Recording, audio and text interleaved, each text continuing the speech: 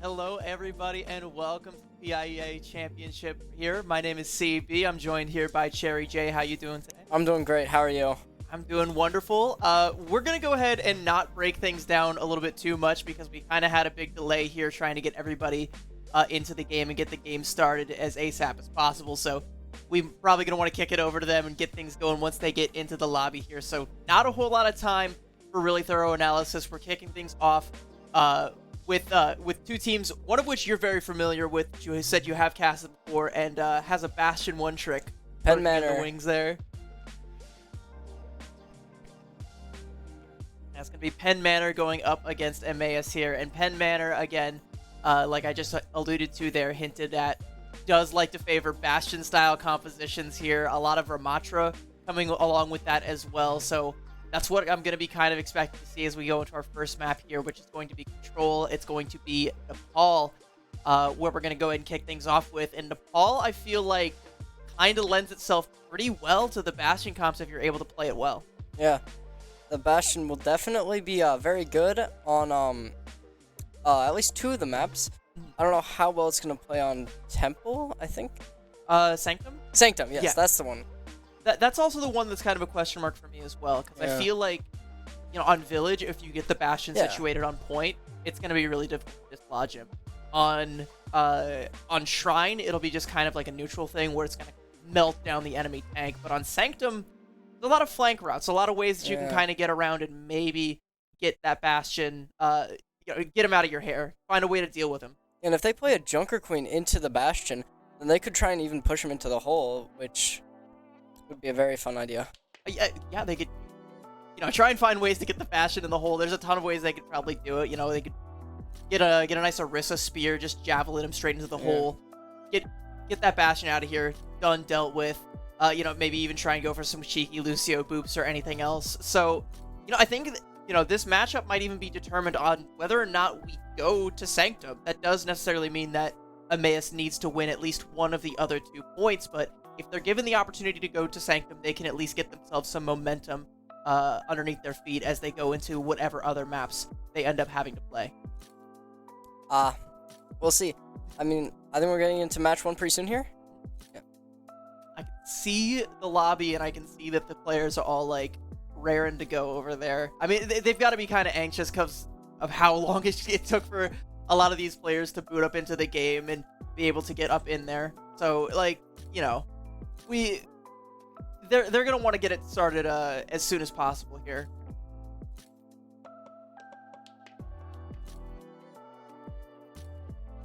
Okay. Sorry, it looks like we're actually going to need a little bit more time than we previously thought here. So we're gonna go ahead and kick it over back to a break. Apologies again. We'll be back as soon as we are ready to go with the action.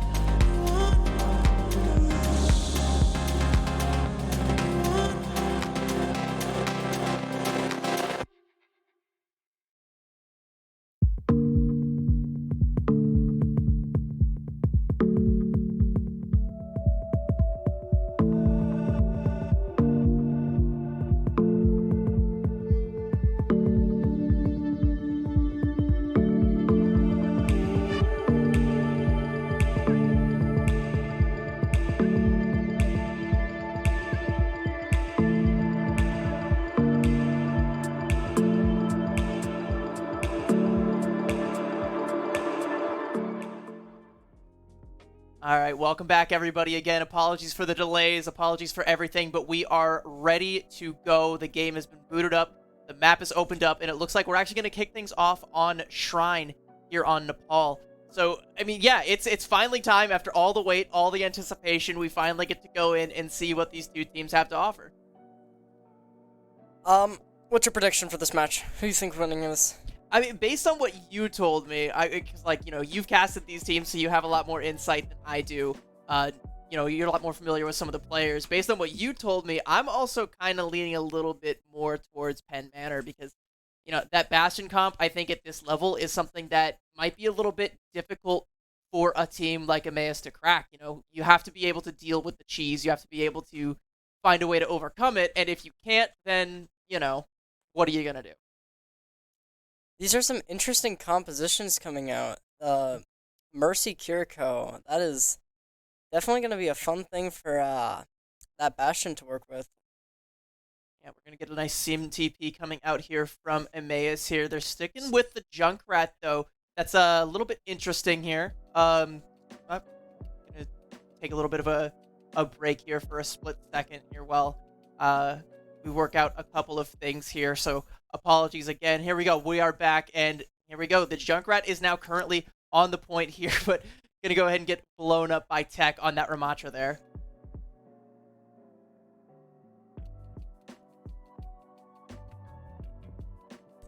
One sec again. A couple more issues. Still trying to work things out, get everything entirely smoothed out here. Having some issues, it seems. So, you know, only getting to see a quick glimpse of that first team fight there, but it did already look like Penn Manor was starting to get the better of it, as that Junkrat, which might have been their answer to the Bastion comp, wasn't really able to get into position here to get all that much done. And here we go. We're back again, this time with audio. Ramatra 1v1 is coming out, but Nita PK will take out the Ramatra on Emmaus. That is not a tank for them, and they are able to win the first team fight. Yeah, they're going to be able to win the first team fight. They're already at 35%, and they're picking up with some key ultimates to be able to hold on to it. That Valkyrie there could be something that they end up holding on to. Emmaus has time to build up to something that they can use to mount a sizable offense here, but right now, ball is entirely in Penn Manor's court. It looks like Emmaus is trying to go for a Nano Blade with 89 and 87% charges on both ults. If that's what they want to do, they're gonna take another couple seconds for them to be able to build up to that. They gotta do some damage, and they can't lose a player while they try and do it. Rice and a Bull got really low there and almost got taken down. Same with Hip Cross. They're gonna finally pop it though. The Nano Blade will not find value, but it does not matter because the Ramatra ult will take out the entire team. Yeah, the Nano Blade came out, but there wasn't really any targets as everybody went up with Tech to follow up on that Annihilation, and they just wiped the entire floor with Emmaus there. And, you know, they're still able to hold on to some tools, our Emmaus, but, you know, at 83%, we're at one-fight territory.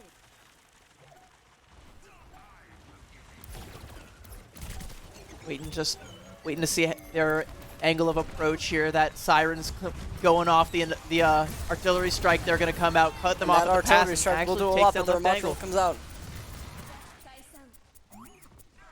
Yeah, going to be Emmaus not able to get a single % on the board there. Is Penn Manor, they just completely, you know, they grab the point, they don't let go, and that is going to be Shrine going their way. And like we were talking about, you know, we want to be able to take this team to Sanctum, but it looks like we're actually going straight to Village. So yeah, Penn Manor, they're looking pretty good here. This could just be a quick 2-0. Yeah, it very well might be. I'm kind of expecting that if, again, if Penn Manor get that first control point, I don't know how Emmaus is going to be able to dislodge it. They haven't really set Rice in a Bowl up for success with this Junkrat to be able to put in the consistent damage and dislodge him. The geometry of this map might favor the Junkrat a little bit more, you know, than Shrine would, but still, you know, you gotta kind of think that if this Bastion gets set up on the point, there's not a whole lot that can be done. Looks like we're gonna go to a pause really quick here. While we wait, it does look like, by the way, that, you know, as we go to the pause here, that Penn Manor did want to try and take a high ground approach there, kind of very standard stuff that we see on Nepal Village. So, you know, nothing too out of the ordinary, but something that's interesting about that is they're not going for a setup play where they try and go down main and get the Bastion on point, you know, first possible thing. So that might actually open the door a little bit if Emmaus is able to win the neutral up on that high ground, if that's the approach they're also choosing to take. So, quick question. They swapped to Cassidy for the second map. Do you think that's going to do anything to really take out Shunam's flying characters. I mean, it's definitely going to put pressure on the flying characters. If you have an Echo or a Pharah or a Mercy up in the sky attached at the hip to either of those heroes, being able to put that pressure in with the hit scan heroes like a Cassidy or like a Sojourn or any of the above is going to make it difficult. You can't just have that Echo existing for free. They're going to have to duck and take cover, heal up. The Mercy can't play as liberally as she might want to. So, yeah, that might actually have, something of an effect there, but is it going to be what actually solves the problem for this team? Because first map, what it seemed like was they were trying to go for characters that had really good ultimate abilities without much, value on their own. But this seems to be a very different comp that they're trying to run. Yeah, I mean, going for, playing a hero strictly for their ultimate ability is, kind of what makes some heroes meta, but historically hasn't been the best. Like, if you think back to, Overwatch 1, there was this period of time where Sombra's EMP was the only reason anyone played her. You weren't getting any value out of the hacks, you weren't doing any damage, you would just hack health packs, build up that EMP, and, just win fights off of that. But outside of that, for the most part, heroes have to be good in the neutral. You have to be able to get something done outside of that ultimate ability, because if it takes you 50% of the time to build up to a Nanoblade combo, and you don't win with that Nanoblade, then you've just wasted half of your entire opportunity at the point. Yeah, I agree. The problem here is that Ramatra, I don't know if they'll be able to get their ult in time because they've just been getting killed every fight. We'll see what happens, though. Yeah, that's also something that people don't really consider too often is when you are dying, you're not getting any work done to build up that ult faster. So when you're behind in that race, it's always going to be difficult to try and make up that deficit, and you have to be able to put in the damage and stay alive to keep doing work to make up that deficit. And in a Ramatra 1v1 kind of situation, having that annihilation up as soon as possible before the other Ramatra is going to put so much pressure on the enemy team, just force them all to scatter like ants. Yeah. Do we think that the Bastional is going to do a lot of value in this small space that the point is consisting of? I think it might. We did see a point, towards the end of Shrine where they were able to catch the Baptiste out on the rotation with that ultimate, and despite the Bastion ult not being the greatest thing in the world, if you can find a pick on Nepal Shrine, then you can definitely find some value with it in a more enclosed space like somewhere on Nepal Village. But it looks like we are going to try and iron out a couple more issues. We're going to go ahead and cut to another break here, so give us a little bit of time. We'll be right back. Don't go anywhere.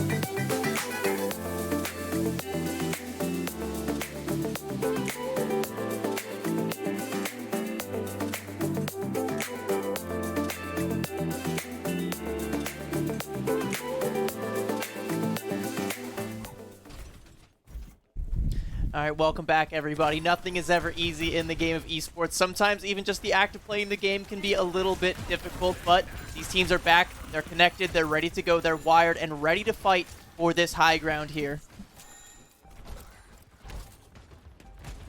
Seems like Mayus is taking the lead with going to be able to get to the point first. Yeah, Penn Manor, they kind of backed off and conceded that high ground and then tried to wrap around and go for this this play here at main, which does kind of have Emmaus just corralled in this box for the Bastion to just rip away at all their health, but they're able to weather the storm thus far and come back and keep checking Penn Manor. And an early pickoff there onto Shunim is going to make it a lot more difficult for Penn Manor to dislodge Emmaus here. But Shunim gets rezzed immediately right after he dies, and they're able to get back right into the fight. Will tech step in the trap, though. It doesn't seem like he's about to get taken out. Kind of counterintuitively, counter to what we thought. This is actually Emmaus so far holding on to Nepal Village very well. Once they were able to get that first control point, they can't get the Bastion set up, can't Penn Manor, and Bastion has actually fallen and been forced to swap over to the Reaper. Shunim will be going into the Reaper ult to try and counter the Ramatra, and has his ult and easily takes out half their team already. It's actually going to be the duplicate and that Reaper ult coming up from Shunim, so it is actually going to be the Echo that ended up being the threat after all. So Emmaus, maybe like you said, maybe they do want to switch over to a Cassidy or a hit scan or something to try and pressure down Shunim. Now that you don't have to worry about the Bastion, you know, maybe sticking with this Junkrat long term might not be the play. I mean, the Junkrat will almost have ults. If they're grouped up, they're gonna have to stop that.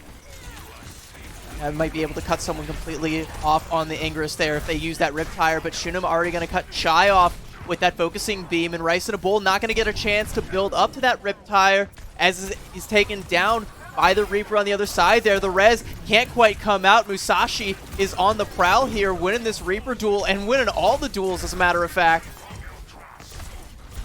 Tech will be trying to get Kiriko dead, and he will receive that free kill.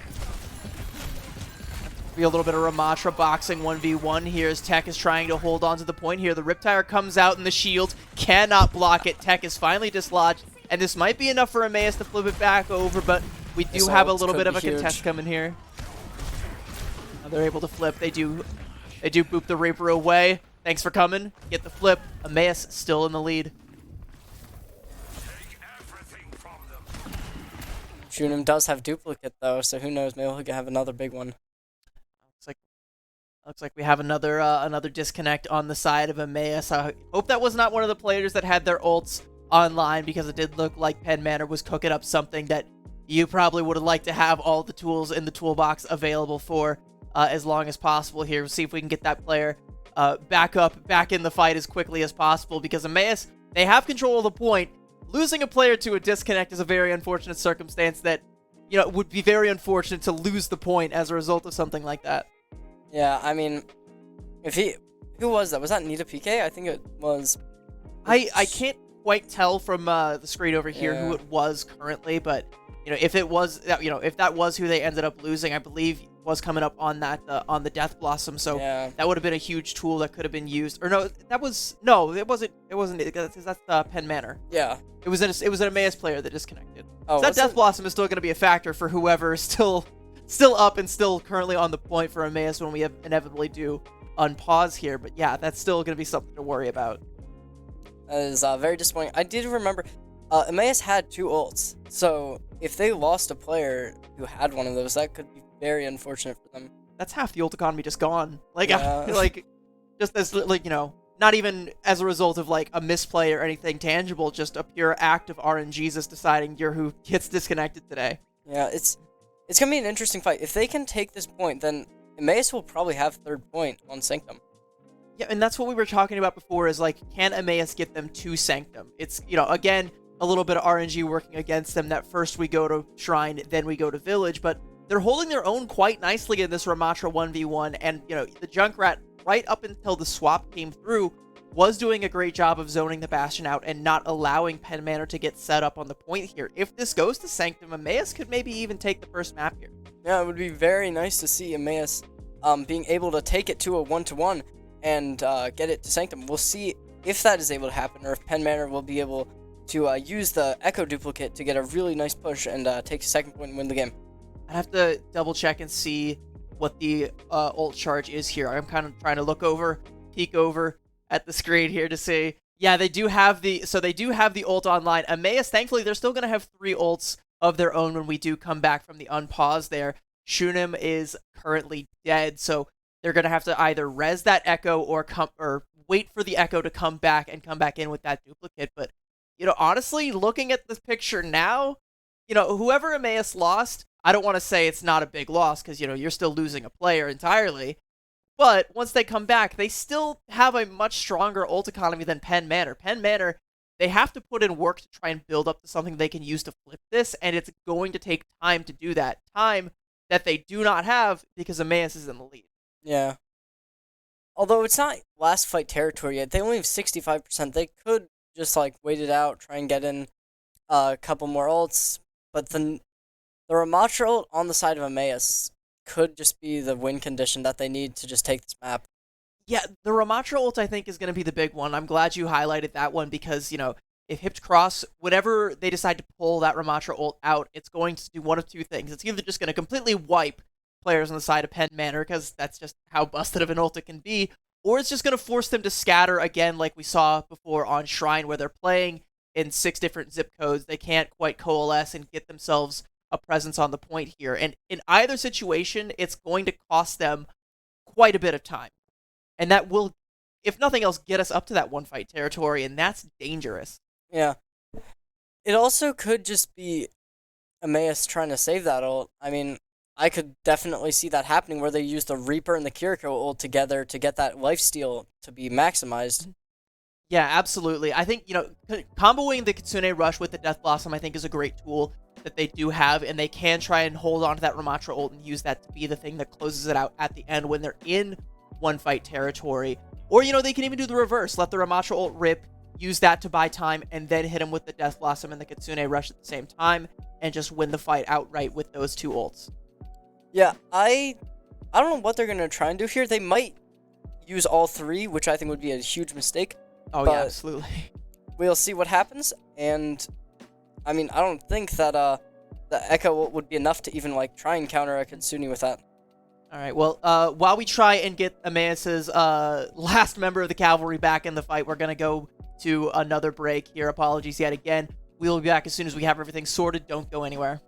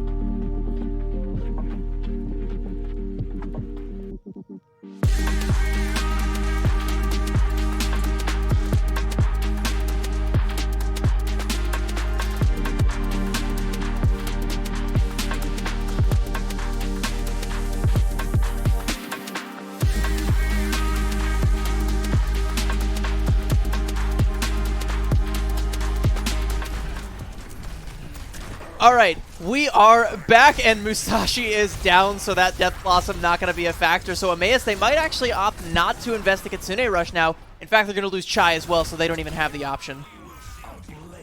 Oh. The Ramatra ult was unable to take out the rest of the team, though.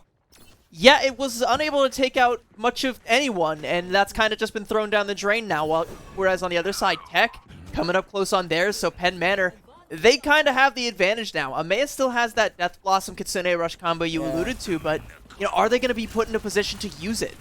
In this scenario, they're all on the bridge. I think they would be able to use it right here, get in the middle with like a TP or something, and just destroy them. And seems like they're planning on doing it. Yup. And that takes out 2 of them along with the ult. It won't matter. Does go pretty back and forth there, but the res from Penn Manor does come out to even the tides here and keep them up there at 90%, and they're going to go ahead and move back over to the point and force Emmaus to come to them and take the last fight there where they have the positional advantage, but they've taken down Chai, a Mercy killing another backliner. That's a bloodthirsty support. If Frost will need healing, but he is unable to take the point.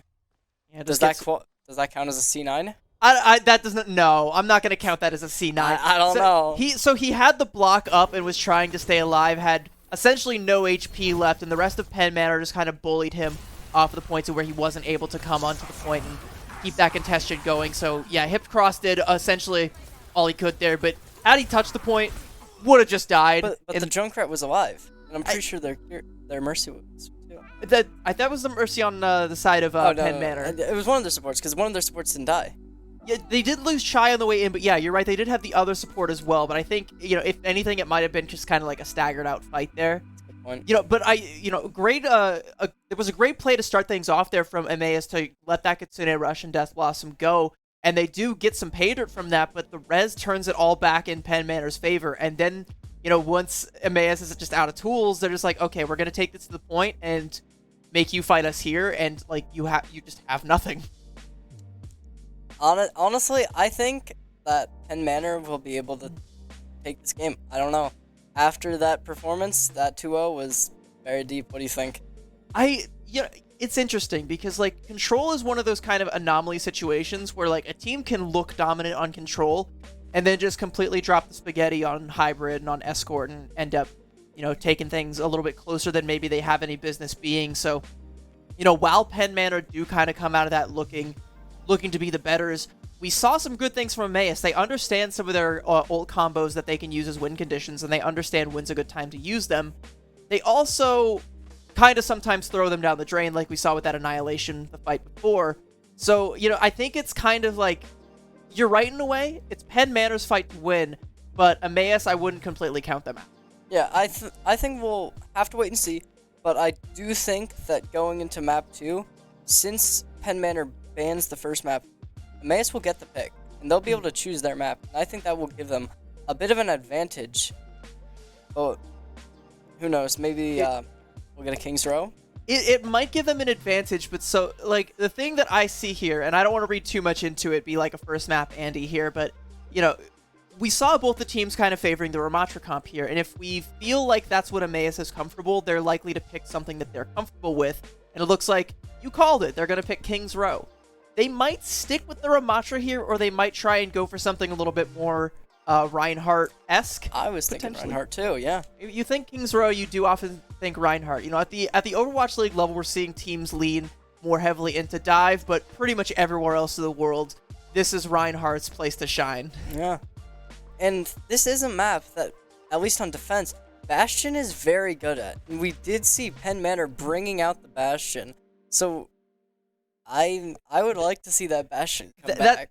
That's also something that I kind of wanted to get to here, because again, we saw the forced swap, the Bastion being swapped out for the Reaper, but if Penn Manor is allowed to pull that Bastion out again and use it to great effect, if we're still in like a Ramatra mirror or indeed a Reinhardt mirror, the Bastion is just going to melt the enemy tank, and they're going to have a really difficult time, because we're in that more kind of neutral head-to-head, just button heads trying to capture the point sort of situation. Yeah. Looks like we will be getting into game 1, though. Overlooking Great Britain. My favorite, the one place in Britain that I wouldn't hate to be King's Row, Scrims Row, as it's called in some circles. Oh. You guys, you said you've played with some of your school's teams. Have you ever referred to it as Scrims Row? I've never called it Scrims Row. We call it that at my university, Drexel University. We call it that all the time because whenever we scrim, it's always the first map that people pick. It'll be Lijiang Tower, then it'll be King's Row, and then it just gets silly from there. But those are always the first 2 maps that anybody wants to play. Looking at the team comps that both teams are walking out with, I don't want to look too hard at Emmaus right now because they're in the attacker spawn. There's still time for them to change it, but Penn Manor, I see Ramatra and I see Bastion. I do see that Bastion. That Bastion, I'm thinking we're going to have the Mercy damage boost him, and it's going to do good.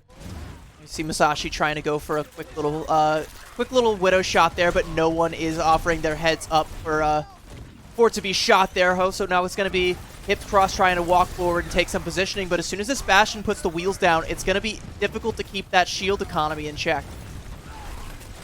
They're trying to get through the... Oh, that's going to be not good. The shield is almost dead already. The wall from Rice in a Bowl there, though, raised the Bastion up off the ground there, and Musashi's able to clean it up. They do take Musashi down on the way out, but I think Musashi got a lot of work done there, and that's more than enough for Emmaus to stake their claim on the point here. That is a big push for Emmaus, taking all the space that they needed to take that point.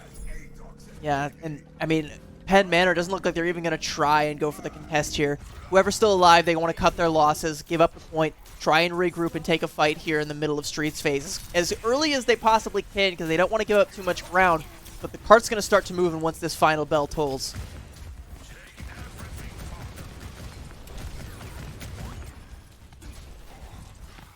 See, Penn Manor just does only have 53% of his ult charge, which when you're playing this character you'd expect more, but we'll see if he's able to grind that fast enough. I don't think he got a whole lot of actual damage done, but he was there for a lot of the cleanups there. Chai is way ahead on the nano, so there might be a little bit out of sync there as they wait for Musashi to build up to that blade, but in the meantime, the shatter is going to be more than enough to get them that time. They're all going to be spawning and that's going to give them so much time. They might even take the second point before they can get back on point together. I think there's still time for Penn Manor to take another fight here, but once again, they're going to be forced off of the Bastion comp, switching again over to the Reaper, and I feel like Reaper isn't going to be quite as strong up against this Blade and this Blizzard that's coming out. Yeah, I don't think the Reaper is a great pick unless you're only going to try and get the Reinhardt down. Yeah, and they're not even going to be able to melt the shield now. So Hip Cross, we saw how much work they were able to get done with the Reinhardt Shatter with the Bastion on the field. Now isn't even going to have that obstacle to work with. The Blizzard's going to come out, and everybody from Emmaus gets frozen up. Beat is there to try and keep everyone alive.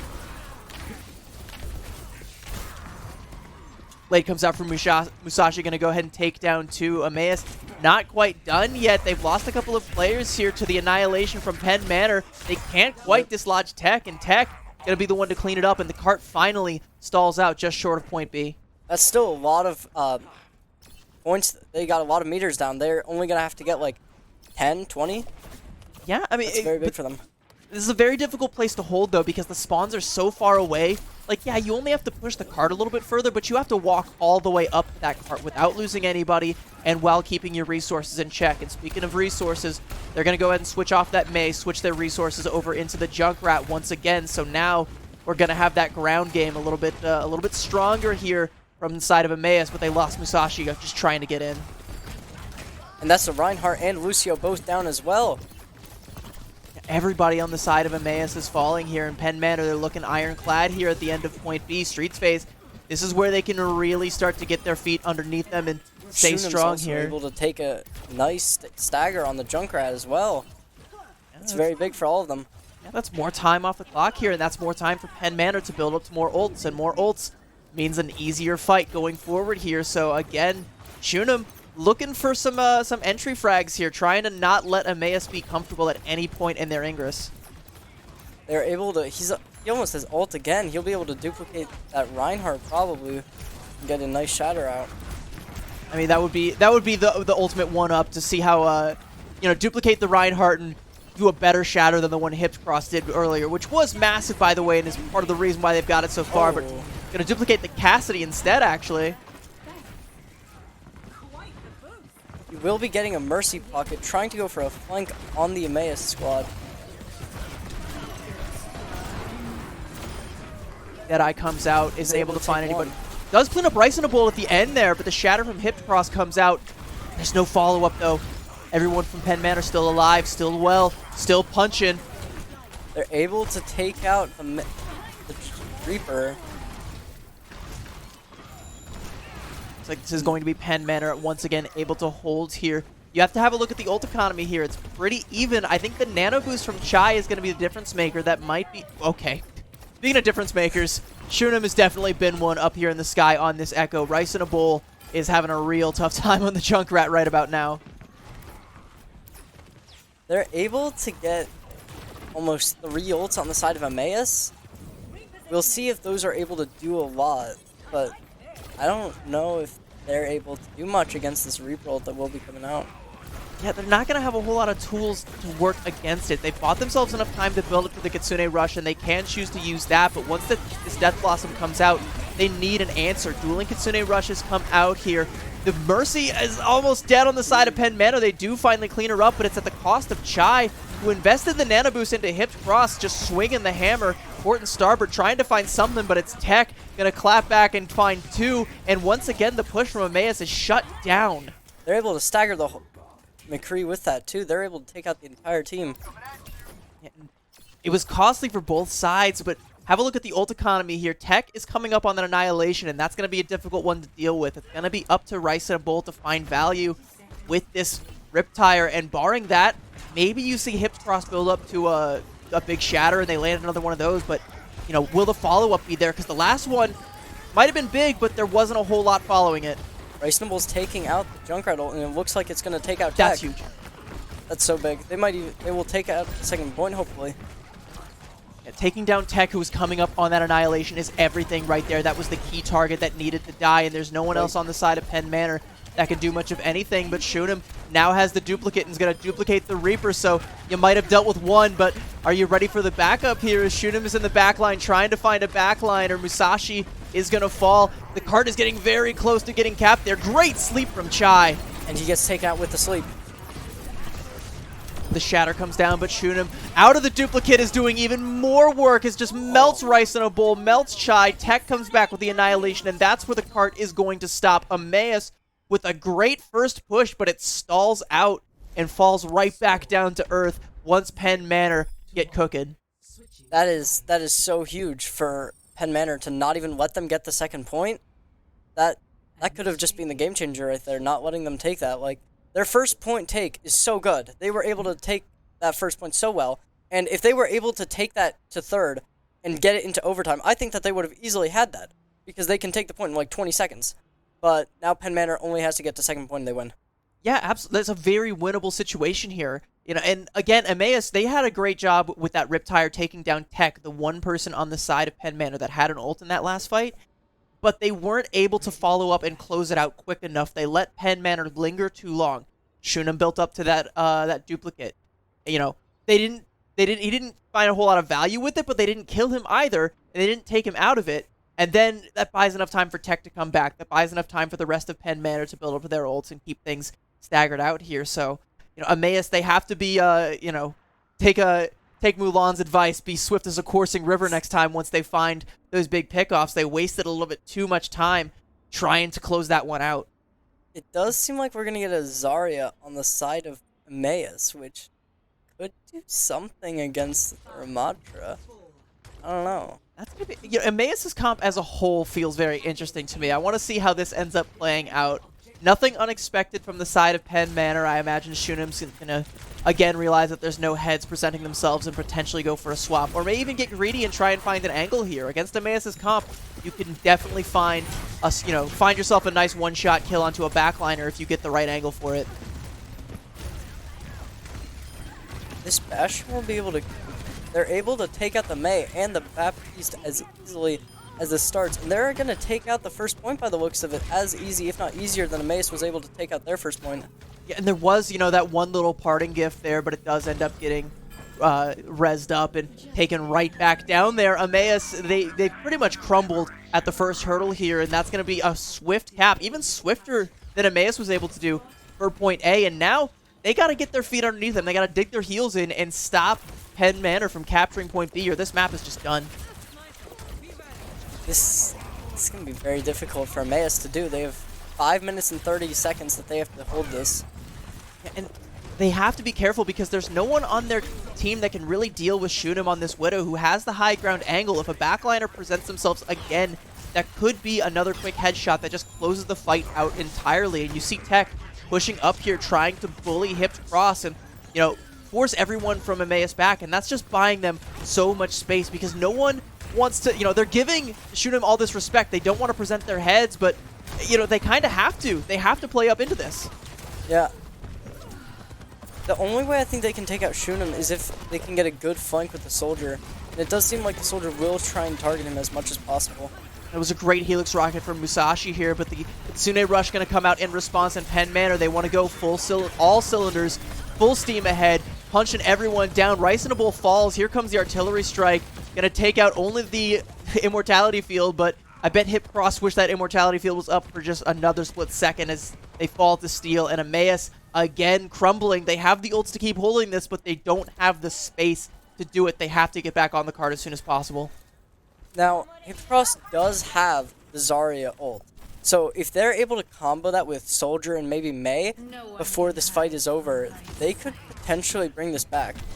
They can't lose somebody on the way in here, though. They have a 5-finger death punch of ultimates if they get the chance to use them, and they're going to finally pop them, but Shunim with one well-placed blow could put this whole map to bed right now. No one is going to fall to the tack visor, so that's going to force them to invest more. They're going to come out with the Blizzard here, but are they able to find much with it? Yes, they do take down the Bastion. It looks like Shunim is finally going to be pressured, but the Grav comes out as well, and Tech comes back with the Annihilation, and they get off the point.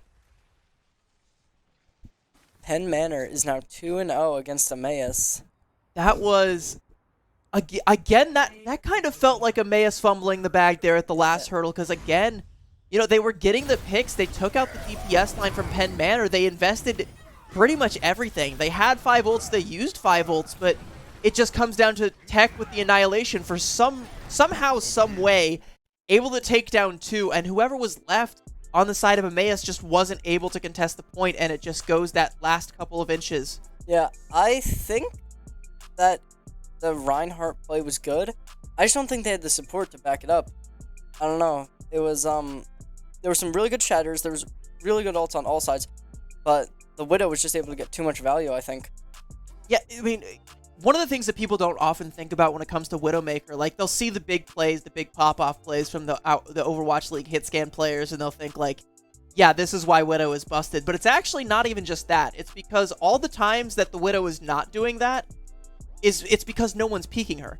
It's because no one wants to show their heads, and that creates space for your team to just walk up, take all that space, your tank to just walk up and hold it and say, all right, you have to play into our hand now, and if you do, our Widow's going to take your head off your shoulders. I think that Shunim played that really well. He didn't get even that many, like, solo picks, but he was able to help his team, like, take that space.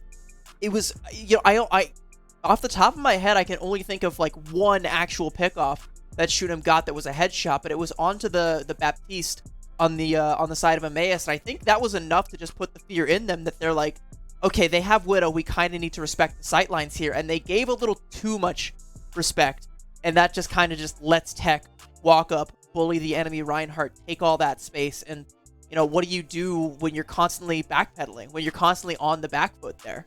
Yeah, they couldn't do anything. So, for map 3, do you think that we're going to get any, like, big changes within any teams, or are we just going to get the same thing?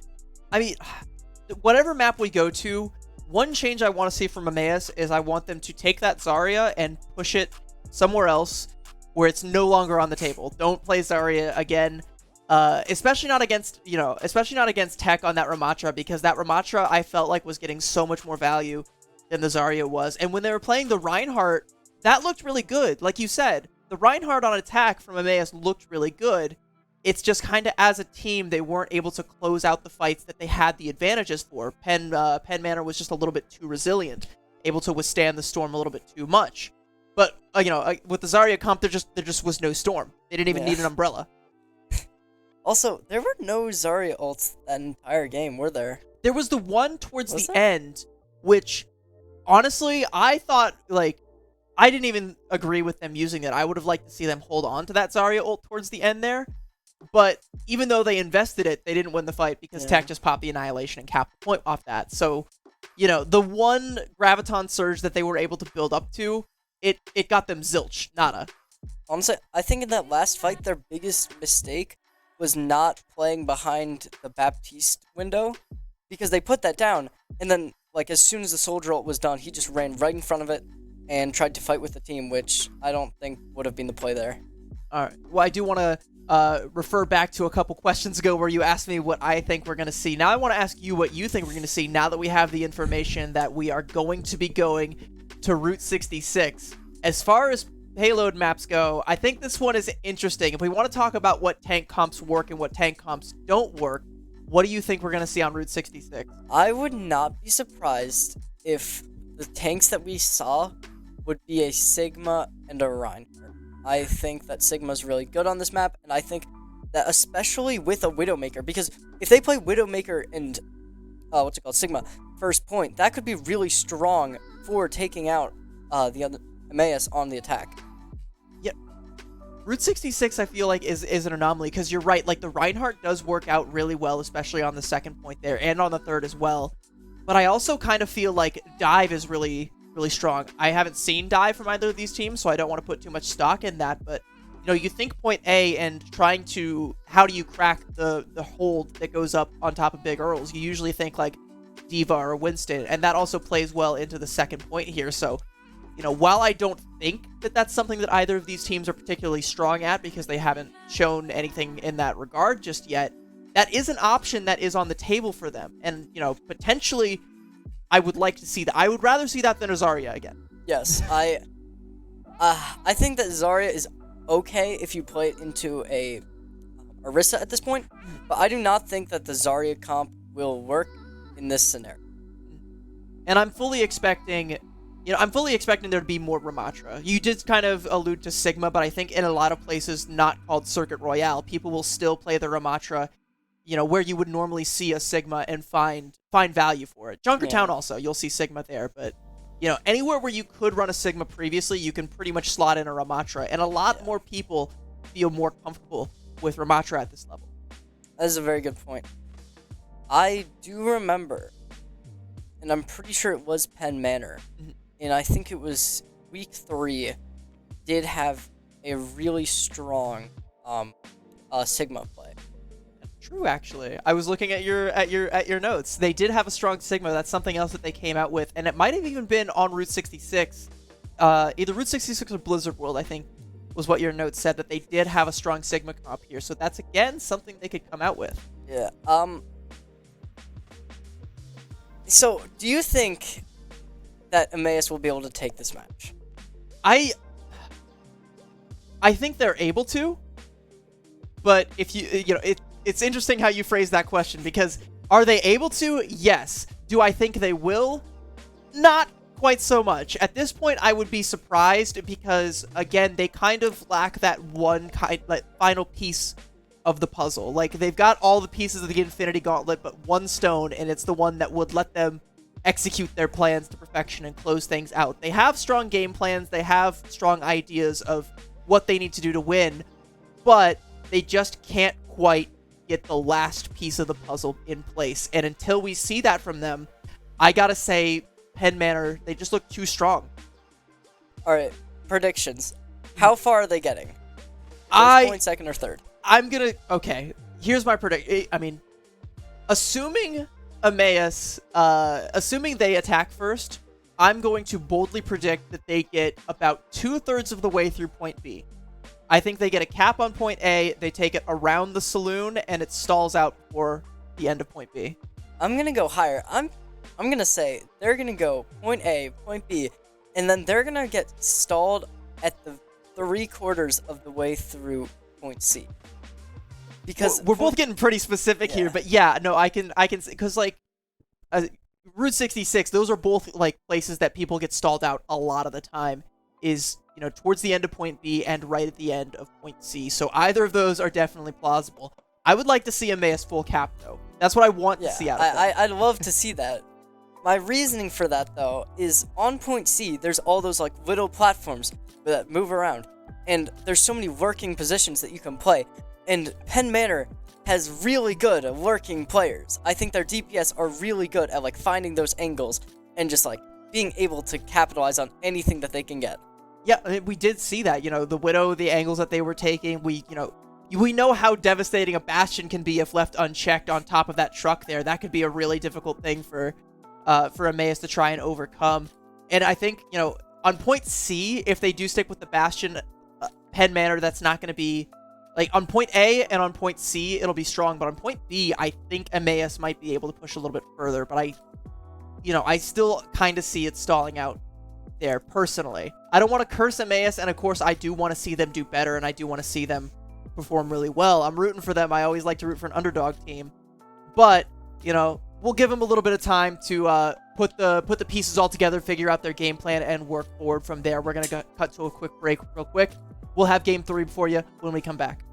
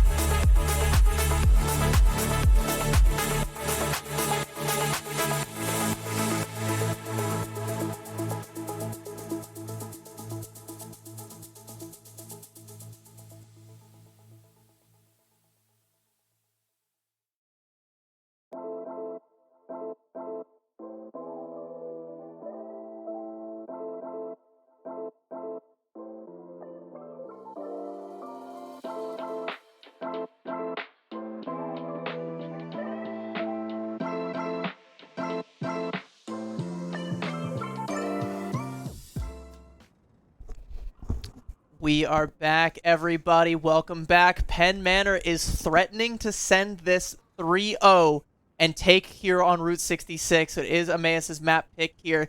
And again, we talked a little bit in the break here about how far we think this is going to go, and I don't want to, curse it too much or make the predictions on the air here, but one thing we were talking about was it feels like Emmaus have all of the pieces to make this series more competitive, except for one, that last piece, the ability to close out the fights where they should, in theory, have the advantage.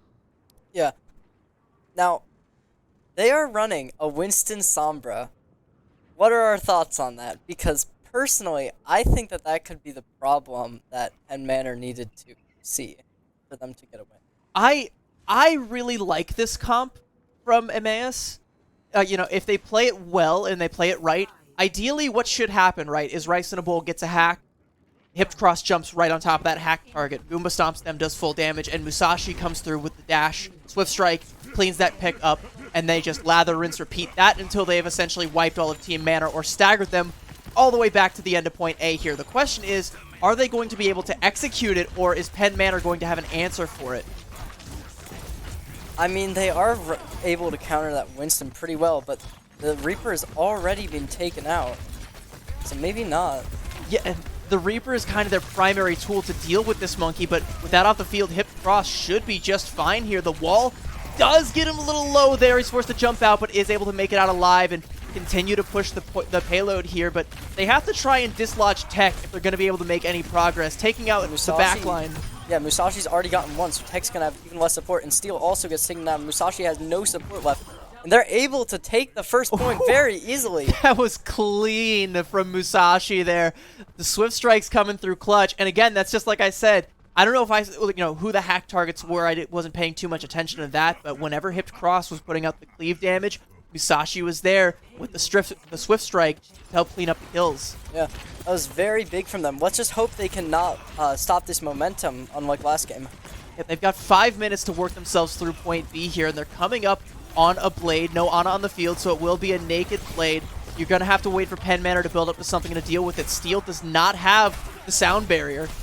And none of the supports on the side of Emmaus are alive anymore, so this is just going to be... You don't really need an ult to counter the Blade if you don't give Emmaus the chance to use it. If Tech just runs forward into the backline and pummels the supports to death into a bloody pulp in the backline, then yeah, Musashi's going to think twice before popping that Blade. Yeah, that's unfortunate for them, but we'll see if they're able to take them out of their spawn. Crucially, they've got Shunem time to build up to this Blizzard and Steel to build up to that beat, so this Blade might not be quite as effective, might end up being a little blunt here. Tech going to take the initiative and pop that Annihilation. All the ults coming out from the side of Penn Manor, as a matter of fact, and Musashi is afraid to go in with the Blade and is forced to hold it a little bit further back. That one kind of goes down the drain, and Penn Manor just take this fight for free. Well, sorry, not for free. It's very costly. Yeah, they have one ult left. Maybe two. Well, the good news for Emmaus is they still have a lot of time, and they have an EMP, which can be another win condition. And because Penn Manor invested so heavily, they won't really have a counter for this EMP if it's used effectively. There goes the EMP. Yeah, it's used and pretty they're able to take out two, along with Tech.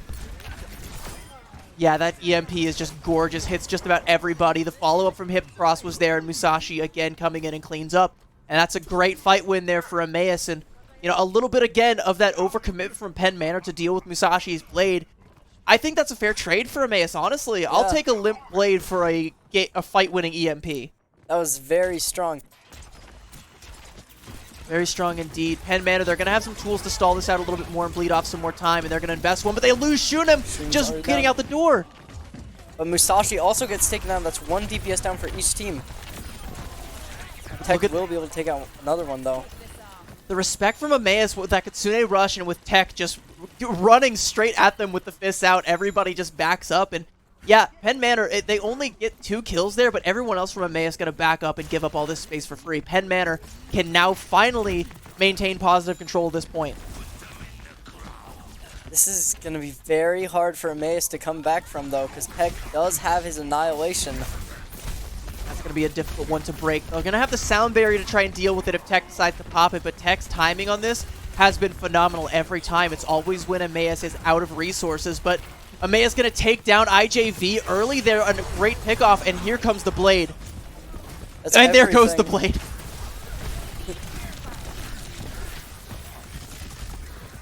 And just like we talked about, it was the timing from Tech. You know, Musashi just walked right into it. The Primal Rage from Hips Cross going to be forced to be invested. Rice in a Bowl going to fall elsewhere off screen. And Emmaus is running out of resources here. They're going to be forced to disengage. That was a very unfortunate thing for Emmaus, losing their Blade. And not only losing their Blade, but losing their Blade, losing their Beat, and losing their Primal. They're going to build up to a Kitsune Rush, but ult economy-wise, Penn Manor, they have more than enough to keep this going for this next minute and a half. It's definitely going to be very hard for Emmaus to come back here, but we'll see if they're able to do it, but it doesn't look like it since they're taking almost no space here. It's going to be up to Musashi to try and find a pickoff, but like you said, they haven't found enough space to let Musashi get to the back line and find another pickoff there onto the Kiriko or the Lucio or anyone who dares pick them, poke their heads out and face the wrath of that Swift Strike.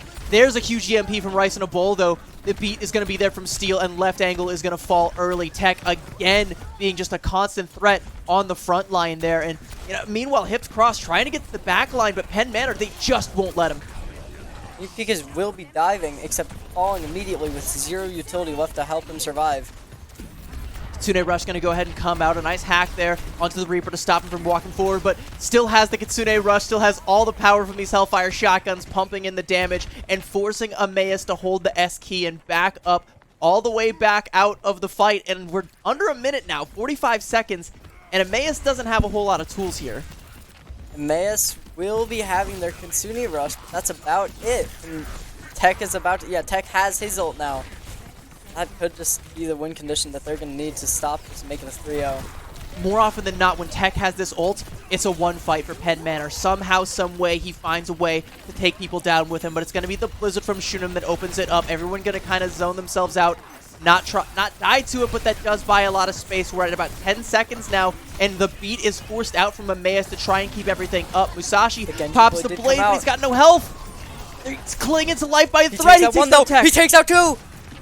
That's huge. That is a huge Blade for Musashi. And Musashi takes out 3 by himself. The support for Musashi to keep him alive at no HP. He was at 21 at one point in that fight. Completely dead to rights, but is able to just cling to life and snuff it out from the side of Penn Manor, who invested heavily in that fight. And Emmaus, they cap point B. That was their win. Musashi just, gave them that point for them. Not only that, they gave Rice in a Bowl an EMP. Emmaus can win another fight here and keep the snowball rolling right up into Penn Manor spawn. And, they have the Beat, sure, but, Emmaus have more tools. Yeah. Gonna go for an early hack here onto Tech, and they're not gonna be able to pressure him down too much. He's punching away, trying to find someone. Rice in a Bowl. Rice in a Bowl looks like he's trying to go for the EMP. He's looking for a target, just waiting for the opportune moment to strike. They've lost Musashi, though, so it might not be just yet.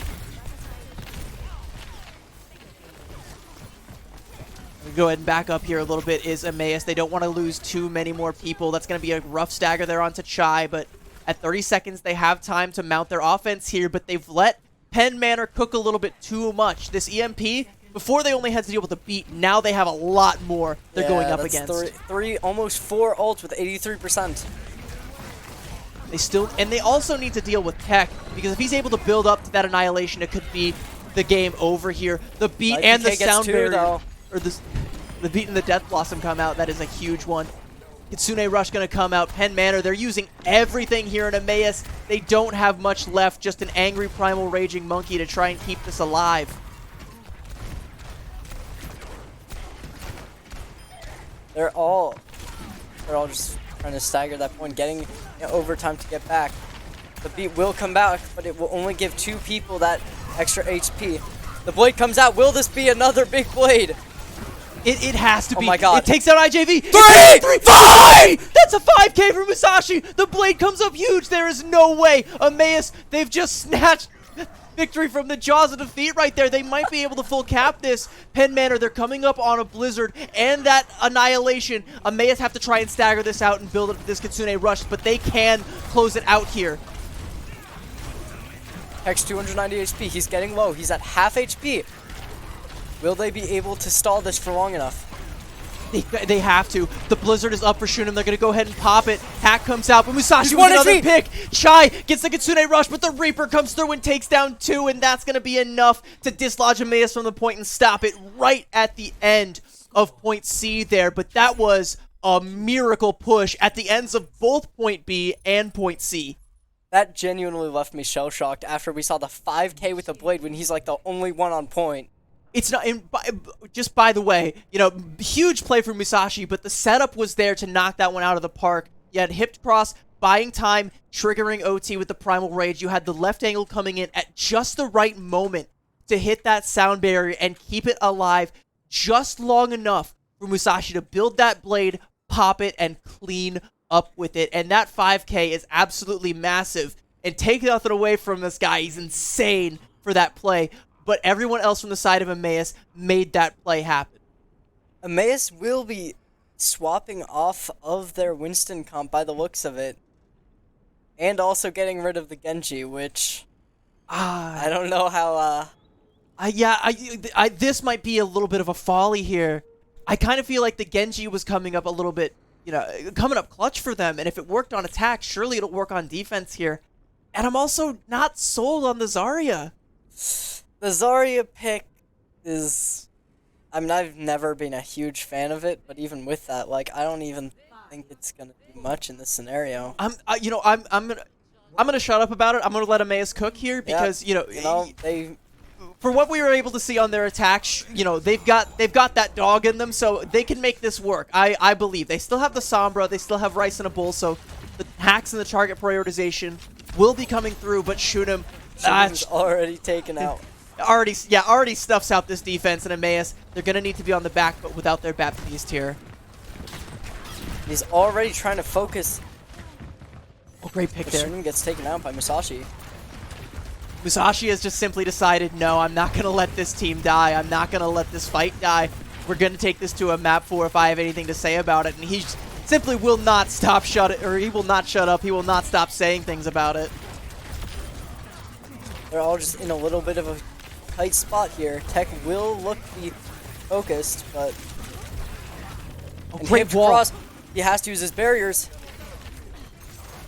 They use an Immor to help him out, but it doesn't look like it's going to get much.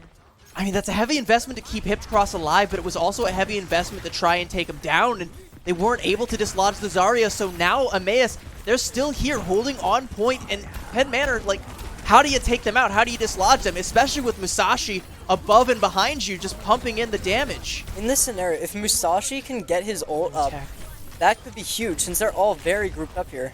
I mean, Musashi does have the ult, but do you let it rip? You don't have a backline. Tech just, again, ground them to mincemeat with the bare fists there, and Emmaus, what's left of them, have to back off and play safe. Oh, goodness. All right, that was it. Tech took that amplification matrix as a threat and responded in kind to it. Just walked up and beat the living daylights out of the left angle for that one, and everyone else in shambles. Penn Manor, they're capping point A. Musashi tried to get some damage in, but he was unable to get it. A little bit of a stagger coming out from Rice and a Bull. Going to be dispatched here, and the cap does finally come through. Emmaus have a lot of tools to hold this, but it's pretty much equitable to what Penn Manor have to brute force it. Yeah. There's a lot of ults coming out here. Tex will not have his, but I don't even think that's going to matter because... they have 4 big ones. Something I want to point out, though, is because Emmaus is going for this double flex support backline, they're not going to have a beat or a transcendence or anything to stop this this Blizzard when it does come out. There's a huge combo there from Emmaus, though. Big. The Grav and the Death Blossom come out, and that's a great way to snuff out the momentum from Penn Manor. But again, like I was saying, they're not going to have anything defensive to deal with this Blizzard. They have to find another answer for it. I think that their only answer is trying to get EMP out and just like use that like 3 seconds it gives you to kill him before you can use the Blizzard. It's either that or their whole lives are going to be up onto the left angle's Immortality field, so we're going to have to keep an eye on that Baptiste and see what ends up happening. But here comes a Kitsune Rush and an EMP to respond with the blood. Oh, what a sleep! What a sleep by Chai! Shunim gonna go ahead and take down Musashi though, so Penn Manor, they're still able to keep cooking, keep the momentum going, but Emmaus is not out of the fight just yet. But Hipped Cross is not out of the woods, gonna get pressured down. That's just second point for them. They're not, if they use the wall to block them off, there's no way they can get that point back. Yeah, that's just gonna be the cap for Penn Manor. And remember, they don't have to go all of the way through point C here in order to win. They just have to get to the end. It could be a do or die situation. The contest is going to come out. Wraith form from Musashi to try and contest, and still alive. The bubble's being invested as well, but they get off the point just long enough. The cap comes through. You have to get out now. They have 4 minutes too. They have so much time to just build their ults and get a really nice play out. I hear Tech saying, popping the ult, suffer as I have, doesn't even get it out before another sleep comes through from Shy. That's an ult down the drain. Unfortunate for Penn Manor, but they have time to build back up to that. But that's going to give Emmaus time to build up a competitive ult bank that they're going to need to cycle out to stagger out this monstrous time bank. They have no ults on either side, but Shunim will almost have his. They've got the Blizzard ready to go. Whenever they decide to pop it, that could be the win condition for Penn Manor, and Emmaus don't have anything to respond to it with. It will freeze the Zarya. Hip cross, yeah, gonna get taken down, gets hip checked there. A nice icicle to the dome from Shunim off the back of the Blizzard. Musashi is 10 HP. The wall, and he won't let him get the heal. He still gets it. But he gets it. The commitment might have been too strong. No! The Death Blossom goes blunt. No, that's game over. That's disastrous for Emmaus. Penn Manor, they're going to be able to cap here. They wall off the Zarya. With 3 minutes remaining, too. That was... Oh, that was so close. The hero plays from Emmaus cannot be understated, but Penn Manor, they just look to be the better team overall, just that much stronger than Emmaus. That 5K, this 5K blade left us nearly speechless for a second, but good lord. There was no one there. Oh wait, no, they were all. That was that. Do we count that as the closest game yet, despite them having 3 minutes left? I still think that was the closest one yet. I mean, because again, it got really close.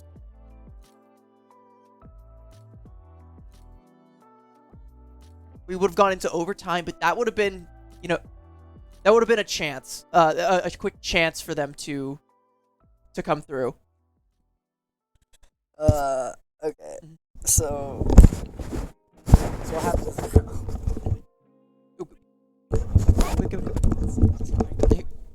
Yeah, I mean, and again, like, had we gone to overtime, you got to look at the time banks where, Emmaus, they would have had like a minute, and then you would have been looking at them adding up to like 4 minutes on the side of Penn Manor, and they would have just kept going. But like, the signs of life from Emmaus, they give me life. They give me hope that this team can be more and can do more. But again, just getting that final piece, overcoming that last final hurdle. I think that next year, if they have at least 3 or 4 of their players as not seniors, I think that they could make it to finals next year. And I mean, they did really good this year too, but we'll see what happens.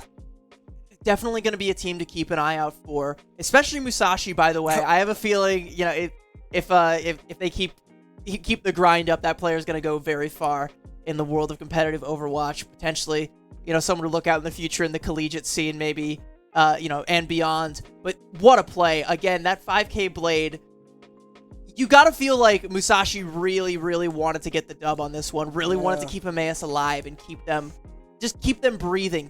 Give them the space to try and come back in this series. Yeah. I think that Penn Manor, who do you think was the most effective member on Penn Manor's squad? I have to say Tech.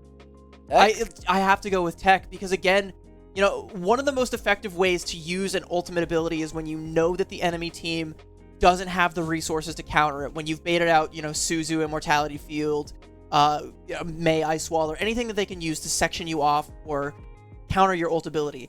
The annihilations from Tech were on point. It was always when Emmaus was at their weakest, when they didn't have the positioning or they didn't have the resources in order to negate it, and it almost always won them a fight. I think just for sheer force of that consistency, Tech was the guy to watch on the side of Penn Manor. I can very much agree with that. All right. Well, we're gonna go to real quick. Also, okay. What is there anyone else on the side of Penn Manor that you would want to shout out besides Tech? By the way, I think that besides Tech, someone who had a lot of great plays, a lot of great value, would have been Shunem. I think that his Mei walls were on point the entire third match. His Echo was crazy good. His Widow was really good. He got some really good early picks. And I think that he also was like, he's probably College 8 level and higher. absolutely. Like, definitely some people that we could be seeing at the collegiate level in the future. But that's going to be it for this match right here. Before we go to a break, we're going to send you off with a word from our sponsor, Pittsburgh Technical College.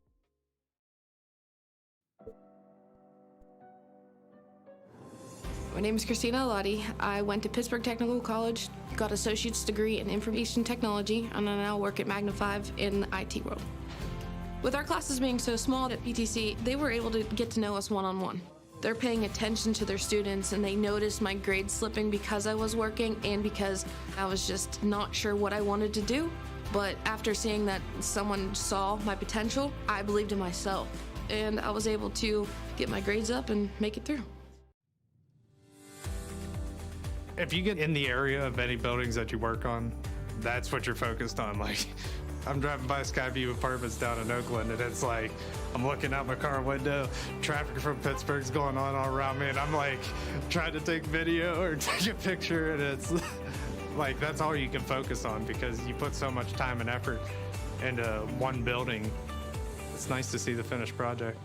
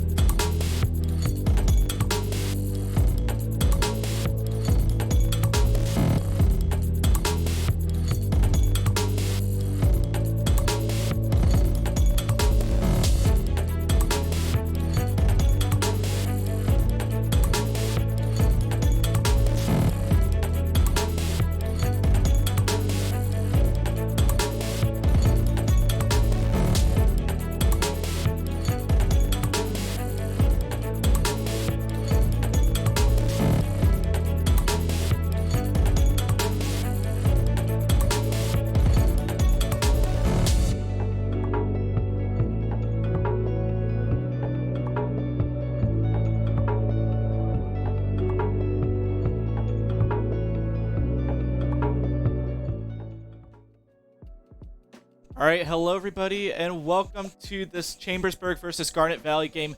My name's Laser. I'm here with Hype Charge today. Hello. Shoutcasting the team. Hype Charge, how you doing today? I'm doing great.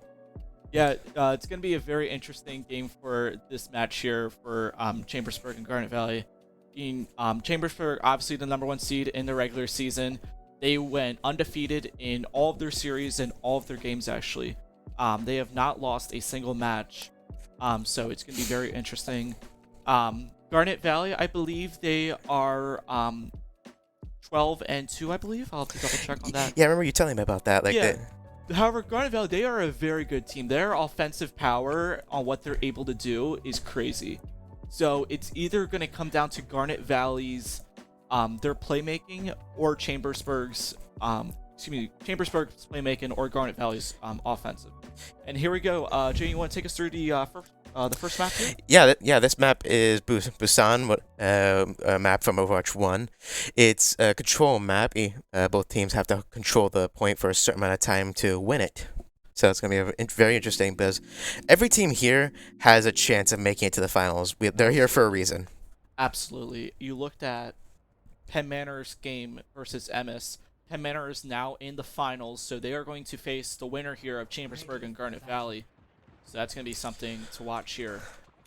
So Penn Manor obviously watching this game very closely because, I mean, this is going to determine who they're playing. Mm-hmm. So it's going to be interesting to see. So it's an interesting build Chambersburg is going with. Yeah, absolutely. They are. It's going to be very interesting. We're looking at Garnet Valley. They're rolling out their Reinhardt and their Reaper. So that's going to be very interesting. I think this map. Obviously Reinhardt, their tank. And here we go. Yeah. All right. Chambersburg going in. Yeah, Chambersburg, their speed is absolutely crazy. Uh-huh. They are able to make plays extremely quick, and it.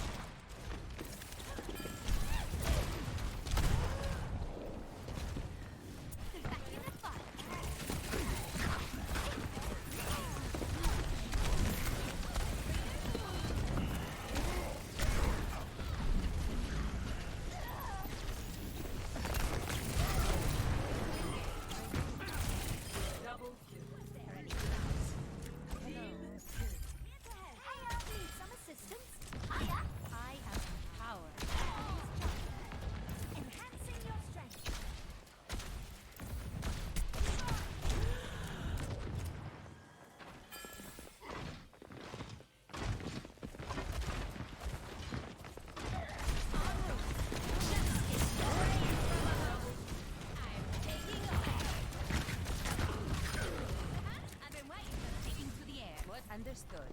Salutation. Angel at your shoulder. No monkey business. Valkyrie's charging. Thanks for the assist. Improving your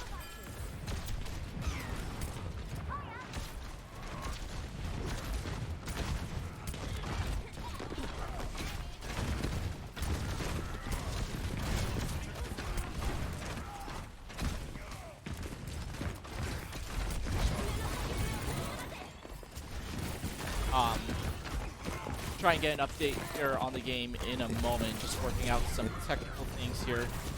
Yeah. Yeah. You can hear the game from a. We can hear it. Yes. You can hear the game. Sounds interesting. Yep. You can hear Reinhardt chatter. Yep. You can always hear Reinhardt. I heard a Tracer ultimate. if you have audio in the game, you're gonna hear Rein. Yes, absolutely. Yeah. Reinhardt is a massive, just a hunk of metal. That's all he is. Oh yeah. I mean, he is just. He's probably one of the scariest players to go up against. I mean, all the tanks. I mean. Absolutely. For those of you who may not know, but the tank is the strongest position in the game. So anything can happen here. And what do you do when a giant person, a giant suit around with a giant hammer come after you? You want to run. It's that fight or flight kicks in, actually. Though you're not actually there, it's the mental thing that does to you. Yeah.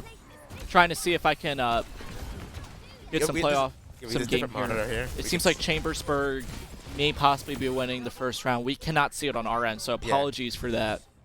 And they just took the first round here, so Chambersburg has won the first round. Yeah. So. Yep. In this type of mode, it's a best of three, I believe. Yes, this is a best of 3. The entire series is a best of 5. So I mean, anything can happen. I mean, best of 5s, they happen quick. Yeah. We can see we can see on across the room. We can see a different monitor, but we can't really see on. But you can't really see on your end. I think those at home can see the I do not know. Yeah, I think those. Yeah, I have no idea. We cannot just we just can't see it on our end, so apologies. Round 2's getting underway here. I believe. Here we go. Here we go. We're back at it. Awesome. All right, so Chambersburg has gone Reinhardt for tank. Very good choice. Garnet Valley has gone D.Va. We've heard that Garnet Valley does play a very strong D.Va. Yeah, from what I've scouted for Garnet Valley, their D.Va plays extremely strong, so it's going to be interesting to see what happens. Currently looking at Chambersburg, though, their tank, one of their DPSs, and both supports are down. So that is a huge win for Garnet Valley right there. Able to take control at that point. So great for Garnet Valley. Already, Garnet Valley's D.Va already has their already has their ultimate. Yeah. Almost. Garnet Valley's tank does go down here, so that's an interesting thing there for Garnet Valley there. So I was reading them outside their mech. I apologize for that. Oh, good. Yeah. Yep. So both DPSs now are out for Garnet Valley. If we're looking here, Chambersburg's taking control of the point here, and they do so successfully. So I've said this a lot, but anything can happen here. I mean, Chambersburg really known for those comebacks. So and that's the thing about this game. You can have the game on lockdown for a moment, and then immediately lose it the next. Oh yeah, absolutely. This game is extremely quick when it comes to those things. So yeah, it's very interesting. Here, Garnet Valley's coming back in, and they are losing health fast. Supports, though, are able to get health back, but supports are down, and so is their tank. Looking at Chambersburg, one of their DPSs and supports are down, too, so interesting. And it's a team kill there for Garnet Valley. Indeed. So yeah. It looks like Chambersburg is about to sit on almost all their ultimates. While Garnet Valley used a few and is currently sitting on. They have a few here that they could get probably within this next fight here. But, I mean, with a game like this, I mean, okay. Chambersburg Reinhardt charging in. Wow. Not really half the team getting walled off, but it does manage to get out. Yeah. Chambersburg Reinhardt getting a little aggressive there. Moon 3 on Ashe, taking out the enemy Bastion there. Yeah, absolutely great play there for both teams. Both teams not going down here without a fight. If we're looking at it, I mean, Garnet Valley's tanks, one of their DPSs and one of their supports are down. Right. So that's huge, especially when you have a support down. That's huge. Right. So, Garnet Valley is sitting on 3, and Chambersburg is also sitting on 4. And Garnet Valley uses their ultimate. Does not get any kills. However, it was just get a massive shatter. With Deep's going straight in, getting it. Does not. Can they get a team kill? I do not think so. D.Va Chesty trying to get the point, but does not succeed. So Reinhardt just went on their DVA or their D.Va. All right, Tracer just trying to get some stall for time. Enemy Bastion, I think, popping his ultimate, but can't get past the May wall. Yeah, absolutely crazy there, and we're in overtime, but it does end, and Garnet Valley is going to take the 1-0 series lead Chambersburg's taking the 1-0 series lead over Garnet Valley. That was insane. We've said this whole time with Chambersburg, it's all about their playmaking. They can do pretty much whatever they need to do, they will do. they are crazy when it comes to that stuff. So I'm really looking forward to match 2. I mean, Garnet Valley, I think they played some really a good game there. Some things to work on definitely for them. I think they could use a little bit more offensive firepower. I wasn't really seeing that. I saw that Reinhardt on the second map was very aggressive. Very. Very aggressive. Maybe a little too aggressive, but that's just my personal taste. Yeah, I mean, Reinhardt is literally like just a walking bomb out there. Will just kill anybody in its path. So. Yeah. And that's the thing. Almost all the tanks have range attack. Reinhardt is stuck with a melee weapon, so you have to get very close and up close personal to get the damage. Absolutely. Which is why you have to be very, very aggressive when it comes to Reinhardt. Yeah, we talked a lot about Chambersburg's DVA. I didn't see much from that DVA. That diva. We've heard they run a very good diva. Maybe it was just that one time. Maybe it was just the first game. Maybe it was just them getting warmed up. It is only the first game. We have a few more to go. So maybe they pull something. Yeah, I think the diva played well. I personally, just see a little bit more. However, this is only game 1, so both teams getting a feel for each other. Obviously, when you do scouting, that doesn't, complete exactly what you're gonna face. But it's gonna be very interesting. Yep, it was. And I saw Garnet Valley. Like we said before, they were losing and then came back. They sweep the rug from under them. Absolutely. Yeah, that's again. Like we said about this game, you can have the game nearly win and then lose it. And that's the thing. Overwatch is a fast-changing game. You have to constantly be aware of almost everything. Yeah. And for people who are not aware of the game watching it, it can be very hard to follow. Yeah. This is probably one. If you look at the 3 major esports that are being played, Rocket League, Overwatch, and League of Legends, this is probably, compared to Rocket League, it's maybe a little more fast-paced. Rocket League still extremely fast-paced, but if you look at Overwatch, you have to basically be ready to do anything at any moment because things just change so fast. So it's very, very interesting to see what's in store here. Yeah. From what we're seeing, looks like game 2 is getting ready to get underway here. I'm Jay, what are you kind of looking forward to in game 2?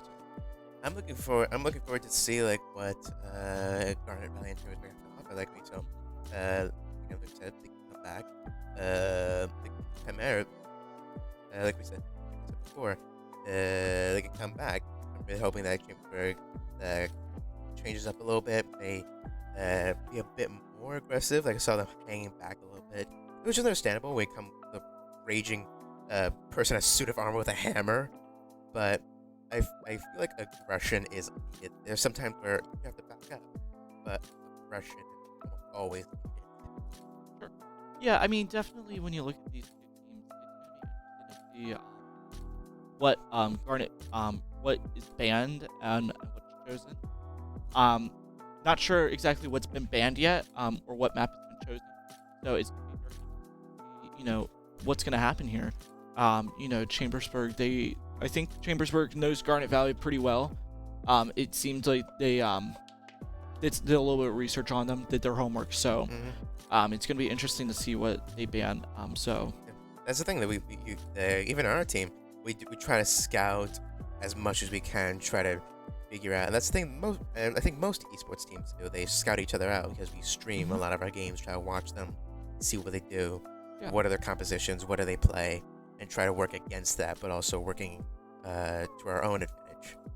Yeah, that's one of the great things about esports is that you see, these other teams playing. If you watch, let's say a high school baseball game, for example, you're not just gonna go up on YouTube and just find everyone's games, but esports, everybody now these days just kind of just streams everything, and it's very easy to scout, so it's very interesting. We do a lot of scouting ourselves. We watch as much as we can, try to go through their pages, try to go through their Twitter or something like that, Twitch. Yeah. And we watch their games, and we like to believe other teams have watched ours as well. Yep. So we're gonna go here to a quick break here. We're gonna be back here, all. This is PIEA semifinals, Chambersburg versus Garnet Valley. All right. See ya.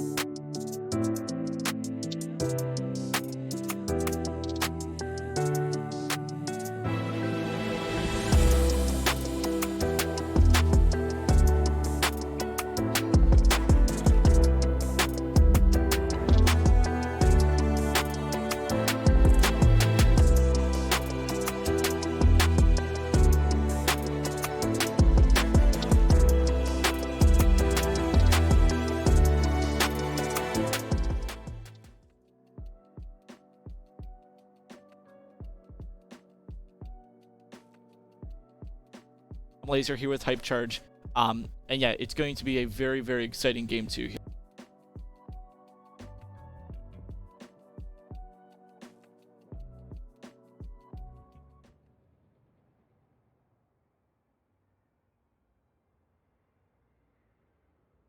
Ready for battle.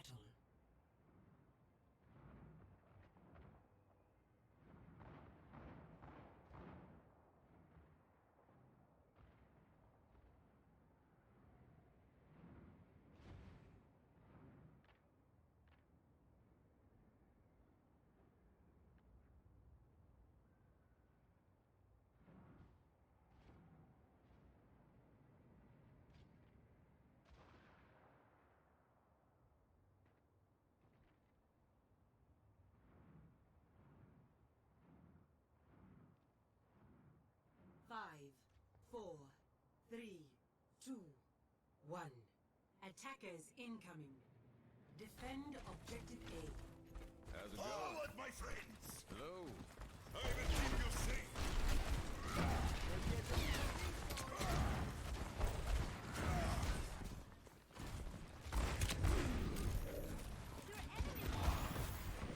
Much better.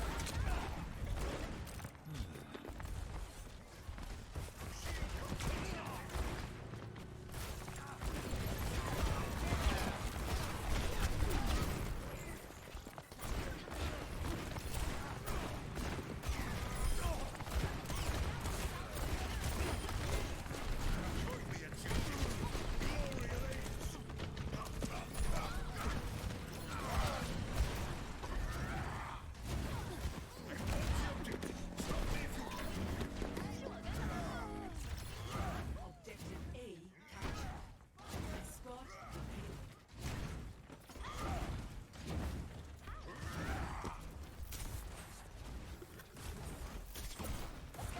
payload.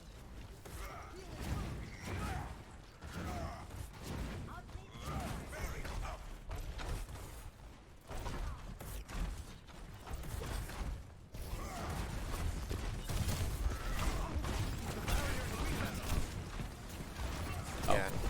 All right. So the Sigma is basically just trying to pull them away, trying to get their attention, just trying to drive them away from the point, and it's somewhat working. No one's on the point. Yeah, that's pretty interesting to see that that the payload's actually being pushed back actually right now. That happens when the attacking team is no one pushing. After a certain amount of time, it begins to move backwards to where it was before. Yeah. Now it does go backwards pretty slow, so it's not like when you're pushing it, it's kind of just pretty much just keep going and going. It does go a little bit slower, so definitely interesting to see. Both Chambersburg and Garnet Valley are both sitting on ultimate. Chambersburg's popping theirs. Yeah. Chambersburg Ash popping the Bob ultimate, which is pretty insane. However, I don't think it has much effect. And one of their DPSs. Chambersburg is popping a Dragon ult. It does not do much. Yeah, usually Dragon ults in the game are extremely, they are extremely dangerous. Like, if you're in it, it'll take you out. So yeah. Well, look in there, Garnet Valley is a team kill. Wow. Yeah, Chambersburg getting a team kill, pushing them back. Again, moving the payload backwards. Yeah. Yeah, so extremely interesting there for Chambersburg because they play with so much offensive firepower. So it's not really a shock to me that they got a team kill. All right. Yeah. Both Chambersburg supports are sitting on their ultimates, which both can make a big change in a game or a fight. And Chambersburg Baptiste popping their ultimate, but is walled off by the Mei. Alright. Yeah, so Chambersburg is only sitting on one ult for their support. So Garnet Valley is sitting on 3 along with a shatter from Ryan, which can make or break the game. Yeah. Right, literally. Yeah, I mean, Reinhardt's ult, it is so dangerous. Like, I mean, you do not want to get caught in the middle of that. Catches only one person, but one person can be enough. However, I don't think it's working. So. And actually, Garnet Valley's Reinhardt there popped their ult, but actually got killed in the middle of it. So not exactly a good ult there for Garnet Valley. It was not. No, pretty much a waste. So Garnet Valley now has 2 minutes and 30 seconds to get to the second point. Yeah, Which again may not sound like a lot of time, but can be a very long time in Overwatch. absolutely. And they can always gain more time if they get it to the checkpoint. So anything can really kind of happen here. I mean, it's not just there's 2 minutes 17 seconds left in the game. Right. More time can always be added. So. The Sigma from Chambersburg gets picked off by the May. All right. Garnet Valley May going wild, getting the Baptiste. Garnet Valley's sitting on an ultimate of Blizzard. However, Chambersburg Ash pops their Bob ultimate, just basically killing the May, shredding the pieces. That Bob ultimate is not to be played with. Yeah, and if you're looking at Garnet Valley right now, both their supports are out. So it's, you know... Even just one support death can make you lose a fight. Absolutely. The supports, they are the backbone of your team. It's such a critical role, so... Alright. Moon 3 trying to get a pick or something, trying to get a snipe. Trying to lure them out. Just get a few shots, but no kills. Try to build up the ultimate. That's the thing. That's pretty much the main thing about the DPS. Try to build up your ultimate. Dragon's out. Ooh, big Blizzard from Garnet Valley does manage to get a lot of the DPS and a lot of support and the tank. And I think they get a team kill. I think so. Yeah, that was a team kill in Garnet Valley. And they do get the second point and get more time. Now have 2 minutes and 20 seconds left. Yeah, and that's huge there for Garnet Valley because now they're able to get on that payload and actually start escorting it rather than sitting back and having Chambersburg just absolutely just destroy you, you know? It's this next part of the map that gets a little dicey because it's very enclosed.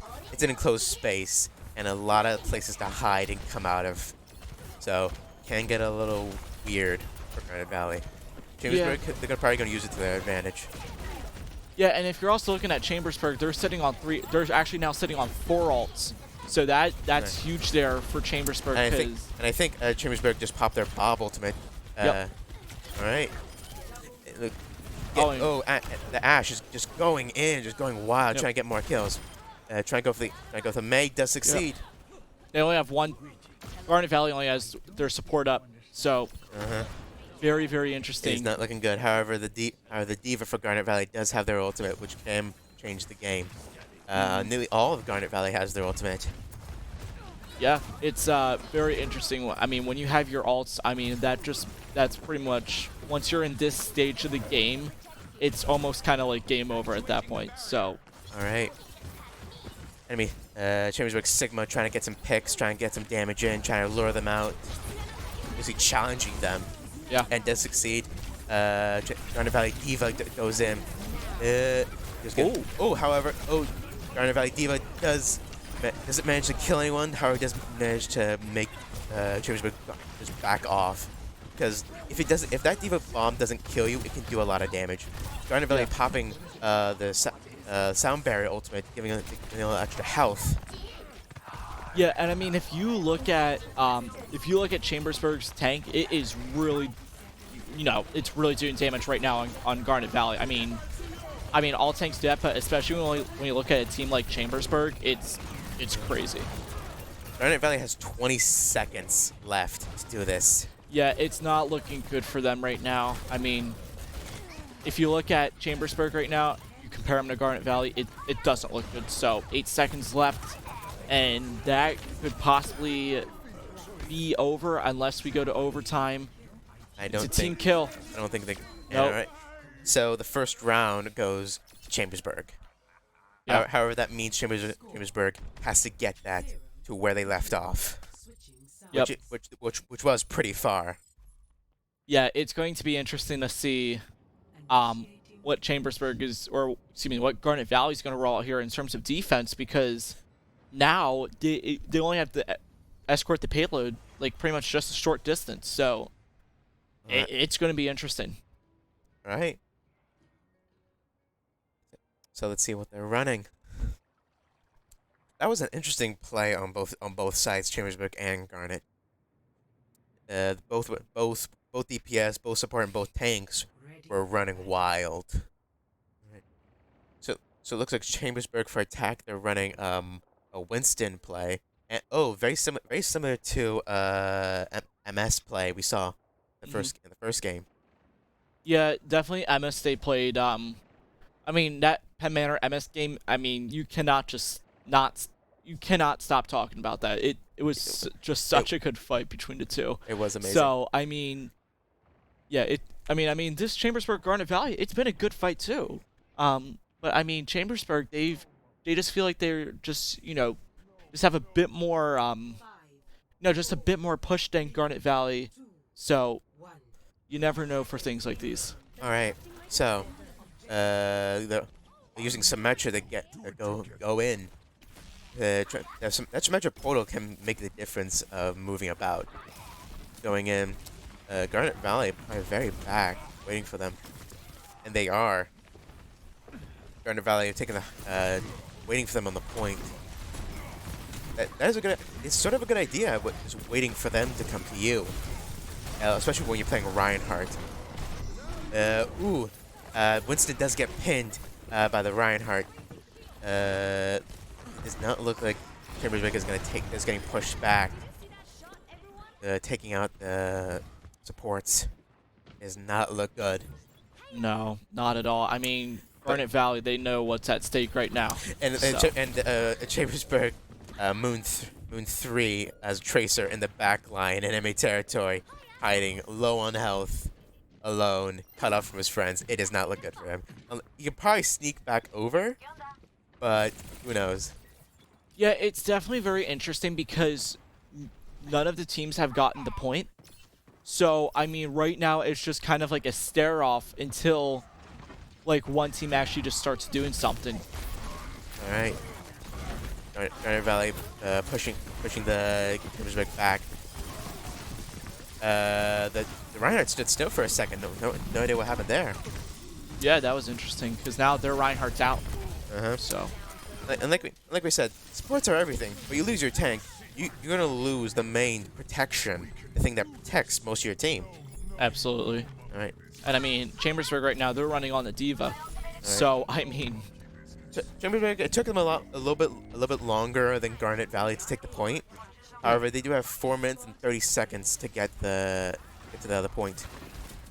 Yeah, so I mean, it's going to be pretty interesting here for Chambersburg because now, I mean, they don't have to escort it very far from where Garnet Valley left it off. Yeah. So a little close to where Garnet Valley had to escort it. However, it's a little less away. Yeah, they had to. Ooh, and Chambersburg Winston gets walled off by Mei and gets picked off by Ice, the Pharah. Pharah basically chasing down their remaining supports. However, gets hacked by the Sombra, and Sombra pays for that. Yeah, definitely very interesting there for Garnet Valley because right now, if we're looking at them, they're running on three ultimates. One of them's popping right now, one of their supports. So, I mean, yep. Chambersburg about to set on 4 ultimates, and Garnet Valley also about to set on 4. So, see how this goes. Just one ultimate can change a fight or an entire game. Absolutely. And we just saw Moon 3, the Tracer, pop their bomb, killing both a support and a tank, which is major. Yeah, it's pretty. I mean, if you get a support and a tank out, like that's huge because now that gives your team such an advantage right there to go in and escort the payload. So, however, Chambersburg is moving a lot faster than Garnet Valley when it comes to the second point. Oh yeah, it took them a little longer to get to the first point, but they are just speeding through to the second point. Yeah, definitely, because, I mean, Chambersburg, we've said this all stream, but it's not just their offensive firepower, but it's also their speed, because their speed is really that's why they went 14-0 in the regular season, because their speed against other teams is so, it's just amazing to watch. So, if you look at it here now, they got it through the next checkpoint, so now they have 3 minutes and 47 seconds to escort the payload to the other side. So, it's going to be very interesting to see what Chambersburg does. They have a lot of time to do this. Absolutely. Ooh, Chambersburg, Sombra popping their EMP. Oh, wow. It, ooh, that just resulted in the death of almost the entire team, was it? Or Yep, their tank's gonna go out. Ooh, Ooh. and they get it? Ooh, Steva getting knocked out of their mech. It's close. However, they're retreating back in their spawn, and the game. There it is. So Chambersburg now has the 2-0 series lead in the series. So, I mean, one more win, and they're in the finals facing Penn Manor. So it's going to be interesting to see how Garnet Valley responds to this, because they're now facing elimination. So it's going to be really interesting to see. Yeah. So just one more victory for Chambersburg, and they're going to the finals to meet Penn Manor. Yeah, absolutely. So, I mean, anything can now happen, because if you have, I mean, now that Chambersburg is up 2-0 in the series, and now Garnet Valley is now down 2-0, it's going to be interesting. It is. That both Garnet Valley and Chambersburg were just going at it. They were both doing well. Both had their flaws. Both had their pros. It was an amazing match to watch. Anything you noticed? I mean, I just noticed, I mean, I said it all this time, but their speed. Their speed, and because they have so many great playmaking abilities, their speed is so crucial in that, because they're able to go in and, you know, get to the point or to the payload wherever they need to go, and then they almost kind of just transition to their incredible offense and just start taking out Garnet Valley.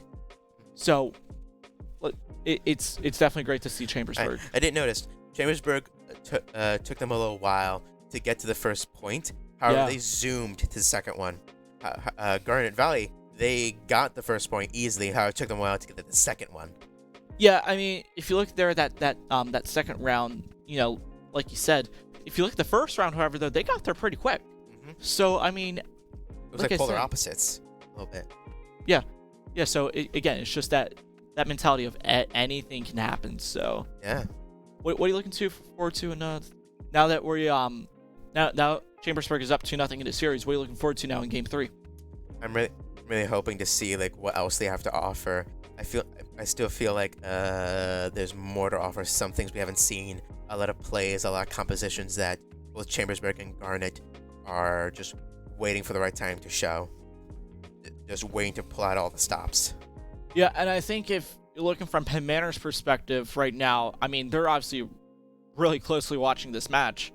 I mean, they're sort of, this is kind of like their kind of one shot to scout Chambersburg, because we haven't been able to do any scouting on them beforehand.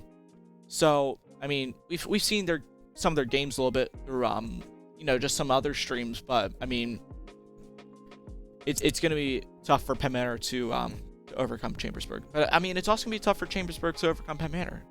So, I mean, if you look at it, it's going to be really interesting. It is. And another thing I noticed was it was, like I said, it was polar opposites. Like, one team got faster, however, they got a little slow. One team got a little slow at first, then just zoomed to the second point. And that's the thing, like, a lot of things you notice in the game.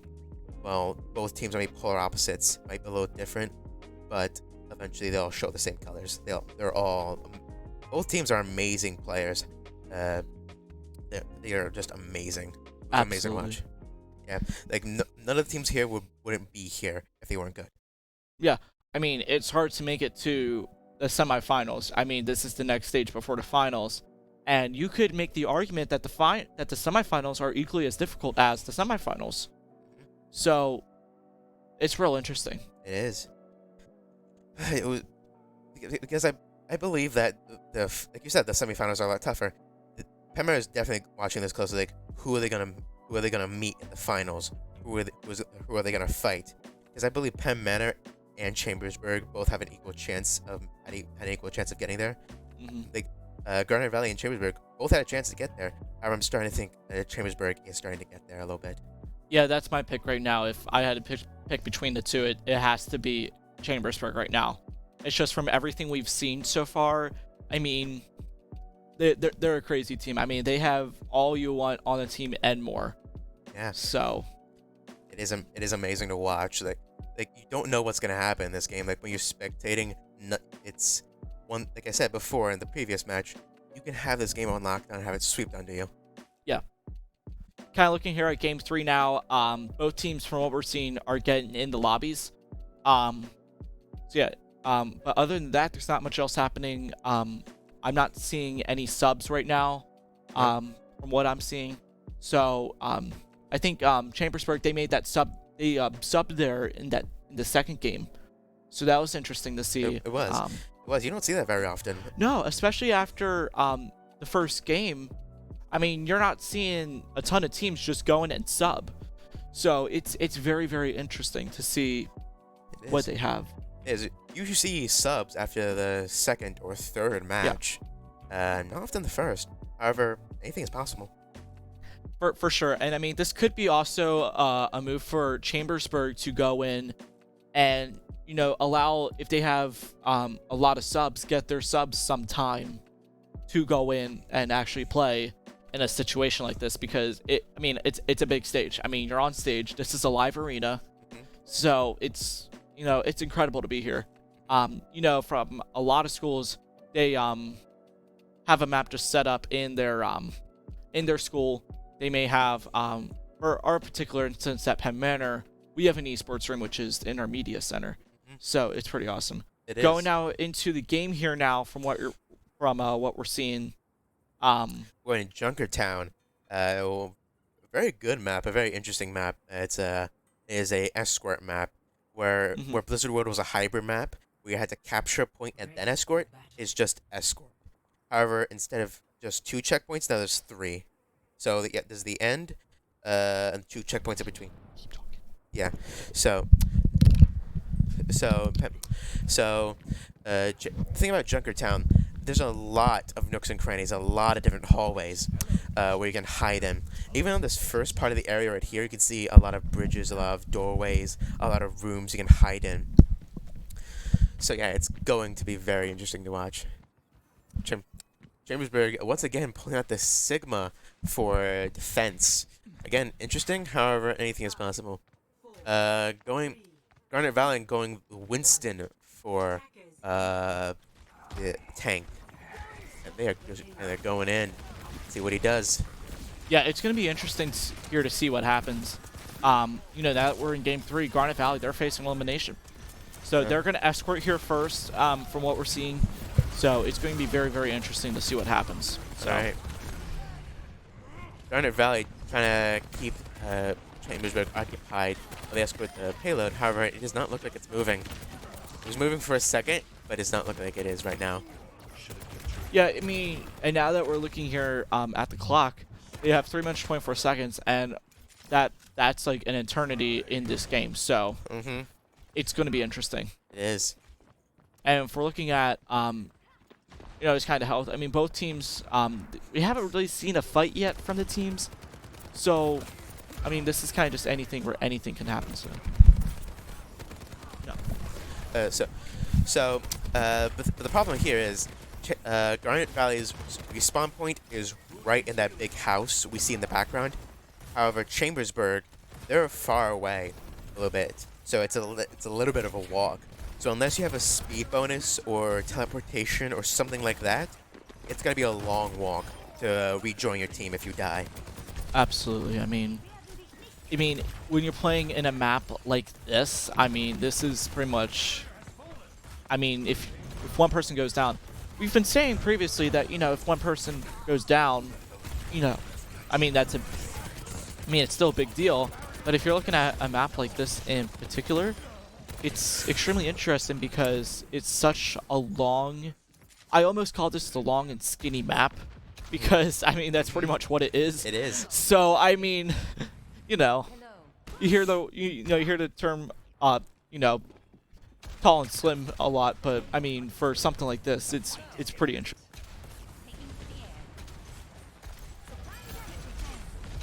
Oh, about to set on 4 ultimates. Garnet Valley.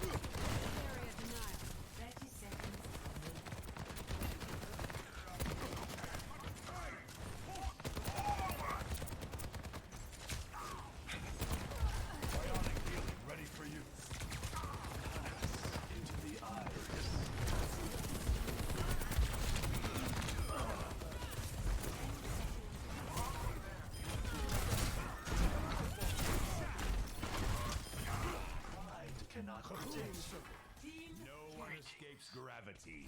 I'll get you in my sights. Score 0-0. Switching sides.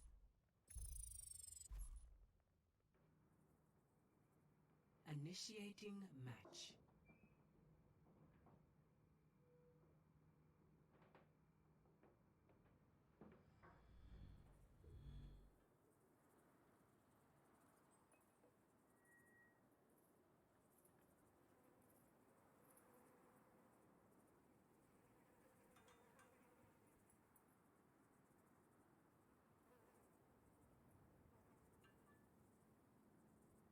Ready for battle.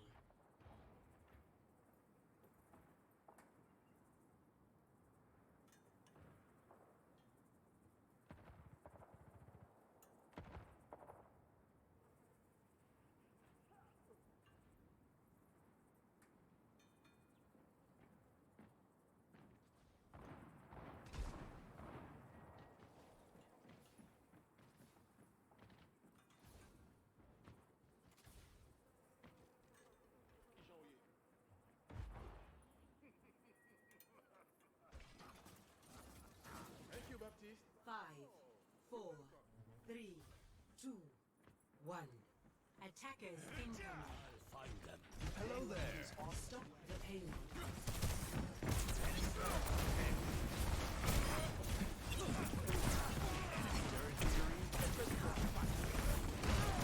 Collapsing the barrier.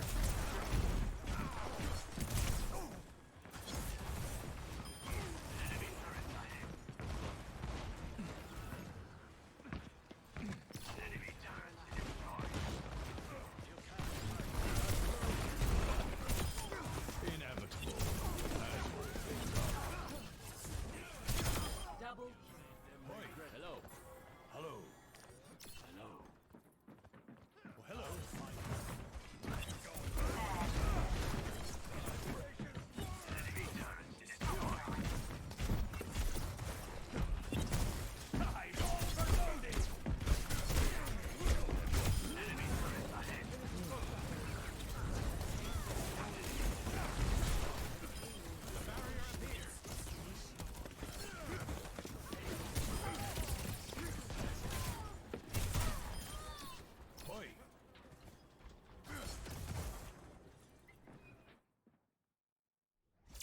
Victory.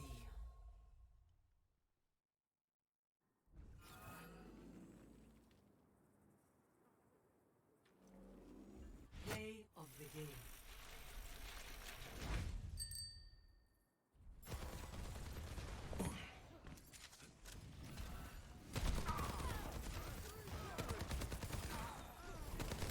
I've got you in my sights.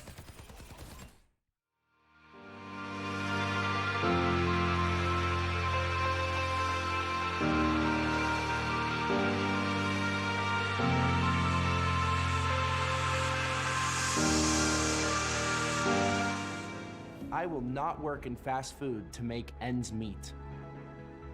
I would not have to settle for just any job. I will not give up on my dream. I will not go to college for one career path and wind up in another.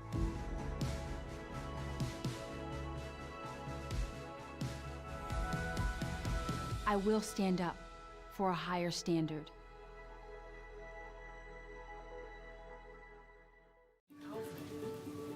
Well, my name is Melody Luttrell. I'm a unit manager on the 3rd floor here at the Heritage. With Felicia and PTC, she just stood out as far as being a new nurse and LPN, able to come in and critically think. She was confident in her approach with the residents. She was confident in her approach with interacting with the doctors. She was confident in her approach implementing her clinical skills. She just does a good job overall. My name is Deshaun Boring. I graduated from Pittsburgh Technical College, and I work at Magna 5. The thing that's really great at PTC is it's very hands-on. So when it's time for their actual internship, they can hit the ground running. We treat our interns as full-time employees. So it's a real life experience for them. And whether they stay with us after the internship or not, they're gonna learn a ton in the time that they spent.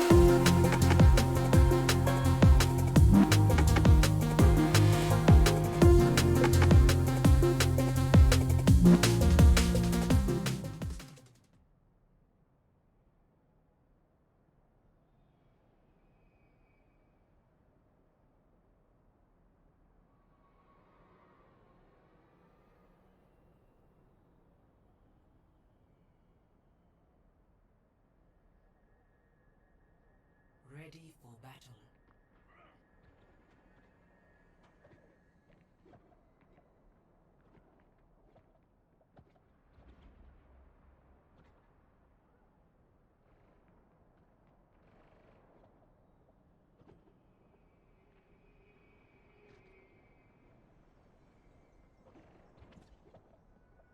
Five, four, three, two, one. Round one. Capture the objective. Let's give it a bash, shall we? There they are.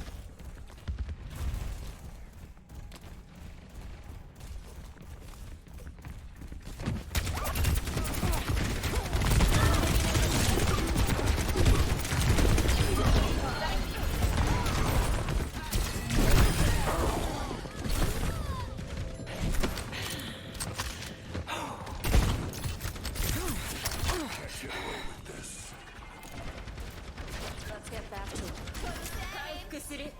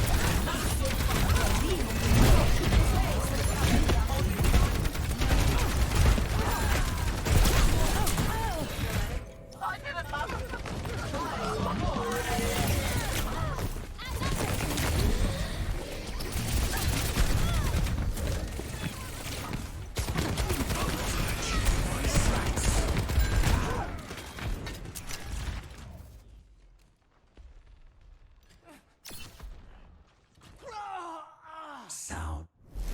Score 1-0.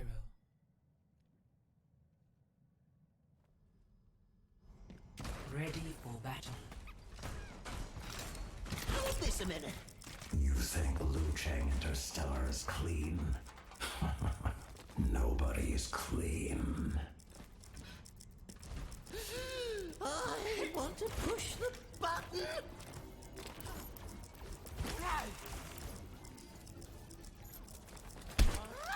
5, 4, 3, 2, 1. Round 2. Capture the objective.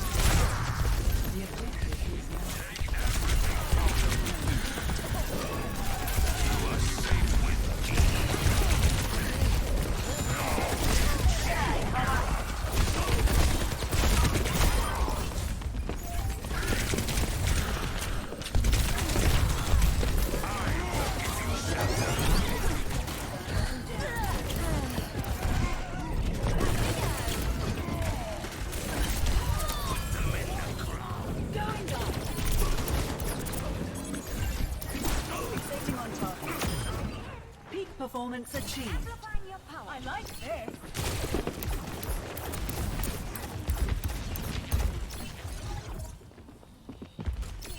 Advancing upwards. Let me take a look.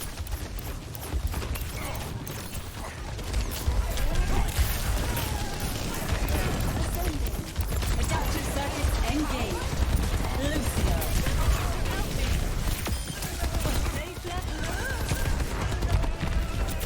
Oh, let's break it down.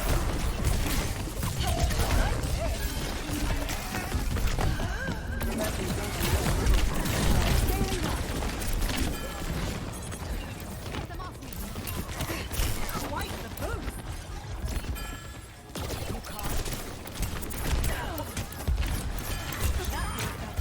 Thanks.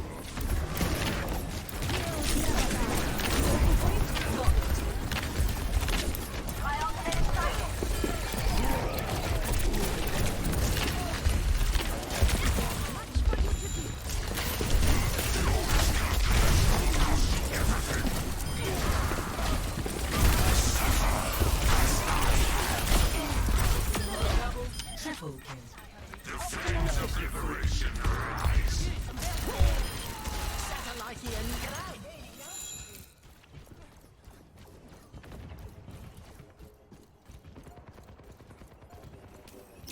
I'm with you.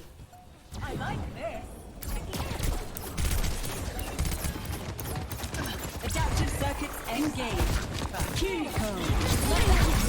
Got you. Double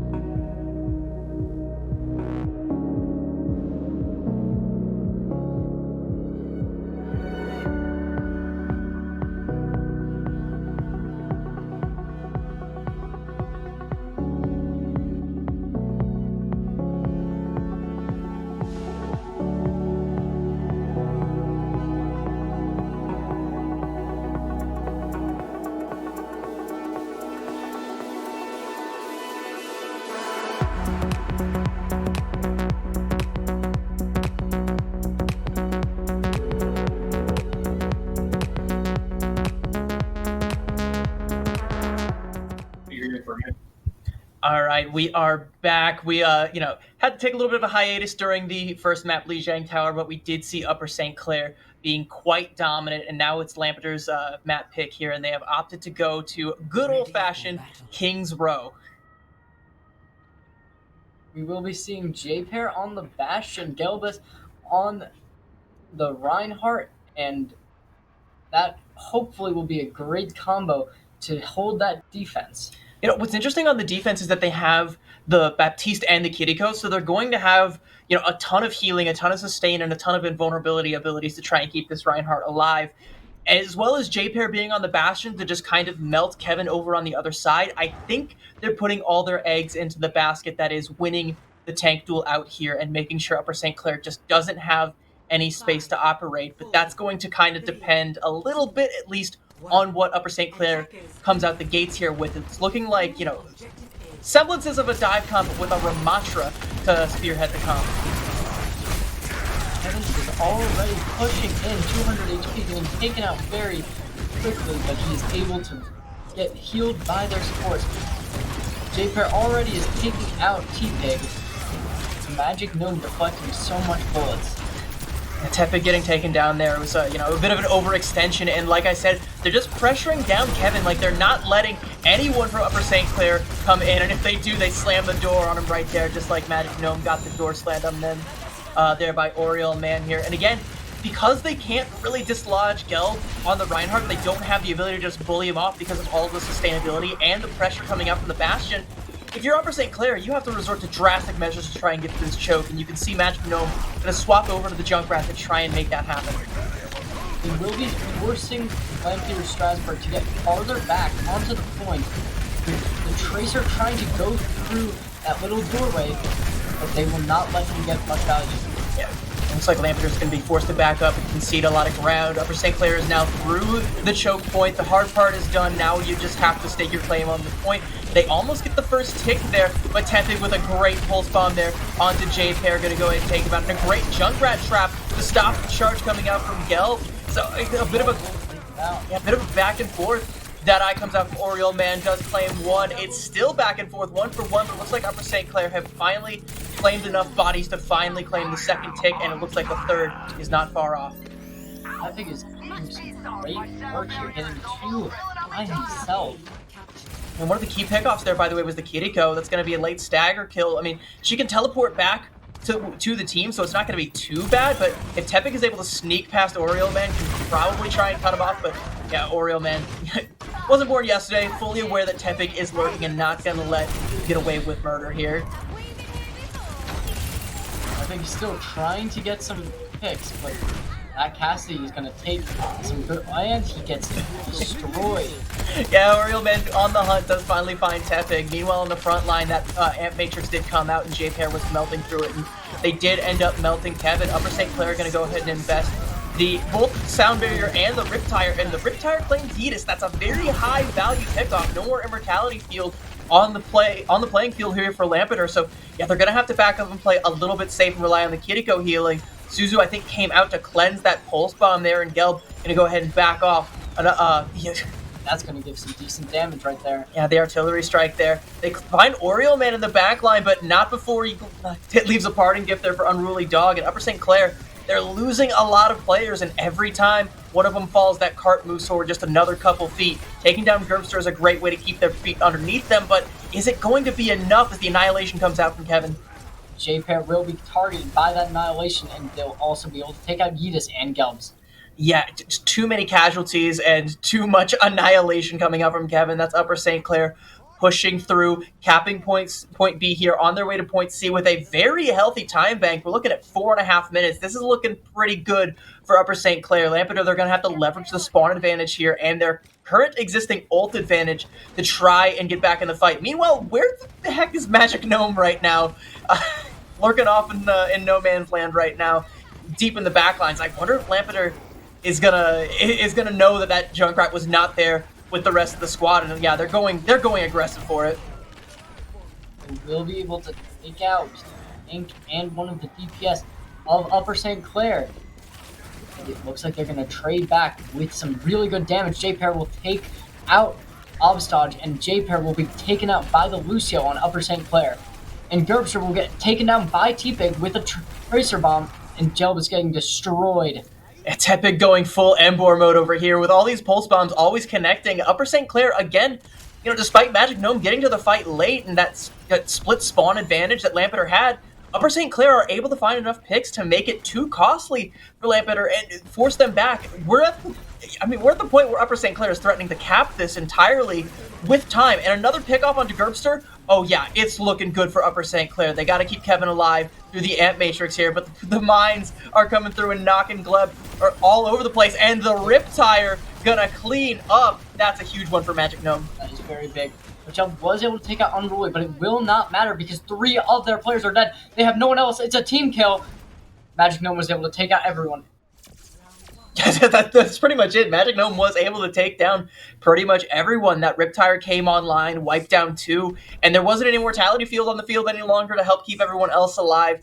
Gelb was already getting conked around by all those concussion mines. The Junkrat seemed to be the swap that just unlocked the rest of the point for them. So Upper St. Clair, great heads-up play. I liked Lampeter's strategy early on to try and keep everything going in the front line and pressure Upper St. Clair and not let them have an inch. But as soon as they gave up that inch, Upper St. Clair took several miles. Not even just that, though. Like, miles wouldn't even be like a good word to say because they have more time than you start with. They have 3 minutes and 5 seconds. You start with 3 minutes. I think you start with 4 minutes, but no, that's totally okay. You might be. I'm even kind of doubting myself right now. I'll trust. I think it's 4 minutes, but still, 3 minutes of overtime is insane. Like that's you're comfortable. You can play whatever you want now, and as long as you don't let Lampeter start to run away with it and let this lead slip out from underneath you. This is like easy mode right now for Upper St. Clair. Lampeter, I'm curious as to what strategy they're going to come out here with as well to try and go into the Junkrat that Magic Gnome came out with that was so effective. A couple other changes on that side. We got Tepig now on the Sombra. So, Orisa swap. Yeah. Counter the Junker Queen. The Orisa swap is another interesting one here, but again, it's going to be on Magic Gnome in the way they spam this choke point out. If they're able to dislodge him or if they're able to find another big key pick off here. Maybe they can catch Kevin trying to overextend. I mean, he's doing a really good job right now of just playing the choke point and not really extending too far at all. The only problem with that is if they have a good knife, then he could just be taken out by everyone.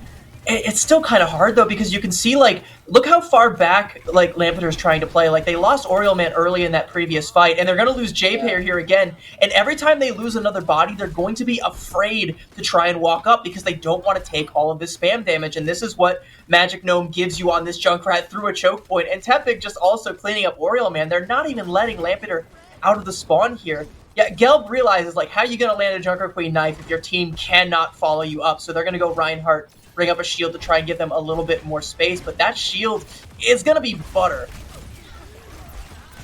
It looks like Lampeter's taking some sort of space now with the Bastion sitting behind the Rhine Ball. I don't know if that's going to do much. And half of Upper St. Clair's 1 HP, if it wasn't for that lamp, it would have done nothing. That was a great nade that came out there from Yeetus, and that lamp was definitely necessary. As is the EMP coming out from Tepig, but there's not a whole lot of follow-up. Tepig has to teleport out. It's going to be this Riptire that's coming out, and that's got J-Pair's name on it, runs him right over, sends the Bastion back to the spawn here, but that's a lot of resources bled out of Upper St. Clair. If they can manage to stabilize, Lampeter might have a shot here. Hack goes out onto Gelb. Nano, though. He's able to take out Magic Gnome, one of their biggest players. Yeah, that's one of the biggest threats off the table. That nano boost is everything right now, and it's getting them a lot of space here. It's going to be that Terra Surge coming out to try and slow things down from Kevin, but it does not slow down the Storm. Lampeter, they finally made their way to the point, and they look to be taking it. I wouldn't be surprised if Upper St. Clair tries to contest this, which they probably could. Yeah, they are actually. They're going to invest a Kitsune Rush, and they go in with Tepig as well, but yeah, that's going to be... Kiriko swiftly dealt with there, and it's just kind of staggers at this point. Yeah, I wasn't expecting much, but I was expecting some kind of stagger to try and be done. The stagger, I think, is okay, but I think I would have liked to see Upper St. Clair hold on to that Kitsune Rush. I mean, Lampeter, they did invest theirs as well, so at least you got that ult out on both sides, but to be able to have that advantage and still get this stagger, that would have been, all the better. They still have the EMP though, and I'm looking for that to be what ends up kicking this fight off for Upper St. Clair. And that is a very strong. Oh, but the lamp is going to protect him. Mm-hmm. The lamp. There's the fortify. There's the javelin. There's the twirl. Everything Kevin needs to get out alive. Meanwhile, the EMP went off on the back line, and they lost J Pair right out from under their nose. And Ant Matrix to follow it up. That's going to do a lot of damage to German. Yeah, Gelb just going to melt at the sheer force of the damage coming through that Ant Matrix there. And, again, a nice hold there from Upper St. Clair. Lampeter, they have a Deadeye coming up, and they have the Artillery Strike from J-Pair, but those aren't really fight-winning ultimates that you need to break through this defense. I mean, if they can get a good flank off with the Cassidy ult, I think that could be something that really does help them win this fight. It might have to be either that or they can force some positioning. With this Artillery Strike here, they almost melt down Kevin, and now that some of the resources have been expended, here it comes. Only finds the Immortality Field. They gotta watch out for this Riptire. It is indeed huge. Takes down 2, and that should be another dead fight for Lampeter. That is...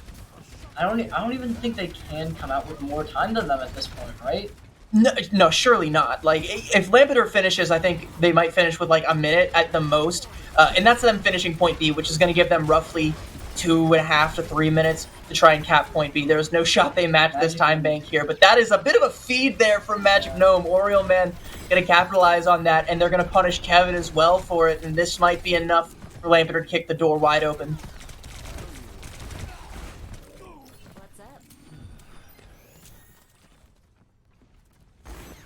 They're still trying to find. They do find Tepig just hanging out behind the reception desk there, but yeah, finally dislodging that Sombra, they can get the cart trudging the rest of the way. But I think Tepig bought enough time for the rest of the team to come up and retake some of the space. So there is going to be another contest, and one that has an EMP and a Kitsune Rush to follow.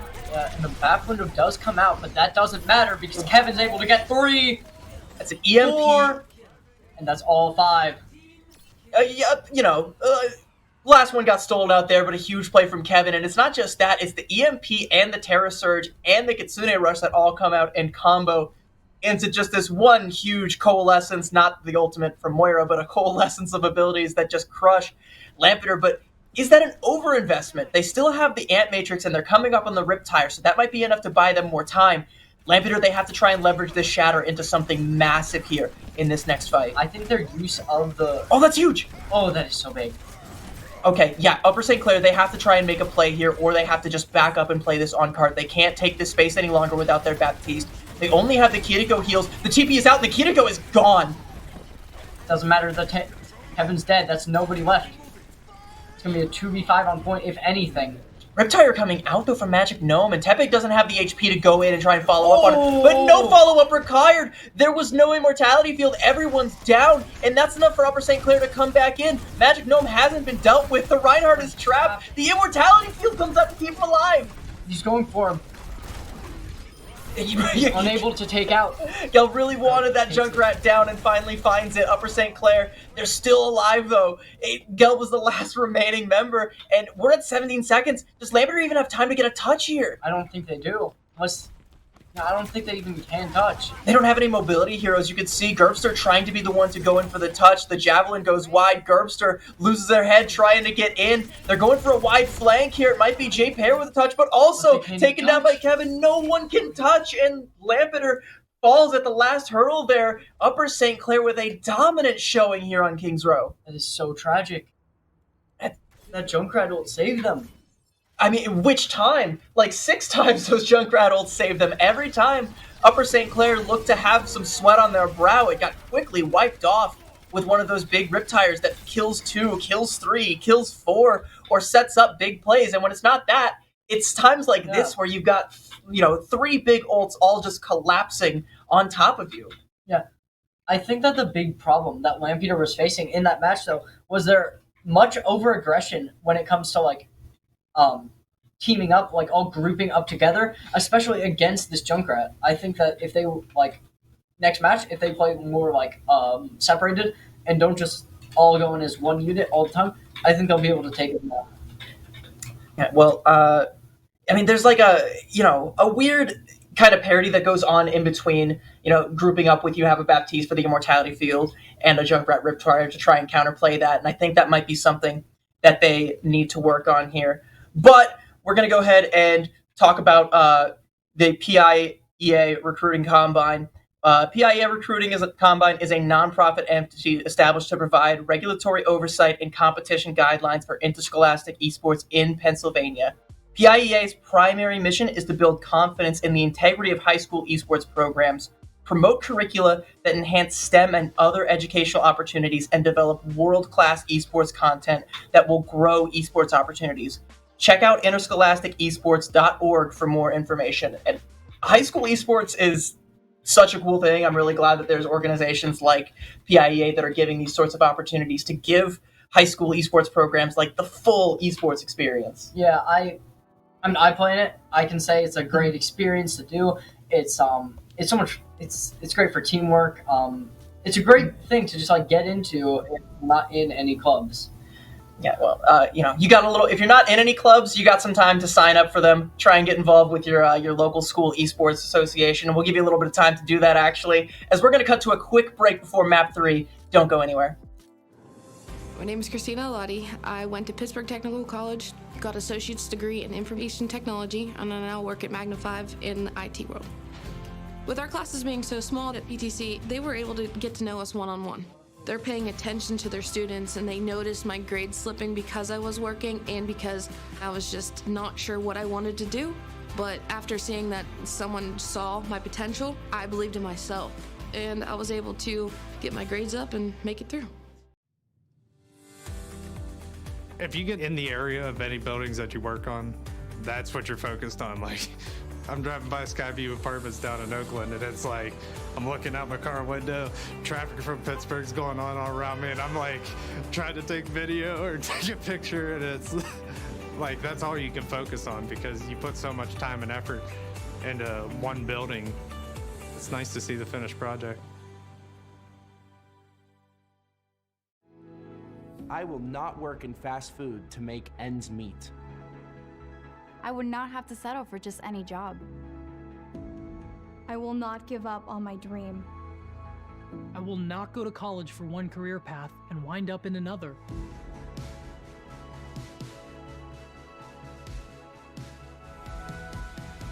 I will stand up for a higher standard.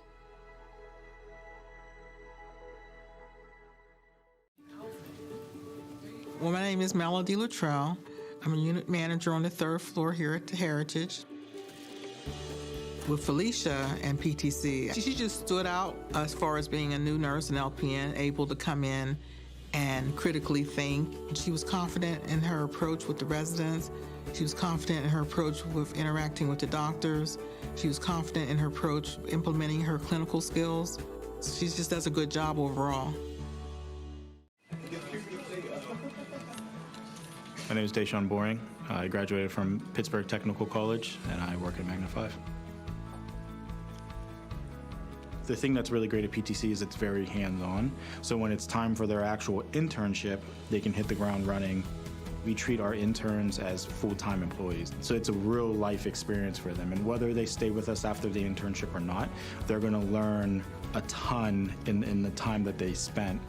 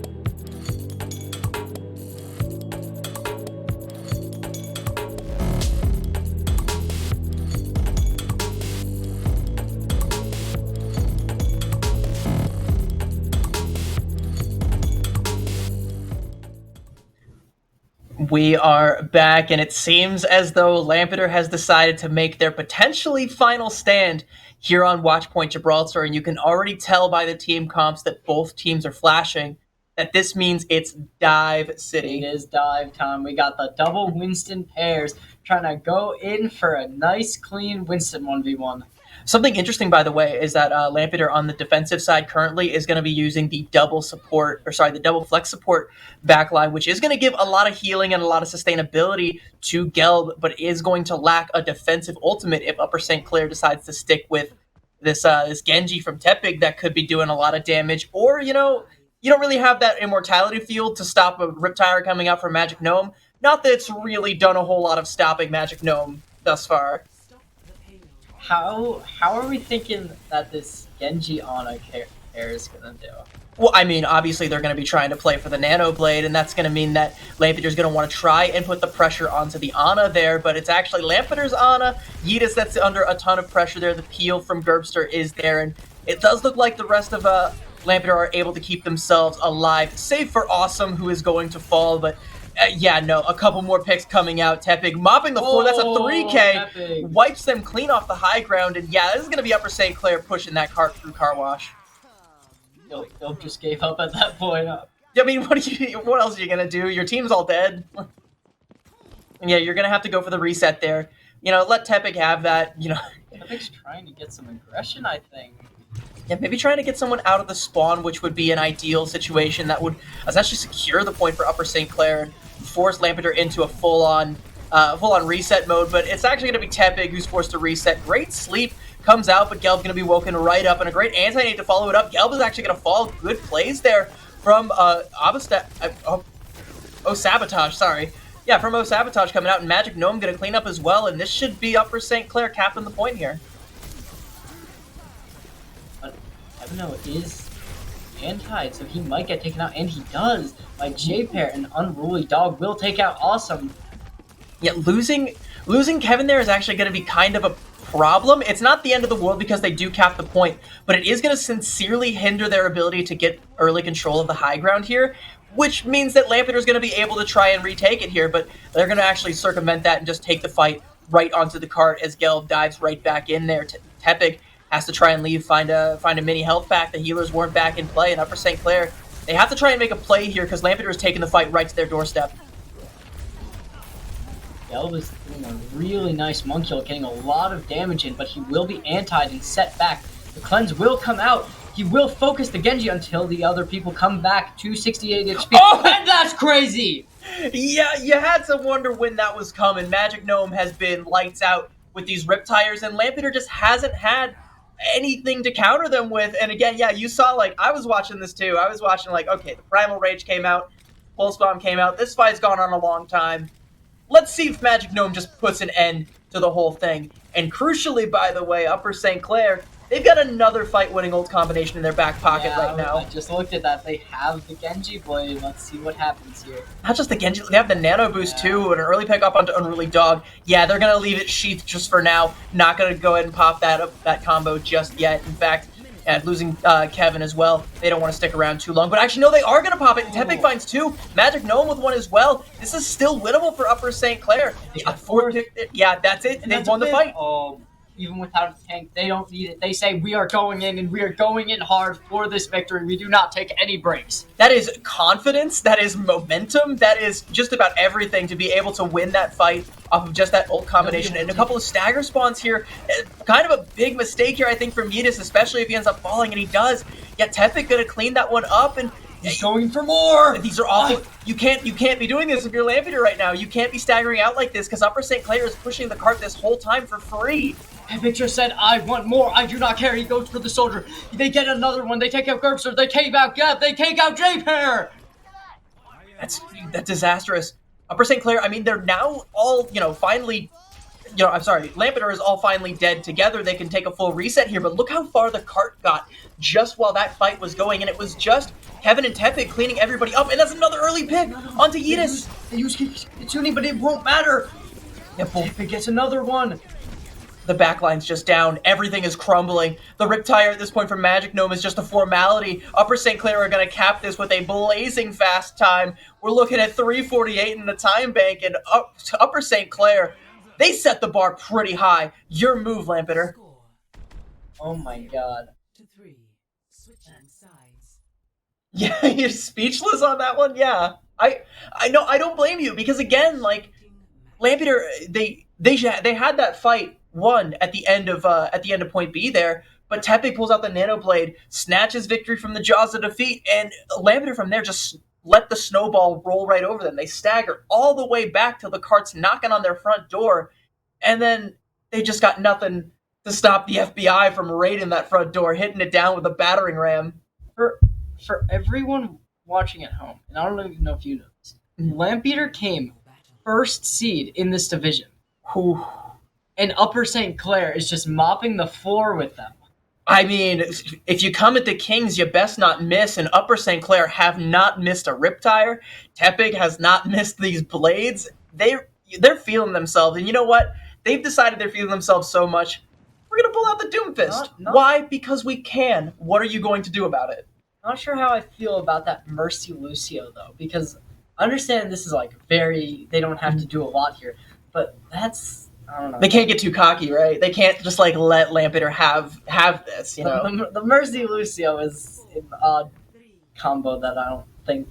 It's not the most formidable backline. Very survivable, yes, but not very healy, for lack of a better term.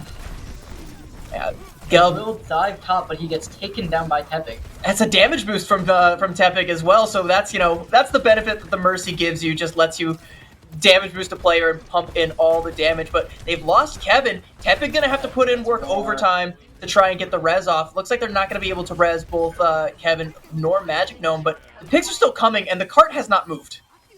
They're resing. They are getting res. They do not have a single pick now.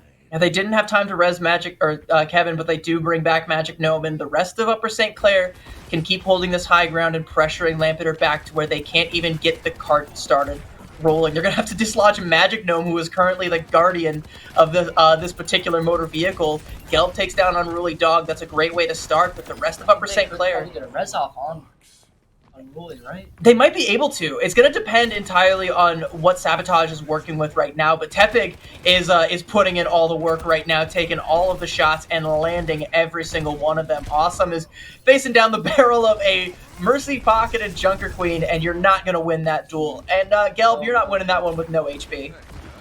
Gelb has fought Tepig twice now and lost twice. I don't know what he's doing. I think he needs to start targeting that Lucio and that Mercy more.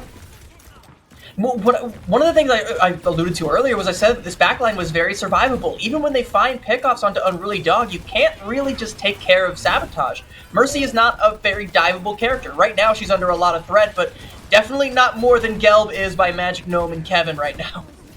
And Kevin's getting those heals that he needs. He will almost have his ult, which will just be able to take out the entire team without any consequences.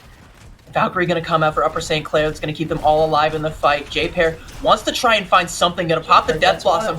Yeah, does find Magic Gnome, but I feel like you need more than that. They're going to go ahead and pop the Coalescence as well, and the Tac Visor. This is expensive just to get out of your spawn.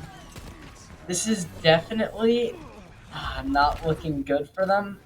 Although I will say, I do believe that time in overtime does not matter. So if they're able to get it to it, I think they can do good. You know what does matter is death, and Tepig is dealing a lot of it right now. That's a 3K, just casually. There's a Riptire, didn't need it. I was going to say, by the way, Upper St. Clair had an ult advantage because they had that Riptire, they have the Rampage, they're coming up on this sound barrier. They invest the Riptire, sure, but they still have two ults, and Lampeter, they only have a Kitsune Rush, and they cannot deal with Tepig right now. They just are not able to deal with the Cassidy, literally killing Awesome in the spawn. J-Pair, do you think you can get out alive? You think you can get out alive? You thought wrong. This reminds me a lot of my last match with Penn Manor. They were doing this exact thing to us, killing us in our spawn. It doesn't feel good when this happens to you, but it also puts you in this kind of desperation sort of a situation where you're like, what's the answer? What do I do? How do we break out of our own spawn door? We don't have any space to do anything. Unruly Dog is now the DPS for Upper St. Clair, doing all the damage. Sabotage gets in on the kill feed. The Mercy in the kill feed. Okay. Unruly Dog takes out Gelb as well. Yeah, okay. All right. Sabotage gets the second. We're at 30 seconds, and okay, if Lampeter caps even the first point, it will be an OT at this point. They have to essentially get to car wash, touch the point, take a fight. They're not getting there without losses. Awesome falls yet again. There will be an Orisa ult that will take out Magic Gnome, though. Gnome's getting healed. He's at 500 HP, back to life. They will be able to take out Kevin. Oh, they weren't looking at Sentry right now. They weren't looking at Tepig, and Tepig is going to take down Yeetus. That might play a huge factor later on, as the Ana is not going to be there. It's only going to be Gerbster to try and heal the entire team. And Tepig just got rezzed in the backline. Can actually completely cut off Yeetus from the rest of the team, but instead is going to cut J-Pair's life support with that magnetic grenade there. Might let Yeetus get back into the fight, but God, that's going to be 5. Oh. No, you thought, yeah. I can't blame you. It almost was, but Gelb is going to fall anyway. That Riptire did just enough damage, and not with a bang, with a whimper go Lampeter. And that is your junior varsity state champions right there. Oh, that was just silly from Upper St. Clair towards the end there. Again, yeah, we talked about how, Mercy Lucio backline, you were like, I don't know about this one. And I was like, I kind of see what you mean, but also, yeah, when you just do this as casually as Magic Gnome does, and when you have Tepig just clicking on anything with a pulse, any hero in a 6-mile radius that currently has the ability to fog a mirror, Tepig will take that out. The Mercy damage boost, did he even need it? Who knows? But he had it anyway, and just, yeah, clean as a whistle there for Upper St. Clair on Gibraltar. That was a really, really good match from Upper St. Clair. They had for a junior varsity team that's supposed to be new to the game, they played that really well. I assume they have really good coaching over there. That the Mercy pocketing the Cassidy, I thought that was a really good play by them. The entire time, their tank was phenomenal. Their DPS, Tepig, I don't even have to say anything. Tepig was Tepig. Bro did everything. Yes, Tepig. Like I said, I called it out earlier. Tepig went full Embor there. That was quite the evolution that we saw from this guy. Towards Gibraltar was his map. We talk a lot about the Riptires, but that was all Tepig. That I shouldn't even say all Tepig, because everyone else was pitching in and making big plays. We even saw Mercy getting in on the kill feed there, which is not something you expect to see on any map, really. He got 2 kills at the end there? 2 kills, and then also the Lucio. It was just kind of crazy. But that's going to be it for the JV finals. We do have our grand finale, our actual our varsity finals coming up next here. But before we go to a break for that, I want to send you off with a word from our sponsor, Pittsburgh Technical College. I will not work in fast food to make ends meet. I would not have to settle for just any job. I will not give up on my dream. I will not go to college for one career path and wind up in another.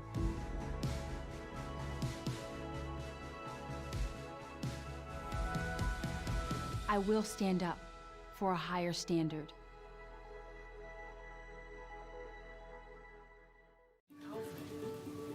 Well, my name is Melody Luttrell. I'm a unit manager on the 3rd floor here at the Heritage. With Felicia and PTC, she just stood out as far as being a new nurse and LPN, able to come in and critically think. She was confident in her approach with the residents. She was confident in her approach with interacting with the doctors. She was confident in her approach implementing her clinical skills. She just does a good job overall. My name is Deshaun Boring. I graduated from Pittsburgh Technical College, and I work at Magna 5. The thing that's really great at PTC is it's very hands-on. So when it's time for their actual internship, they can hit the ground running. We treat our interns as full-time employees. So it's a real life experience for them. And whether they stay with us after the internship or not, they're gonna learn a ton in the time that they spent.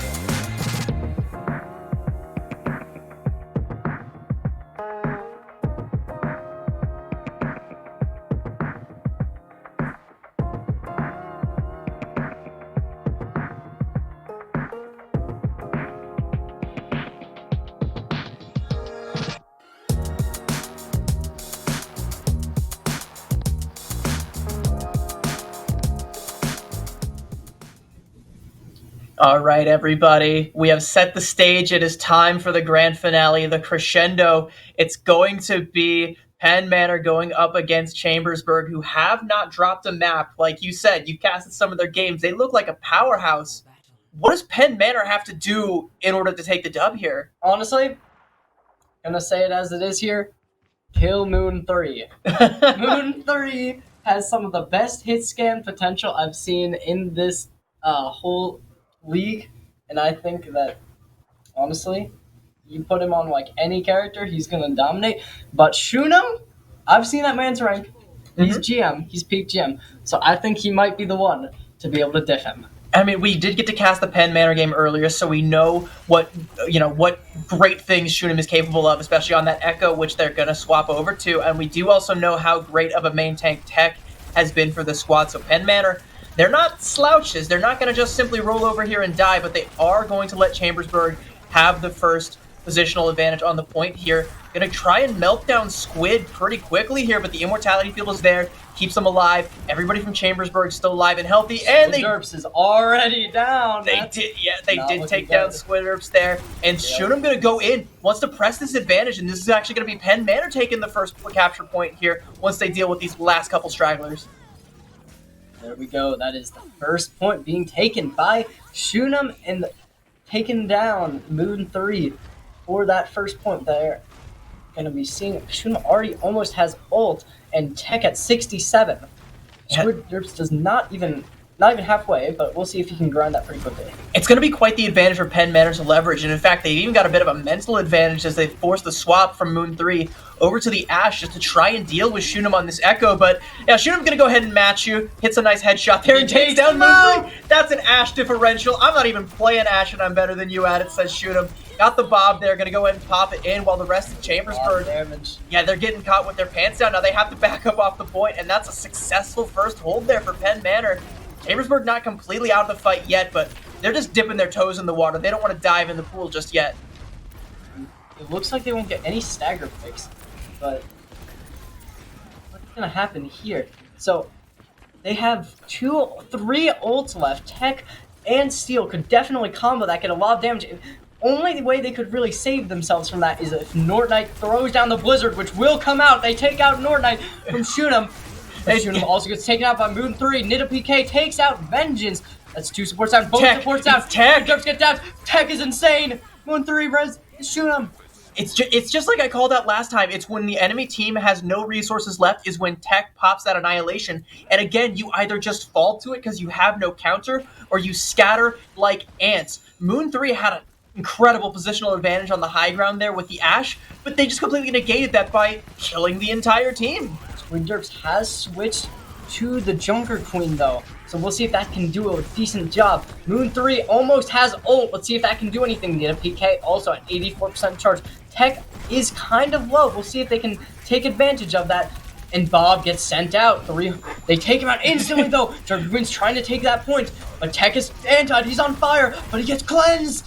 At the last possible second, the perfect time, Moon takes down Shunim. Nortnite gonna take down Night Pika, and I mean it's pretty back and forth, but I think Chambersburg might have done just enough to kick Penn Manor off of the point here and flip it, and indeed they do, but it's at 99%.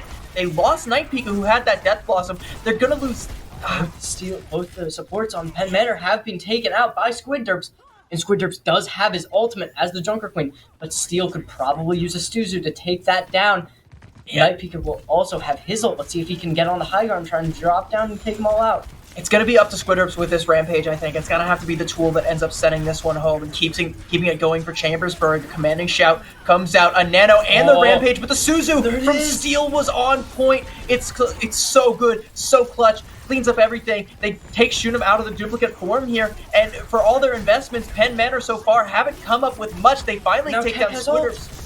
Oh, Tech has the ult too, and everyone backs up. He's gonna pop it. Shunim is there with the focusing beam that cleans up too. This is gonna be Penn Manor taking the first point. Nortnite goes in to try and touch. Can't do much of anything. Steel with a quick kunai to the dome. That was so huge from the side of Penn Manor with all of those ults coming in. Let's see what happens in round 2. I don't want to call you out or anything, but before we started, you were like, all right, predictions, Chambersburg 3-0. if Penn Manor plays like this, I don't think Chambersburg is going to 3-0. I think if Penn Manor can keep this up for, I mean, at least just one more point on Oasis, 3-0 is pretty much impossible for Chambersburg unless they're getting 3-0'd. But I don't, for how dominant this team has been, I don't think that's the case. I don't think that's going to happen. But I mean, this is a haymaker to or to start things off for Penn Manor. North Knight's Fair, along with Squid Derps combining each other, they have a really good way of just like taking out one opponent at a time and destroying the lobby. This is the perfect pick for Shunim here. I don't know if they scouted out that the pharmacy was going to come out, but sticking to a Mercy pocketed Cassidy, we saw how deadly that could be in the last round. Shunim probably was watching that, took a couple of notes from Tepig there. Gonna try and pressure down North Knight on the Pharah, who already takes 2 shots. J-Rule gonna have to put in overtime to keep North Knight alive. Moon 3 is in their backline somewhere. He's not fully healed, but they don't have much they can do. Shunim will take a fight with Moon 3. Moon 3 and Squid Derps are able to take them out along with Vengeance. Yeah, it's that early pick off there onto Padfoot Mooney that Chambersburg just collapsed on top of the fallout from that early pick off there, and everybody from the side of Penn Manor falls. Chambersburg swapping over to this dive comp with the pharmacy. They look pretty clean on this first fight here, and they are going to get the first capture percentage. Penn Manor sticking to their guns so far, though. Save for one thing, Shunim now over onto the Echo to try and match the other bird in the sky. I think that Echo could do really good here. I think Night PK can do some really good damage. He's doing some really good ults earlier, and Moon 3 is just going to stick on top of here, trying to get damage on the Echo Mercy, but it won't work, and he's going to get hit for a ton, but he uses Recall, gets back on top, still trying to go for some damage to get that ult up, almost at 100. North Knight will have his, though. He's going to ult that. Oh, and he's getting so much. Tech already getting taken down. Will they go for a res? It looks like they're going for it. He gets the res off, but Shunim will take out North Knight. Yeah, it's the one pick that Penn Manor found that Chambersburg could not res, and that was J-Rule on the Mercy. Padfoot Mooney was still alive, so yeah, sure, they lost Tech, but the Mercy was able to just bring right back. And now suddenly Penn Manor have flipped it. 42% for Chambersburg is nothing to sneeze at, but Penn Manor, they're cooking right now. They have the duplicate. They're about to have a lot more if they can keep this rolling. This one might be tight. This duplicate is going to be huge. If they use this duplicate on Squid Derps or North Knight, that gives them so much value. If they do it on North Knight, they have no hit scans to counter that. They just but it doesn't matter. He already takes him out. Not even with the ultimate. Now he can just pop it. Duplicates the Tracer, going to build up a really fast pulse bomb here and put a ton of pressure on both the front and back lines. North Knight, by the way, swapping off the Pharmacy over onto the Sombra. J-Rule's going to fall, and this is going to be a fight win for Penn Manor. This is just a swift fight win. That focusing beam from Shunim just melts them all like butter, and that's a great hold from Penn Manor. With one ult, by the way, that was only the duplicate. Yeah, they're going to be coming in with 4 ults left. And what does Chambersburg have? 3. Yeah, 3? I know math. 1, 2, 3. I mean, the Primal Rage and the Kitsune Rush are both huge ultimates, but you would like to have this EMP to try and shut something down, or an early hack going to come out onto Steel who pops. But Moon 3 also gets taken down. North Knight is almost taken out, but he has the TP. Still gets taken down, but they res him instantly. Squid Derps is in his ult, trying to get value. He's in the air, taking out the Mercy. He doesn't even have to fall. Penn Manor, though, they're still holding on. They haven't fallen. Tech still has the Annihilation, can choose to pop it at any time. North Knight gets 1 HP, forced to try and translocate out. Squidrips with low HP and enemy lines, and Shunim is going to eat that up for lunch. Tech pops the Annihilation. We're in one-fight territory. If this fight staggers on, Chambersburg just signed their own death warrant. Rita PK will take out Vengeance as a bit of a stagger for them, and I don't even know if they'll have time to take that. Actually, yeah, with the Tracer in the Sombra, they should be able to get one last touch in, but this is final fight territory. Squidderps has to switch over to the Doomfist and just falls, just collapses. The focus fire from Shunim and Steel just completely negates that Doomfist. Get out of here. This is Penn Manor's point to take. They're going to take Oasis if they can just clean up these last couple of stagger kills. I don't even know if they can do anything.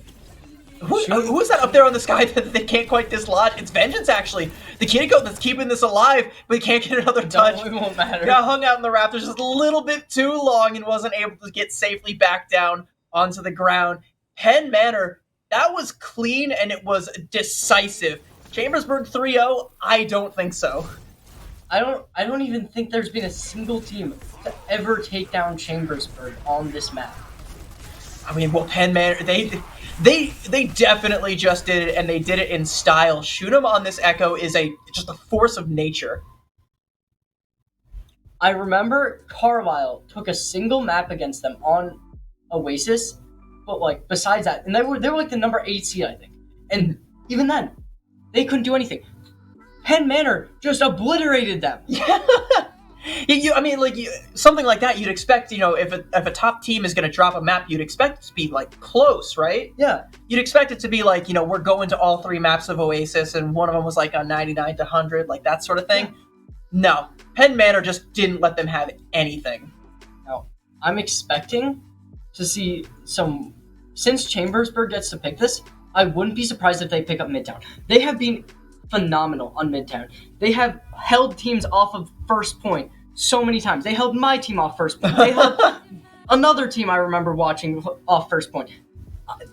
I don't even know. I think that they can definitely take it if they're on that map. I don't know if Penn Manor's done their research. I don't know if they know about that whole thing they got going and they're going to ban it or what. But like, no matter what, we'll see what happens. And I think they got it. One thing you said, by the way, I don't know if Penn Manor's done their research. I kind of think they might have because, Penn Manor, they were here bright and early. When I first walked in the door, they were already here getting set up, ready to go, coaching the players, getting them ready. They were cooking the whole time. And I heard a couple rumblings from a couple of the players and the Penn Manor casters about how, they're always doing some scouting, always trying to find new strategies. They might know that. And, it's also possible that Chambersburg know that because they're not going to go to Midtown, actually. They're going to Blizzard World for our hybrid map. Now, I remember the other week when this was a map that was being played for the semifinals, they played, not semifinals, the quarterfinals, they played Lampeter Strasbourg's main team on this map. And they also held them out for the entire first point. So we'll see if Penn Manor can break that. I mean, this might actually just end up being kind of a battle of the scouts. Who did their homework, who understood the assignment and turned it in. Blizzard World's an interesting hybrid map. It's one where you can kind of play some silly things on both attack and defense. We can see both Ramatra, Wrecking Ball, a lot of those sorts of comps come out. I wouldn't be surprised to see something like an Orisa come out. Chambersburg right now, again, it's attacker spawns, never trust those, but they're flashing a dive comp wholesale with a double flex support backline. You think that might be enough to get them back in this? I mean, look at Penn Manor's comp. They have a Hanzo. And they're running that against a Sombra. That will genuinely be huge for countering that. And I genuinely think if they keep that Hanzo, I think they can very easily make that Sombra swap. Possibly the Sonic arrows from Night Pika might be enough to force North Knight off of the Sombra.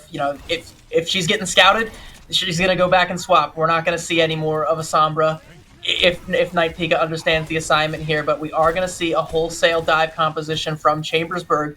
The only real dive target I can see from the side of Penn Manor is Shunim, though. Yeah, although I don't think they need to. Oh, okay, yeah, they're going in. They're going to take out that Mercy. That's a great pick. Shunim's trying to get extra damage, keeping them off the point, but it won't matter because Squid Derps is just coming in. He's coming in, and he gets 2 easily. They're trying to go for more. They get text, but they know there's another one. They see the Kiriko, but the Kiriko takes out Moon 3. He gets too cocky. And Shunim will dump him in the water. Bro fell for it like they fell on the Titanic. It's a great parting gift there from Steel, but it's pretty inconsequential in the grand scheme of things. One of the weaknesses of any composition where you have a Mercy pocketing another hero is the Mercy, and Chambersburg did a great job of hacking the Mercy, jumping in, using the bubble to split off any support for the Mercy, and just melting her. Padfoot Mooney just got completely obliterated there, and that's going to be... this Mercy's got a target on her back, to say the least. Squidderps, though, has got one on his forehead right now. Shunim does not want to let Squidderps get another jump on the Mercy. They are able to save him, but Vengeance looks like he's about to get taken out. They're able to get some good damage on him. Oh, Moon 3 uses his Pulse Bomb. It doesn't really come up with much of anything there. Forced to recall. North Knight also going to translocate out. The cart's still rolling slowly, but not a whole lot of other activity going on from Chambersburg. They're trying to play this slow and methodical, and look for a crack in the armor and bust it open, and they're going to invest the nano into Squidderps to try and pressure this backline. That's the crack in the armor they were looking for. It's Steel, going to be the first to fall. Shoot him with a pick. Right back, though. Yeah, trading Vengeance out. That's a great pick off there for Shoot'em, who uses the duplicate, by the way, but Padfoot Mooney has fallen again.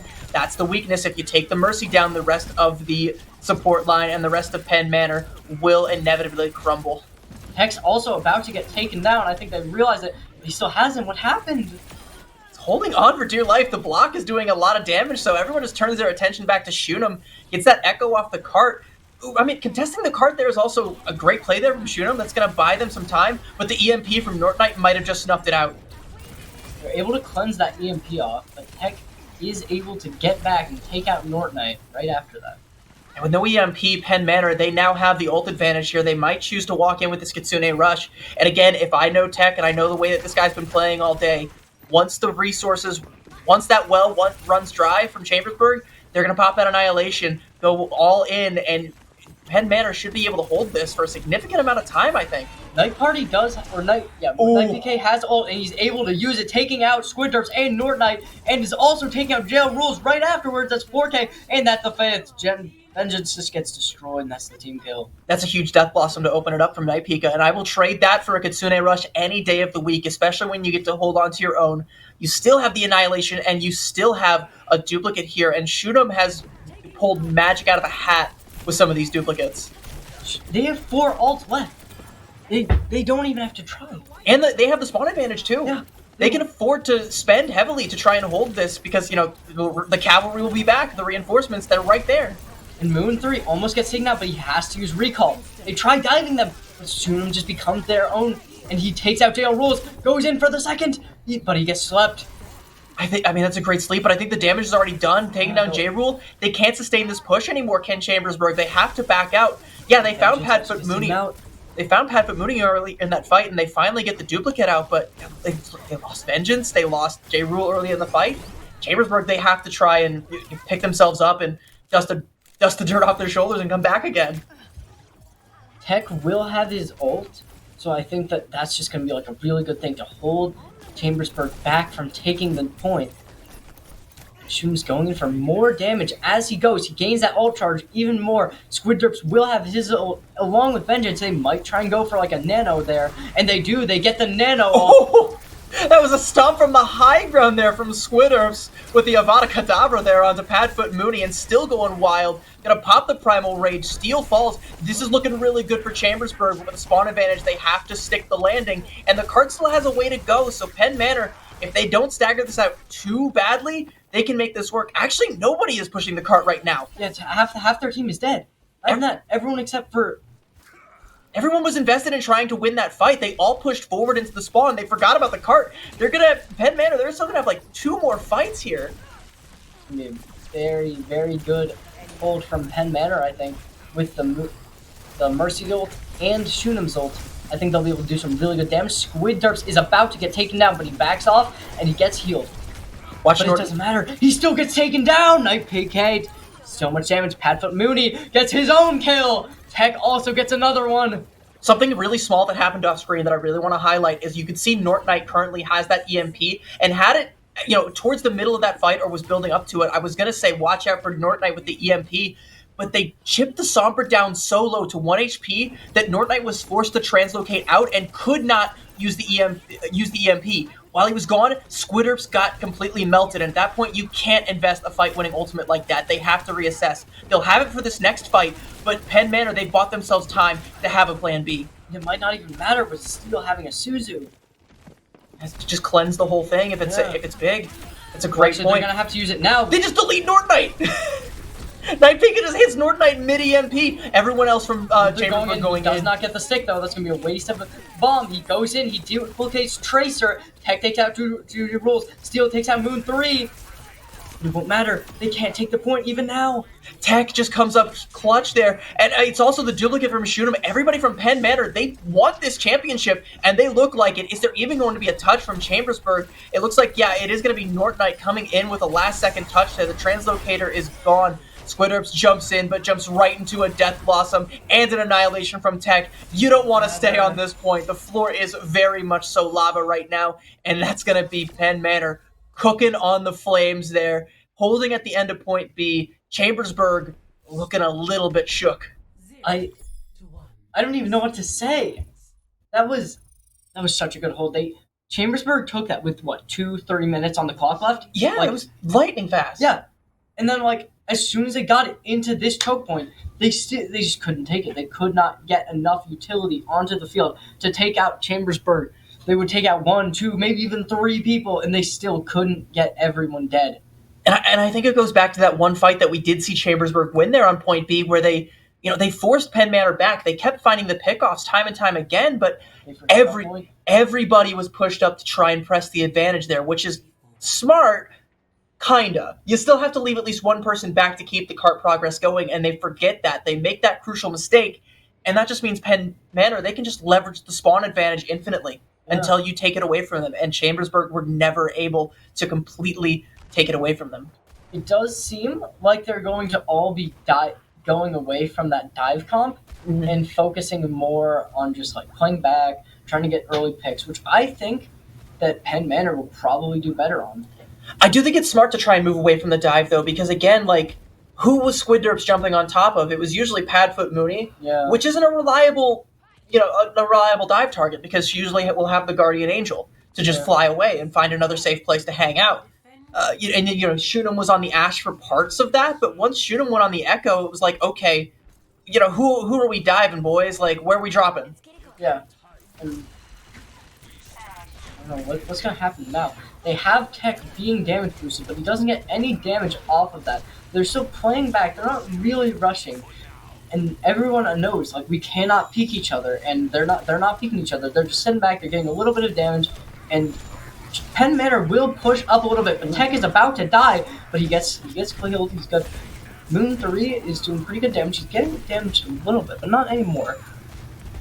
There's going to be quite the brawl between Squidderps and Tech here. Nortonite with an early pick off there onto Shunem is going to stifle Penn Manor's progress just a little bit. The res, it will be available, but right now Padfoot Mooney attached to the hip of Tech can spare a moment to get that res off, and now we're back at equilibrium here, but with that res off the field, Shunem can't really play too aggressive there, and Nortonite actually going to take down Padfoot Mooney with a headshot there. Gets traded, but the res comes out to save Moon 3. Vengeance also gets taken down. Some big damage right there. JL Rules is also getting taken out by Shunem, and it's just a big thing. Moon 3 gets taken down, Neat Pika gets taken down, Squidderps gets taken down, but even after that, Squidderps got a kill from the grave onto Steel, and Nortonite also gets taken down, and that looks like that's just going to be Penn Manor taking the first point. That was just the Hanzos, Nortonite and Night Pika TV back and forth, seeing who can get the higher value pick off there. But if you ask me, it was the one that came out onto Vengeance, specifically the other healer, because the res was already off the field. You're negating most of the value that the Mercy gives you outside of the damage boost.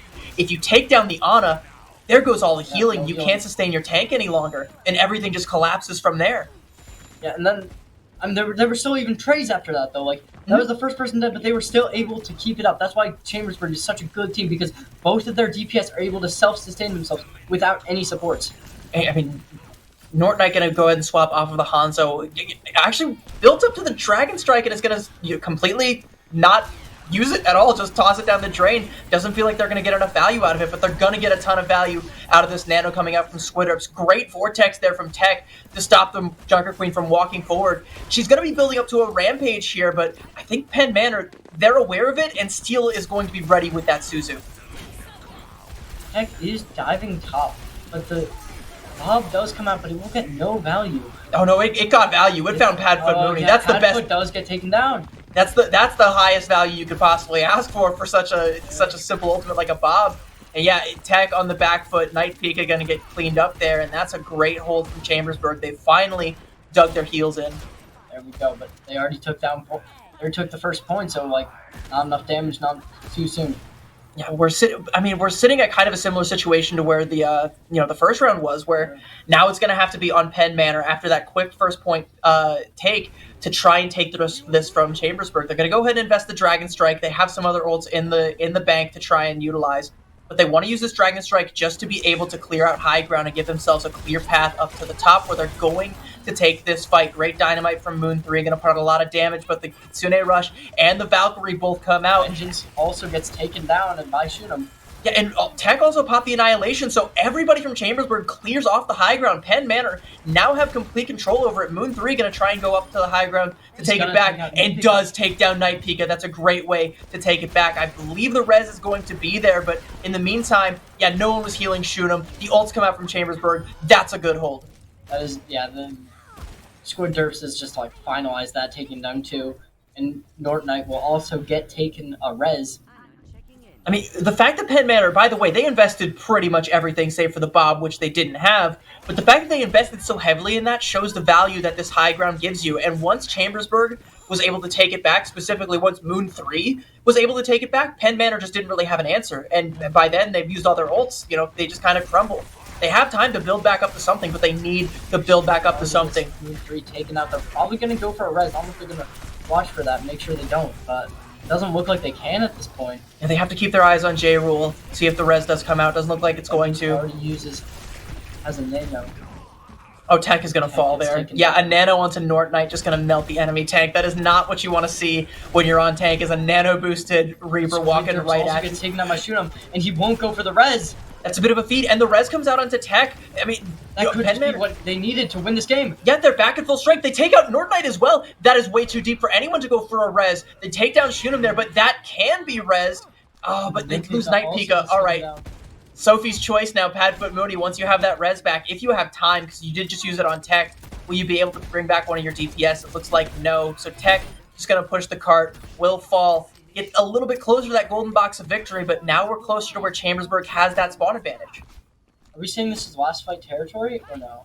I mean, Penn Manor, if they make this first one quick, realistically, they have 2 fights in them, but that's only if they don't expend all 5 ultimates. I think they just dump all ults and just win this fight. I think that's the way to do it here. Because Squid Derps, you know, he has his ult, but it won't even affect Mercy if she's in the air, and then she can just damage boost the rest of them, and nothing even matters. If they're going to invest all 5 ults, they have to win this fight, because they're not going to get another chance at this. They're going to go ahead and invest the Bob. That's a great nade from Vengeance. Hits 3, the Rampage comes out to confirm it. Shunem does fall, despite investing the Bob. The Dragon Strike and the Nano all came out, but it's Chambersburg that's coming ahead in the fight here. Tech with the Annihilation finds 2, and this might be enough to get their foot in the door. Mercy's about to die, but he gets back. Moon 3 gets taken out, he goes for more, and he gets more! Tech is getting so much work done, but look at how far back the cart is, though. Chambersburg still has the spawn advantage, and they're going to have the Valkyrie, they're going to have the Death Blossom. Squidderp's going to swap over the Doomfist to get another touch here. The cavalry from Penn Manor is just now coming back. Here's the reinforcements. They have to stick the landing here up against this Death Blossom, and they just can't. North Knight deletes the backline. It looks like the tank is about to die, but no, Tech gets taken down first. We're into OT here now. Shunem has to try and be the hero. He needs more. He's looking for something. He wants a backliner or he wants Moon 3, but with the Mercy Pocket, he can't quite get it. Tech is forced to swap to the Wrecking Ball to get a touch. Night Pika going to go ahead and touch the grave there. North Knight is on fire right now. Steel hanging on by a thread. Falls. Shunem not far behind. The Wrecking Ball is there to touch, but it's all just a formality at this point. Doesn't matter. The Bob comes in. Night Pika trying to find something, but yeah, there's just too much sheer manpower from Chambersburg right now, and that's where the cart stops. Chambersburg 2 meters off of that. With a slightly better hold than Penn Manor will take Blizzard World. That was so close. I think that if they were on attack first, they would have won that. Yeah, absolutely. I mean, Chambersburg looked really strong there. I mean, Penn Manor looked very strong as well. Both these teams look pretty evenly matched, but it just kind of comes down to that spawn advantage and the fact that, yeah, we see this big play here from Tech. That was kind of the big moment that Penn Manor had, but it was just him and I think a support trying to keep him alive to keep that pressure up.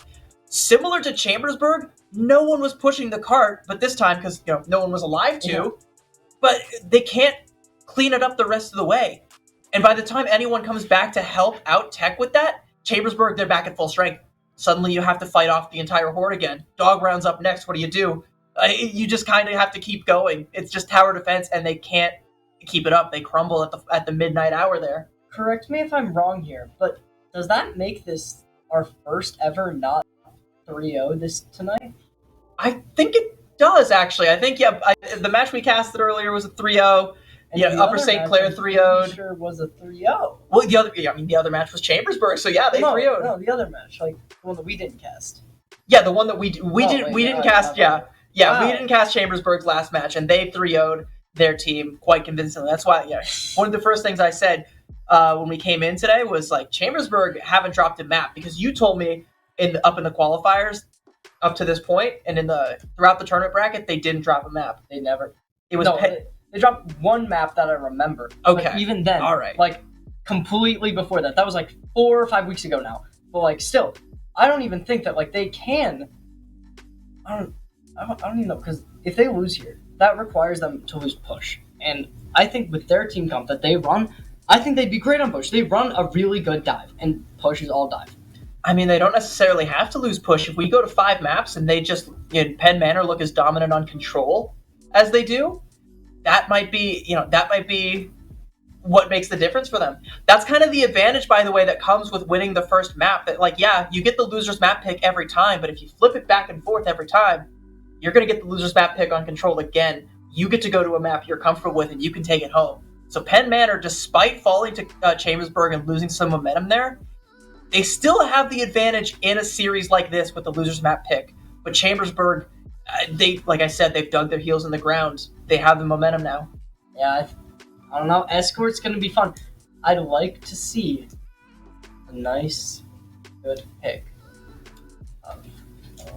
Correct me if I'm wrong here, but I think it would be really nice to see these two teams facing off on Shambali Monastery, because that's a new map, and both these teams love playing high ground. We've seen that, and I think that would be a really fun matchup to see.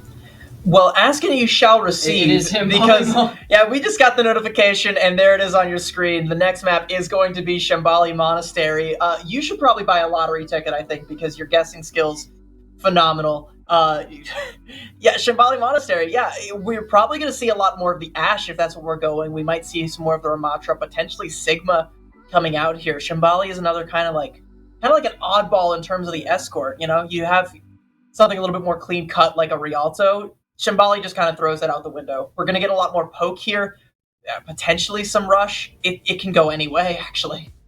Honestly, I'm thinking we're going to get a lot of poke from both sides this entire game. No dive, no anything, just a bunch of freaking poke.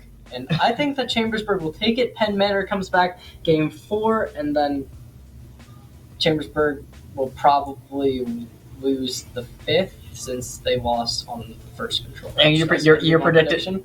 You're revising the Chambersburg 3-0 prediction. Now it's Penn Manor 3-2. We're flipping the script. All right, well, we also have a little bit of intel here that it is going to be Chambersburg starting off on the defense here. So, we'll start to see once we get into the map and once we start things off here what they do end up coming out here with. But I think that kind of plays to some of their strengths. And if we see echoes of what we saw on Blizzard World, where, again, Chambersburg being on the defensive first, that might be the play. Or no, sorry, it was Chambersburg on the defensive second. Yeah, completely ignore what I just said. Yeah, I've gaslit you all. I've led you astray. I apologize. Chambersburg going to be on the defensive first this time around, so flipping it around. I want to see what Penn Manor comes out with here on the attack here. If they decide to try and go for maybe a dive to dislodge the high ground that Chambersburg is inevitably going to be playing from, or if they want to take just a simple brawl here. And it looks like they're flashing the latter of the two right now with the attacker spawn. They will be running a Sigma comp, which I am a big fan of. I love Sigma. And we haven't seen Sigma all day, so that's really cool for me to see. And I think it's also really cool that they're putting Nort Knight on the Soldier 76, Moon 3 on the Ashe. It's going to be really good for some poke comps. The only problem is Shunem will be on Widow, and Widow into Soldier. If the Soldier is like peeking out a little bit too far, he will get his head popped off. It's not so much the Soldier that I'm worried about, because even if Nort Knight gets decapitated by Shunem, it's J-Rule that is going to be the one with the target on her forehead there, that Mercy. If Shunem gets the Mercy, then it's kind of all Jover for Chambersburg, because you're likely going to have the pocket onto the Ashe or potentially onto the Soldier. There are options there, but that all goes down the drain if J-Rule falls. Ditto for Padfoot Mooney as well, but less so because of the attacker's spawn advantage currently. As we get later on, she's going to have a little bit more of a target on her back, but it is actually going to be Penn Manor trying to take the stairs approach and take the fight to Chambersburg on the high ground. Shunim will get taken down already by Moon 3 being pocketed by Paptu Muni, but they're doing like a 3v5 by the looks of it in this hard corner. They do not have the entire attacker with them. The entire defense is there. They need to get more organized because I don't know where the rest of the attackers are, but it always looks like it's just 2 or 3 fighting them all. I think the issue with Shunim being on the Widow there was where Chambersburg was playing. Shunim could not have gotten an angle and wasn't contributing so much to the brawl. So Penn Manor, they're just not able to dislodge Chambersburg. But swapping over to the Mei, they're putting in a little bit more pressure, and I think Chambersburg are fully aware of it because they're going to backpedal a little bit around this first corner, give up a little bit of cart progress for free, and play somewhere where it's a little bit more advantageous, where they're less likely to just get walled off and isolated. So very smart play coming out here from Chambersburg. Meanwhile, Penn Manor, they're respecting the damage that Squidherbs can put down with these orbs. It does look like they're forcing Chambersburg to just back off a little bit, which honestly I think is so good because as soon as this happens, because I was about to say, like, as soon as Squidherbs is like a little bit past points, Shunim's just going to destroy him. But it will happen, except he does not get taken out due to Vengeance and JR Rule's nice utility usage. Moon 3 will be pocketed and trying to get damage. They will have the ult come out for the Sigma, and it won't matter though. He gets no kills. Still gets a lot of damage. Moon 3's Bob takes out Shunim, and they're just...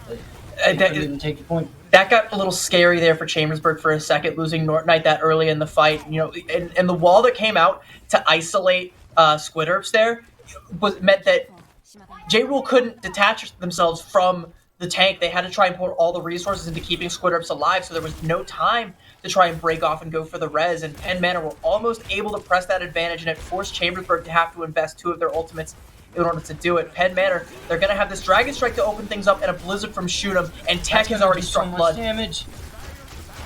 Yeah, Squidherbs getting frozen up, getting melted down there by Shunim. Taking out first point now.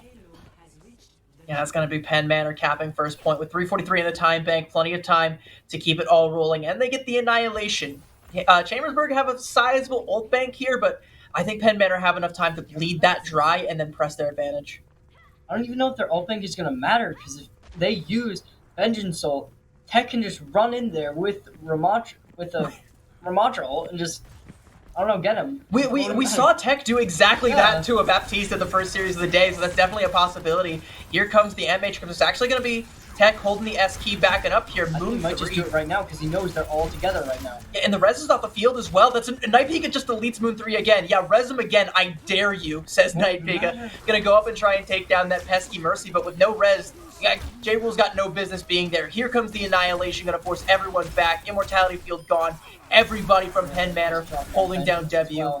Squidherbs. I mean, the Valkyrie from J-Rule is just a formality trying to keep Squidherbs alive. The Sigma falls. Penn Manor, they're threatening to cap point B. It's just too hard. Chambersburg has no ultimates left, except for Squidherbs. But even that, I don't even think they can get much off of that. Because, like, what are they going to do? Use Nortonite to try and combo that? I don't even think that's going to work, due to Night Pika being able to do the same thing. And they have the Mercy ult too. Like, this is going to be so hard for Chambersburg to get back into this game. But Tech will fall. So maybe this will give them something. I don't know. It might. Going for a res on your tank is really hard because there's no one to really hold the space and stop the enemy team from engaging you. So you saw Chambersburg just come in like vultures to try and push the rest of Penn Manor back and not allow Padfoot Mooney to go for that res. But it's okay. The spawn is right there. They still have the spawn advantage until the cart gets around this second corner. Then it will be firmly in Chambersburg's court. They've got time to build up to more ultimates. Night Pika can go ahead and invest that Dragon Strike to try and force Chambersburg back, but here comes the Gravitic Flux and the duplicate coming out. Gonna duplicate the Hanzo. Never mind, he was at 1 HP for a little bit. It's the pocket coming out from J-Rule, keeping him alive, but the Blizzard from Shunim might be what just sends this one home, and Tech gonna pummel anything left standing. And Penn Manor, this cart keeps rolling. Looks like we're in last fight territory here. Chambersburg needs to win this if they want to have another chance at getting them to not cap this point. But they have the steal, but they're going against Vengeance, who almost has his. And at this point, they're going to have to stay on the point. If Vengeance uses his, it's going to be too hard. Yeah, well, like, what are you gonna do into this Kitsune Rush? Nort Knight, not much. You're just gonna go ahead and fall when Night Pika with a pocketed Mercy takes you on down there. Vengeance is forced to pop the Amp Matrix. J-Rule getting criminally low there. Isn't quite cleaned up, but in the meantime, Vengeance is. Immortality Field gone. Moon 3 gone. Tech Annihilation on the field, cooking them, and that's gonna be a cap for Pen Manor with 2 minutes of the time bank. That doesn't sound like a lot, but on Shambali Monastery, that might as well be a calendar year. Yeah, that. I don't even think Chambersburg can like even win at this point. I think this is just Pen Manor's game. 2 minutes is crazy. I mean, I wouldn't go that far because I mean it's payload. You can always see some overtime pushes, but you're not entirely wrong either because it's very difficult. I think even if usually you don't even see Shambali Monastery getting full capped. We see the cart stall out so much on point A, on point B, and if you get to point C, it'll often stall out before it gets capped. That's just the nature of this map. It's very, very defender-sided. Chambersburg, I think if they finish, it might be an OT, and they're going to be at a time bank disadvantage. I don't see them matching or beating this time bank. Oh yeah, no way. I think at most they're going to win this with 1 minute on the clock. Yeah. And that's going to be including the time that they're going to get to make it 1 minute. And they're going to have to find, pull a rabbit out of their hat to do it. They're going to have to try and find magic or, some lightning in a bottle to make it happen. Because after a push like that, if you're Pen Manor, you are feeling yourself, the momentum that Chambersburg took from you on Blizzard World, gone. Pen Manor have it right now. They can continue to leverage it. And I like their comp to do it. Just that Ramatra rush with the Hanzo to find the angles and with the Mei to isolate. I'm not too crazy about the Junker Queen and the Ashe comp over on the side of Chambersburg, though. I don't know what they're going to do here from Chambersburg, but I think that this is going to be a big... Oh, they've already lost Moon 3. Yeah, get out. Yeah, turn around. Pop a Yui there. You know what? They get J-Rules. You res him. We're good. I mean, you get the res, but you're like 6 feet from the spawn. That's not a very high-value res, to be completely honest. Yeah, I would have let him die, but... Yeah, and Chambersburg, like, they're not even going to try and take the high ground now. Because they had to double back for that, they just want to take the fight on the cart. So Pen Manor, they have this whole high ground to play with right now, and no one is taking them down from it. Squidward's going to go ahead and use a knife to yank Tech off of it, but now he's just in your face, pummeling you to death, forces the ice block out from Nort Knight. In ice blocks. It's going to be Squidward's falling. The support wasn't there. And that's a great first fight hold from Pen Manor. I don't even know what's Chambersburg even gonna do at this point. Like, they have to change something. I mean, they had the right idea at the first point. If you're gonna play the Junker Queen into the Ramatra, you have to take the brawl to the Ramatra, so you have to go up on the high ground. You can't just let the enemy team have this high ground advantage, but they can't be losing people on the way in, and they can't be like doubling back. They're still trying to play here on the cart, but look where Shunim is. Shunim can just wall everybody else off. Yeah, and Squidward is just stuck out on an island by himself. Gonna be forced to break down the wall once it falls, get back with the team, but Nort Knight is lost in the process.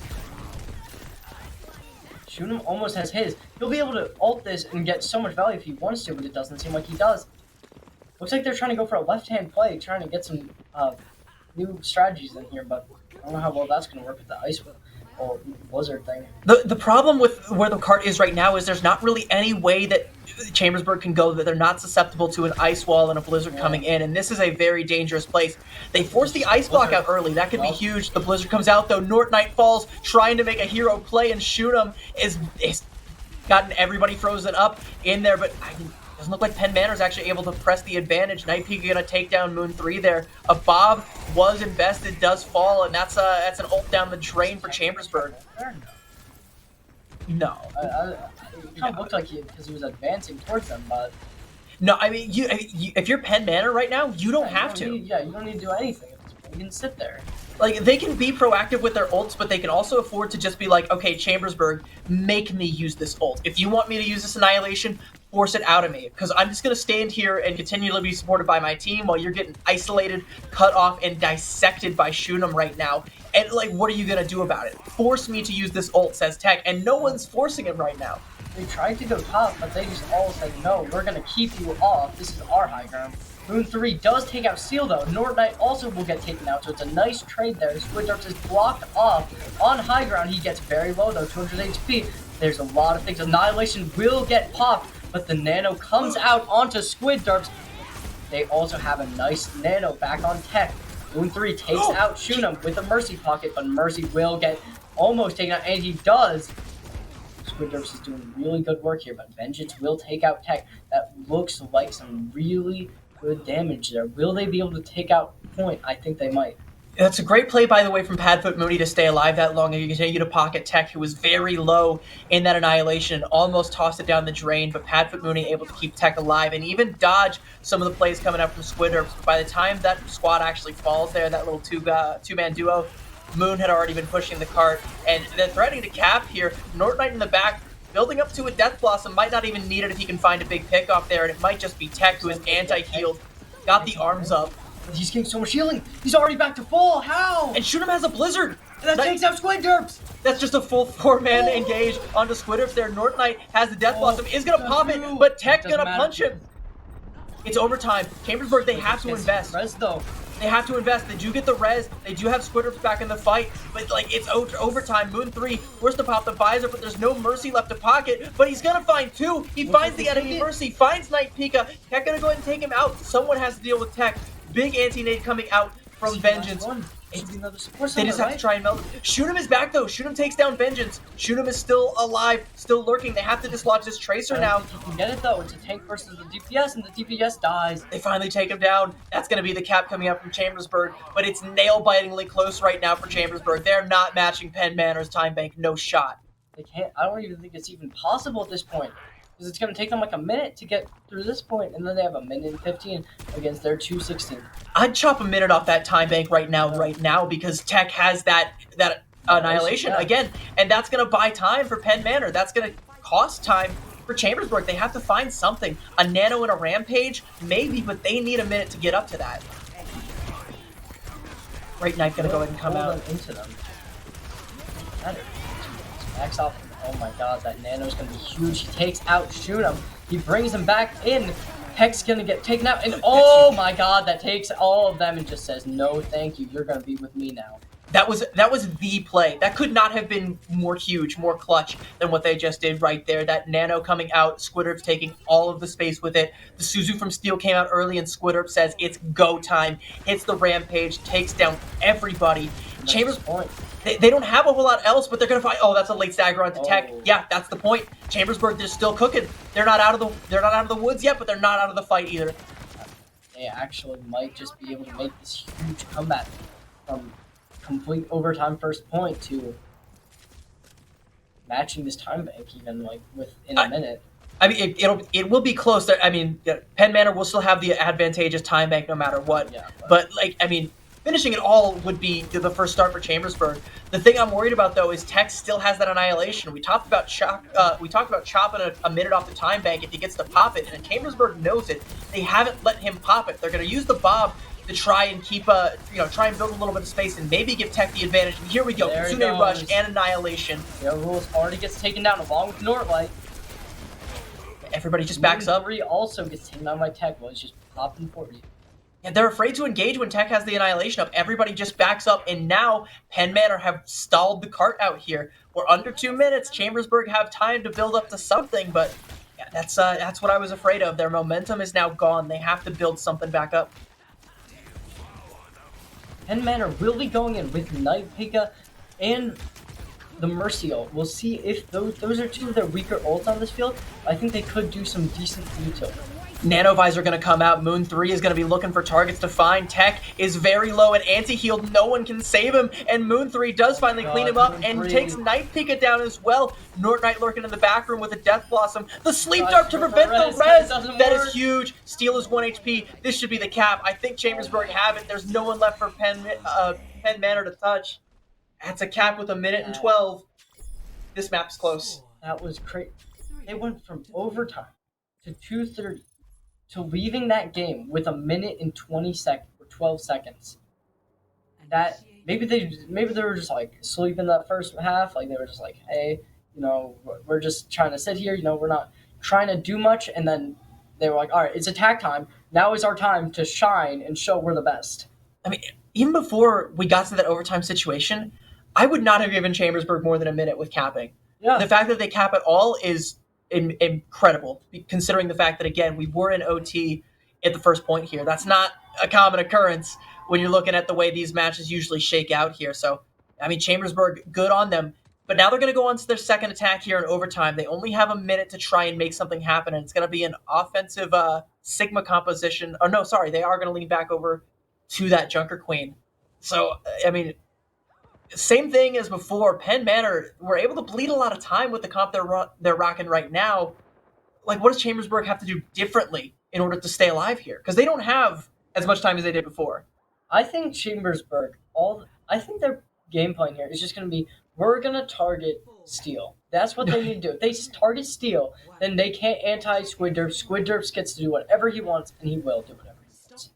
I mean, that really is the play also. And by the way, Steel swapped over to the off the Kiriko onto the Ana. If Squid Derps builds up to a Rampage, there's no Suzu anymore. Yeah. That's going to be just a fight win here. That might be a compositional error, a little bit of a mistake from Penn Manor, unless they're able to find enough value to offset that risk there. So a gamble for Penn Manor coming out. They're going to have to try and dislodge Squid Derps. The wall comes out. They can't find the kill here, and it might actually be Shoot 'em.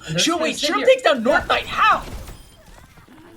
Won't matter, though, because he was in his ice block with Squid Derps right next to him, so he's able to get traded right away. Moon 3 also does get taken down on the defense. It's going to take him a little bit to get back in. JL Rules also gets taken down. And Manor. Yeah, Penn Manor, they're still holding strong here. Squid Derps is just kind of trapped right now. They know he's there, and he can't quite get back to his team. The team has to come to him. North Knight does kind of regroup with Squid Derps, and now they're trying to poke their heads out here. We're at 12 seconds left. Chambersburg does not have a single tool in their ult bank. They have nothing major. They have to just try and go and make a play in the neutral. But they've lost Moon, and they've lost Squid Derps. Off, and he gets destroyed by Tech. Tech says, "Let me punch you." Oh, and punch them he does. And gonna be a Dragon Strike on the point. North Knight gonna use the Wraith Form to try and stay alive. Takes down Night Pika, but they've lost Vengeance. North Knight falls. No one left to touch. A wall from Shoot 'em is gonna make sure that no one else can get to the cart, and that's where all of Chambersburg hopes for Shambali Monastery will be laid to rest for now. Penn Manor, they got about the length of a Taco Bell drive-through to go to win this map. You know, I think that the Chambersburg hope morale right now. I think they're all thinking, you know what, we go GG, go next, and they're gonna have to come back round 4 here because 2 minutes 16. That's not a low amount of time. I mean, I've seen some crazy plays, some crazy defensive holds on Shambali Monastery, so it's not impossible. I don't know if I'd fully say GG go next. Oh no, I've seen closer than this, to be completely honest with you. But if you're going to be the one to defend, you really have to have that dog in. You really have to be him. You have to be them. You have to be everybody. And, I mean, Chambersburg, I'm not saying they can't. I'm saying that's the bar. That's what you have to do if you want to hold this. Or, you know, like you said, they could just, you know, yeah, no, we're not holding this. GG go next. And try and focus on their map pick and making sure they get the dub on push. Good point, yeah. I think short term, you can't think too far ahead. You have to focus on the task at hand and try and get this hold as best you can. And if nothing else, go down swinging. I'm thinking, you know what, we see what happens here, and we're going to hopefully see some really good plays from Chambersburg to try and hold this for a decent amount of time. Squid Derps still holding on to that Junker Queen. That seems to be what they really like to play here on Shambali. And I mean, there was that one really good Rampage, but saving that, there hasn't been much. And you're right, they're not playing high ground. They're playing at the Golden Box of Victory. They're staking everything on one fight, and they've already lost North Knight. That fight might have already come and gone. They take down Night Pika, but is that enough? Looks like they're going for the res. They get the res. It won't matter because Pablo already gets taken down. Oh, they lose Moon 3. Squid Derps is low. Squid Derps falls. There's no one else left to hold. Supports have to try and dip set, but they can't because no one's contesting the card. Moon 3's gonna have to make some ridiculous. North Knight's gotta make some more ridiculous plays. Just trying his best, but gets nanoed on the way in. Yeah, GG's. Done and dusted. Penn Manor. Sorry, yeah, confused me. That was Penn Manor, definitely, not CHS. I'm sorry, just CHS fans. That was Penn Manor that definitely took that map. They're gonna go up 2-1 here. Chambersburg, it's gonna be their map pick, but like, you know, what do you do? Because I mean, on a comp like this with the Junker Queen, you get plays like this, but it wasn't consistent. And the Ramatra comp that Penn Manor was playing seemed to get the better of them more often than not. Yeah, You know what I just remembered, actually?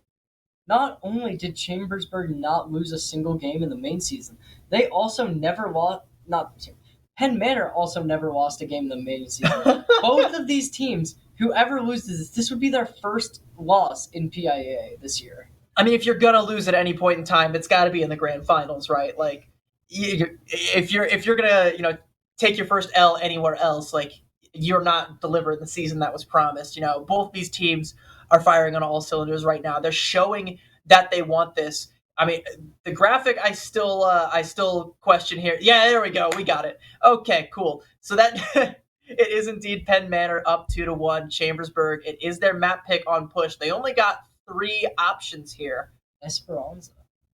Esperanza is going to be the one that they choose, and I'm honestly not surprised because I mean, Esperanza just kind of feels like the favorite for a lot of people as far as push goes.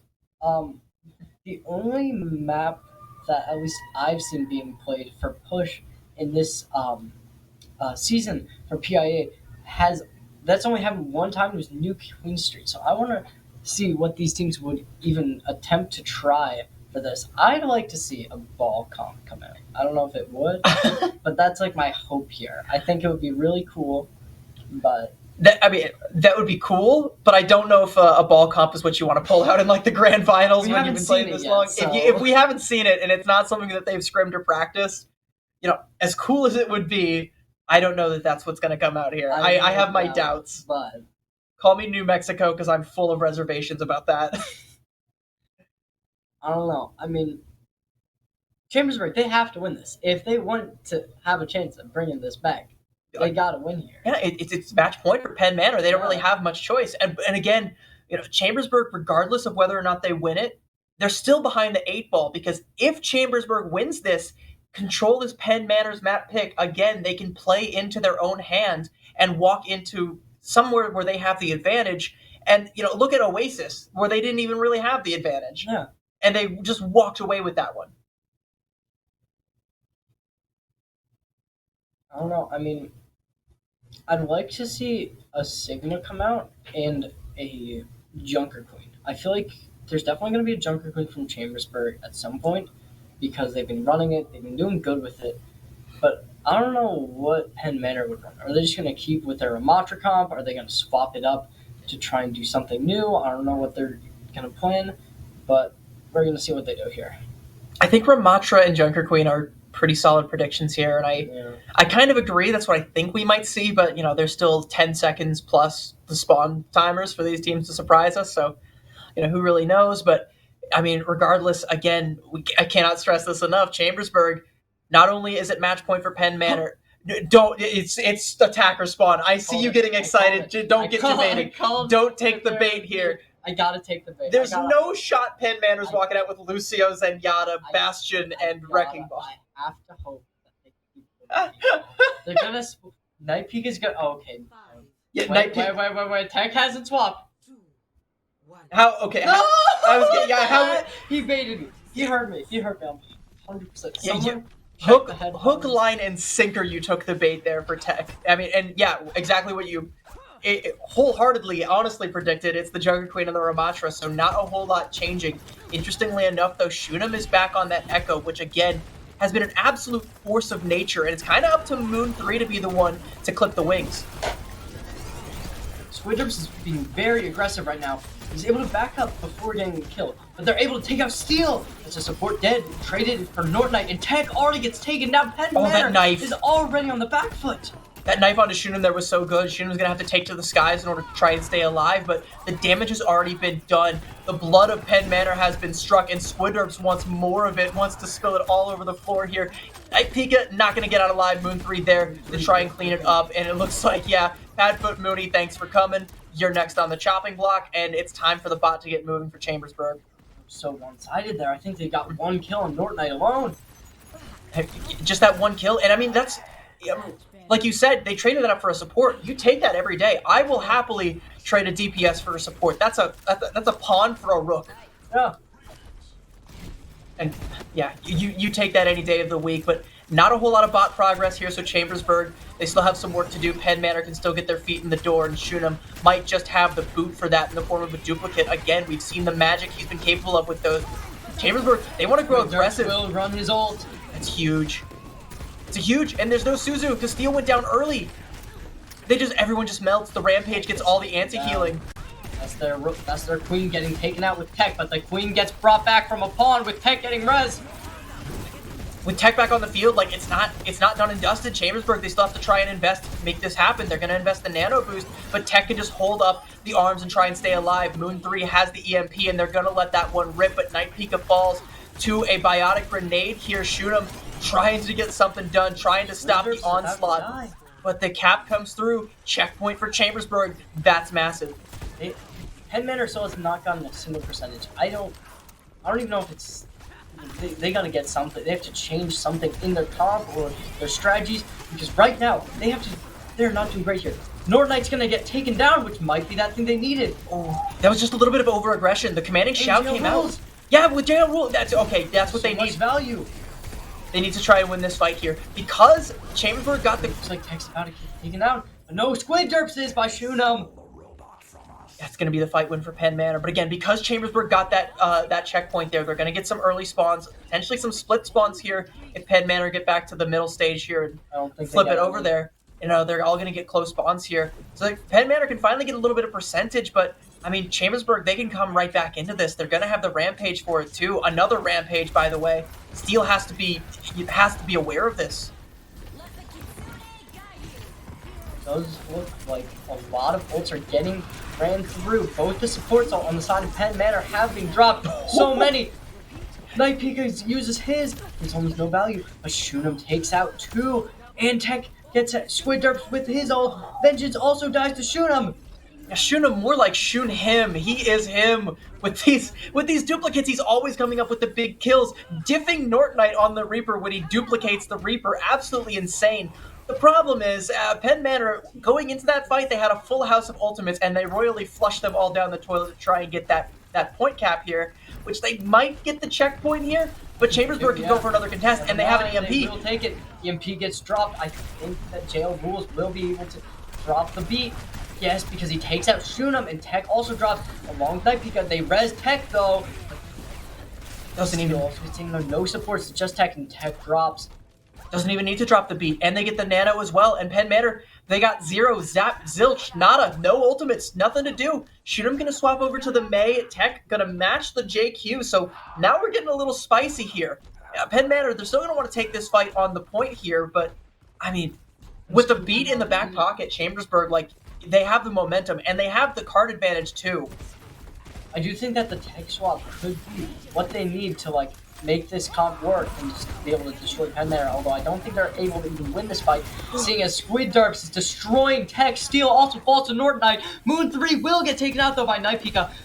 What's happening? They try and go for the res, but it won't work. North Knight gets taken out, takes out Shunem. That was JQD there, Junker Queen diff there from Squid Derps, and a very ambitious res attempt there from Padfoot Mooney, but, you know, when the fight's already kind of lost, a little bit more of a tactical reset to try and go for that one. It looks like we are going to go to a pause as a member of Chambersburg had their foot on the gas a little bit too hard and disconnected.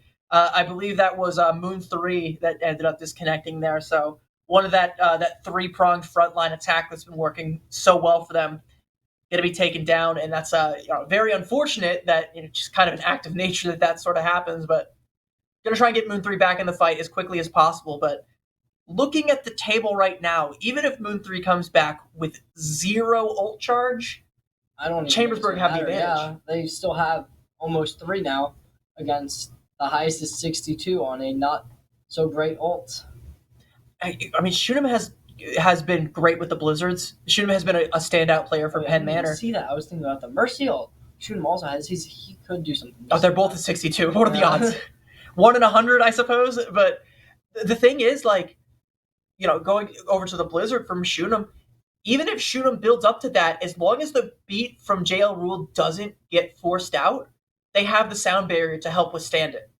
And then what do you have if you're Penn Manor? Like, you don't really have anything. You have to try and use that time.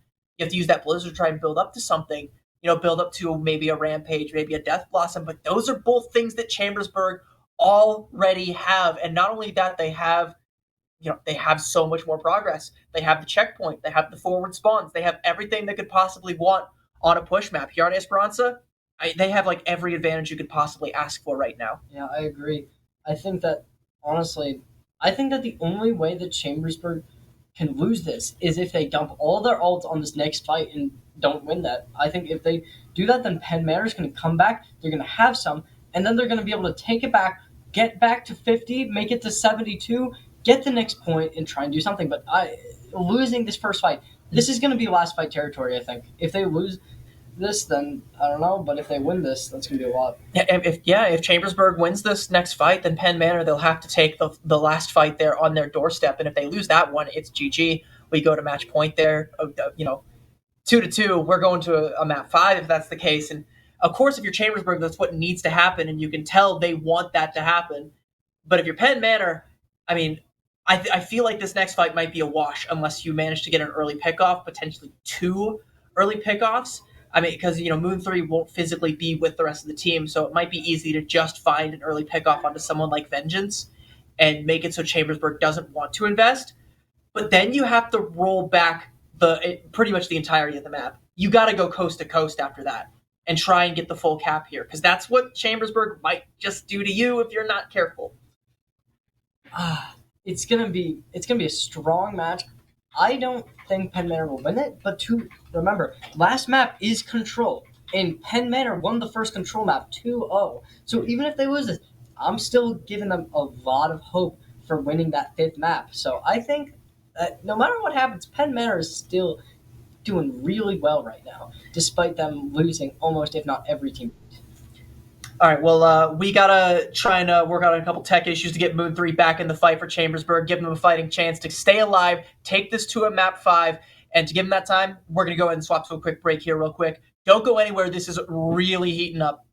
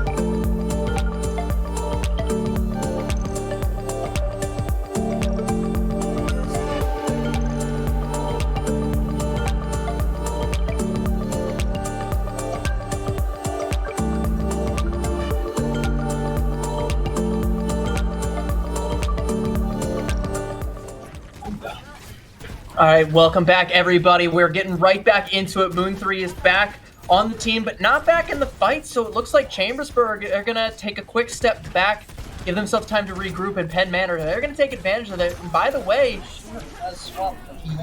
yeah, Rampage going to come out there from Squid Herbs there, and yeah, Chambersburg, they're just going to follow it up with everything and just melt down Tech, melt down Padfoot Mooney, and they've got Moon back, so now they're pressing the advantage. They used all their ults there. They had, what, 4 to start with. They definitely used at least 4, yeah. Yeah, I mean, they've built up enough time, though, for Steel to build up to a nano boost, so there is still something of a lifeline available for Penn Manor, but they're going to need to use it. Or maybe they can just build Raj, because Shunim has gotten it lightning fast and is still pumping in the damage. They might actually be able to finish off Squid Herbs here, and that would be massive if they're able to clean that one up. Everyone's just backing up. They're respecting it. Yeah, there it is. Oh, that was so big. Yeah, I mean, the nano came out, everyone backed up, they take down Nortonite. Look how far back Chambersburg is kiting this. They finally lose Nortonite that deep back, but look how far back they're going. They don't want anything to do with Shunim right now, knowing he's got this barrage, knowing he had the nano, they're respecting it so much, and Penn Manor, they've got control of the bot again. Looks like he's going to take out Vengeance, too. Never mind. No, I'm gonna turn around. And there it is. That takes out Northernite as that one. I mean, and this is what Penn Manor needed. It might not have been the play they were hoping for, but yeah, Moon disconnecting, that's it ended up being what they needed. They've now got the checkpoint here, and this is where they have the forward spawns. They can start to match Chambersburg's progress and even potentially surpass it. They've built up an ult bank that's pretty respectable. They can keep this one going. They're gonna have to try and counter Moon's EMP, but I mean, if you weather that storm, you're good. You're in the clear. Oh, that's going to be very difficult, though. He has 2 effects on him. But Tech does get taken down. Squidward's will get traded, though. That's no takes for anyone. JR Rules, but the Tech comes out. That's Penn Manor with another res. JR Rules is taken out, though. North Knight also gets taken down. Such a good res, but Vengeance gets taken out by Shunim with a punch from Barrett. That's kind of crazy. I mean, the res and the fact that they're able to turn that fight is all crazy. That's great hero plays there from Padfoot Mooney, and Tech also coming back, making the presence felt there. But I mean, you can't really push your advantage here. Look, the bot is completely stalled out. Everyone's trying to hold space. They have to back up a little bit. They can't match Chambersburg's progress without having the full squad here. Now that we're all back up, we can get people going. But already. In Nortonite, no hit scan still. Look at where the checkpoint is. We're coming up on it. This might be Penn Manor actually flipping it and taking control. They might lose. That barrage could be crazy. They take down Squid Herbs. They don't even need the barrage for that. And they might take down JL Rules as well. I mean, look at, we're so close to the checkpoint here. We're so close to Penn Manor flipping it. Moon's forced to translocate out. Moon on low HP. There's no one else to contest it. Penn Manor, they have the lead now, and they have a nano and a barrage to help keep it going. Squid Herbs has to be huge with this Rampage. Chambersburg, they need a bailout right now. Nano, Rampage, he's gonna go for it! But Shunim gets the nano as well. There's no follow-up. Squid Herbs takes down Steel. A nice barrage onto the street sign there. Gonna take down JL Rule, and they're gonna take down Squid Herbs as well. Steel gets res. Penn Manor is still alive. North Knight finally takes down Shunim. North Knight's too late. And Nortonite lingers just a little bit too long, and now we're knocking at the door. With a minute left, Penn Manor might be able to full cap. They only have a Valkyrie to brute force this through. Chambersburg, still gonna be big. They're gonna invest the beat. Nortonite's gonna come out a little bit later with attack visor, but isn't there quite yet. The aggression coming out from JL Rule. Lucio looking for something, but is only gonna find a grave. A knife from Tech cleans the frog right up. Here comes the attack visor. But he's anti! Steel with the anti. They're not finding enough. Squid Herbs with a couple of kills there. One of them's gonna get rezzed up. Shunim is still alive, still a threat. This is getting really dicey. Chambersburg, they need it to be cleaner than this. They need to completely dislodge everyone from Penn Manor. But Wolf already gets taken by Shunim. Tech uses the Rampage. It's huge. It's huge. They take down Vengeance though. Moon 3 gonna take down Shunim, but it's not enough. North Knight falls as well. Everyone is low. Squid Herbs hanging on by a thread. Invest the Rampage. The Rampage might be enough. Rampage gets Nitpicker. Take down Nightpicker. Squid Herbs is still alive. They can't deal with Squid Herbs. The Rampage actually comes up clutch. The healing from the bleed damage and the supports coming out of the spawn is enough to keep them alive. We're looking into OT here. Squid Herbs cannot fall yet. Great sleep dart. Anti-sleep dart. in OT. They need to bring it 28 meters. I mean, they got to run it all the way back. Yeah. Chambersburg looking to go coast to coast. Here, Steel has a nano boost, and Shunam is threatening to have this rocket barrage. But Steel falls. That's exactly what Chambersburg need. Now they don't have an ult. Do Penn Manor, they have to back up. They have to respect this, and the OT spawns are going to make all the difference. Plus, this is already captured bot progress. That bot is going to be going lightning quick. They're going to be giving up the forward spawns here. Steel got it, but they're not going to have it anymore. Will have his barrage if he can get a good placement, and that looks like he will. They're all very grouped up here. It's North Knight. It's the anti from Steel. It's the It barrage. takes out Squid Derps. We were talking about a map 5. He doesn't even need it.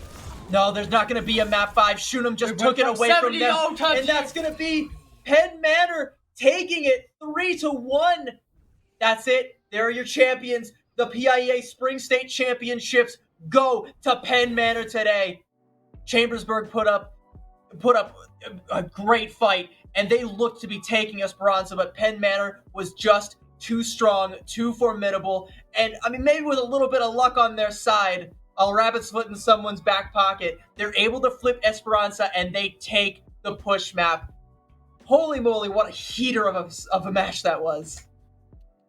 And we can hear the crowd from all the way back here. All the way backstage, we can hear you guys cheering them on. I mean, great matchup here. Give the players and give the teams all some love. Both of them. Chambersburg came to play today, but it's Penn Manor. The day belongs to Penn Manor. Shunam on that pharmacy was everything. Tech, even switching to the Junker Queen. We saw so many great plays from Tech on the Ramatra. The Junker Queen was everything. The Junker Queen swap was everything they needed. That was a crazy ass match. That went from 72. They had the spawn points to 0. They did not have any points, and then they somehow brought it back to 140. I mean, yeah, I can tell. No words. Yeah. Chef's kiss. Chef's kiss indeed. Mwah. I can tell you're mostly speechless here. I mean, the disconnect for Moon 3 there, that's got to hurt if you're Chambersburg. That's got to sting. And I really do hope that lights a fire in them and they come back next time around and they come out swinging even harder than they swung this time, because they swung pretty hard. They did. The Penn Manor, they had their guard up and they swung right back at the right moment. Again, shoot him. He is him. He is him. And I mean, the whole Penn Manor squad, they knocked that one out, clean out of the park there with that Esperanza. The Shambali matchup was incredible. Oasis was just not close. They just looked to be the better team. Blizzard World was nail-bitingly close for Chambersburg to be able to take it there. These teams so evenly matched. I mean, the scoreline doesn't really reflect how close this was, but the fact that Chambersburg are as formidable as a foe as they are makes this victory all the sweeter for a team like Penn Manor. Honestly, I don't even know how that could have even been much closer. Like, that was so good from Penn Manor. I got no words. That was. I mean, yeah. What words are there? 'Cause, I mean, Esperanza. We were talking about how, like, during that little pause, I was talking about how Penn Manor would have to go coast to coast in order to make it happen, and they did that. They lost the fight that we said they were going to lose, and then with only a nano boost in their back pocket, they gave it to Shunam, and everybody from Chambersburg backed up all the way past the midpoint. Just because they were afraid. All the way to the bridge. They were afraid. They put the fear of Shunam in them, and they headed for the hills. They dipset all the way back to spawn, gave up so much space, and you can't give up that much against a team like Penn Manor, because they will continue to take, and they claw themselves back from an incredible deficit on Esperanza and end up taking the map. What a way to clean that one up. What a way to close that one out. What a team Penn Manor comes out here today with. These are your champions, and they deserve it. They do very much to deserve it. I need a breath. I need a breath. I think that's gonna be it. That's gonna be it for me. I've been CB, joined by Cherry J. It's been a wonderful opportunity to get here and present this action to you. Congratulations again to Penn Manor. Cherry J, you got anything else you want to say to the crowd real quick? You know what? Congratulations to Coach Wood for helping all of these players through this amazing year. I know they didn't come first in the fall season. I remember that. They came, I think, second or third. But you know what? They did it here in the much bigger and much more important thing. They had some great coaching. They had some great players. That's all I gotta say for that. Yeah, the coaches often fly under the radar. We can't leave without giving them a shout out there. But now that all our work here is done, Penn Manor, all their work here is done. Congratulations once again. That's gonna be it for us. Thank you guys all for coming out and supporting this little Overwatch tournament here, this grand finals matchup here. We'll see you all again next time. Thank you again for coming. My name is Christina Lottie. I went to Pittsburgh Technical College, got associate's degree in information technology, and I now work at Magna 5 in the IT world. With our classes being so small at PTC, they were able to get to know us one-on-one. They're paying attention to their students, and they noticed my grades slipping because I was working and because I was just not sure what I wanted to do. But after seeing that someone saw my potential, I believed in myself, and I was able to get my grades up and make it through. If you get in the area of any buildings that you work on, that's what you're focused on. Like, I'm driving by Skyview Apartments down in Oakland, and it's like, I'm looking out my car window, traffic from Pittsburgh's going on all around me, and I'm like, trying to take video or take a picture, and it's like, that's all you can focus on because you put so much time and effort into one building. It's nice to see the finished project. I will not work in fast food to make ends meet. I would not have to settle for just any job. I will not give up on my dream. I will not go to college for one career path and wind up in another.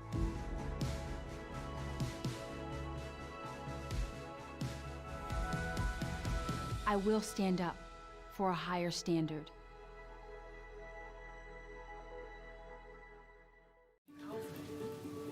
Well, my name is Melody Luttrell. I'm a unit manager on the 3rd floor here at the Heritage. With Felicia and PTC, she just stood out as far as being a new nurse and LPN, able to come in and critically think. She was confident in her approach with the residents. She was confident in her approach with interacting with the doctors. She was confident in her approach implementing her clinical skills. She just does a good job overall. My name is Deshaun Boring. I graduated from Pittsburgh Technical College, and I work at Magna 5. The thing that's really great at PTC is it's very hands-on. So when it's time for their actual internship, they can hit the ground running.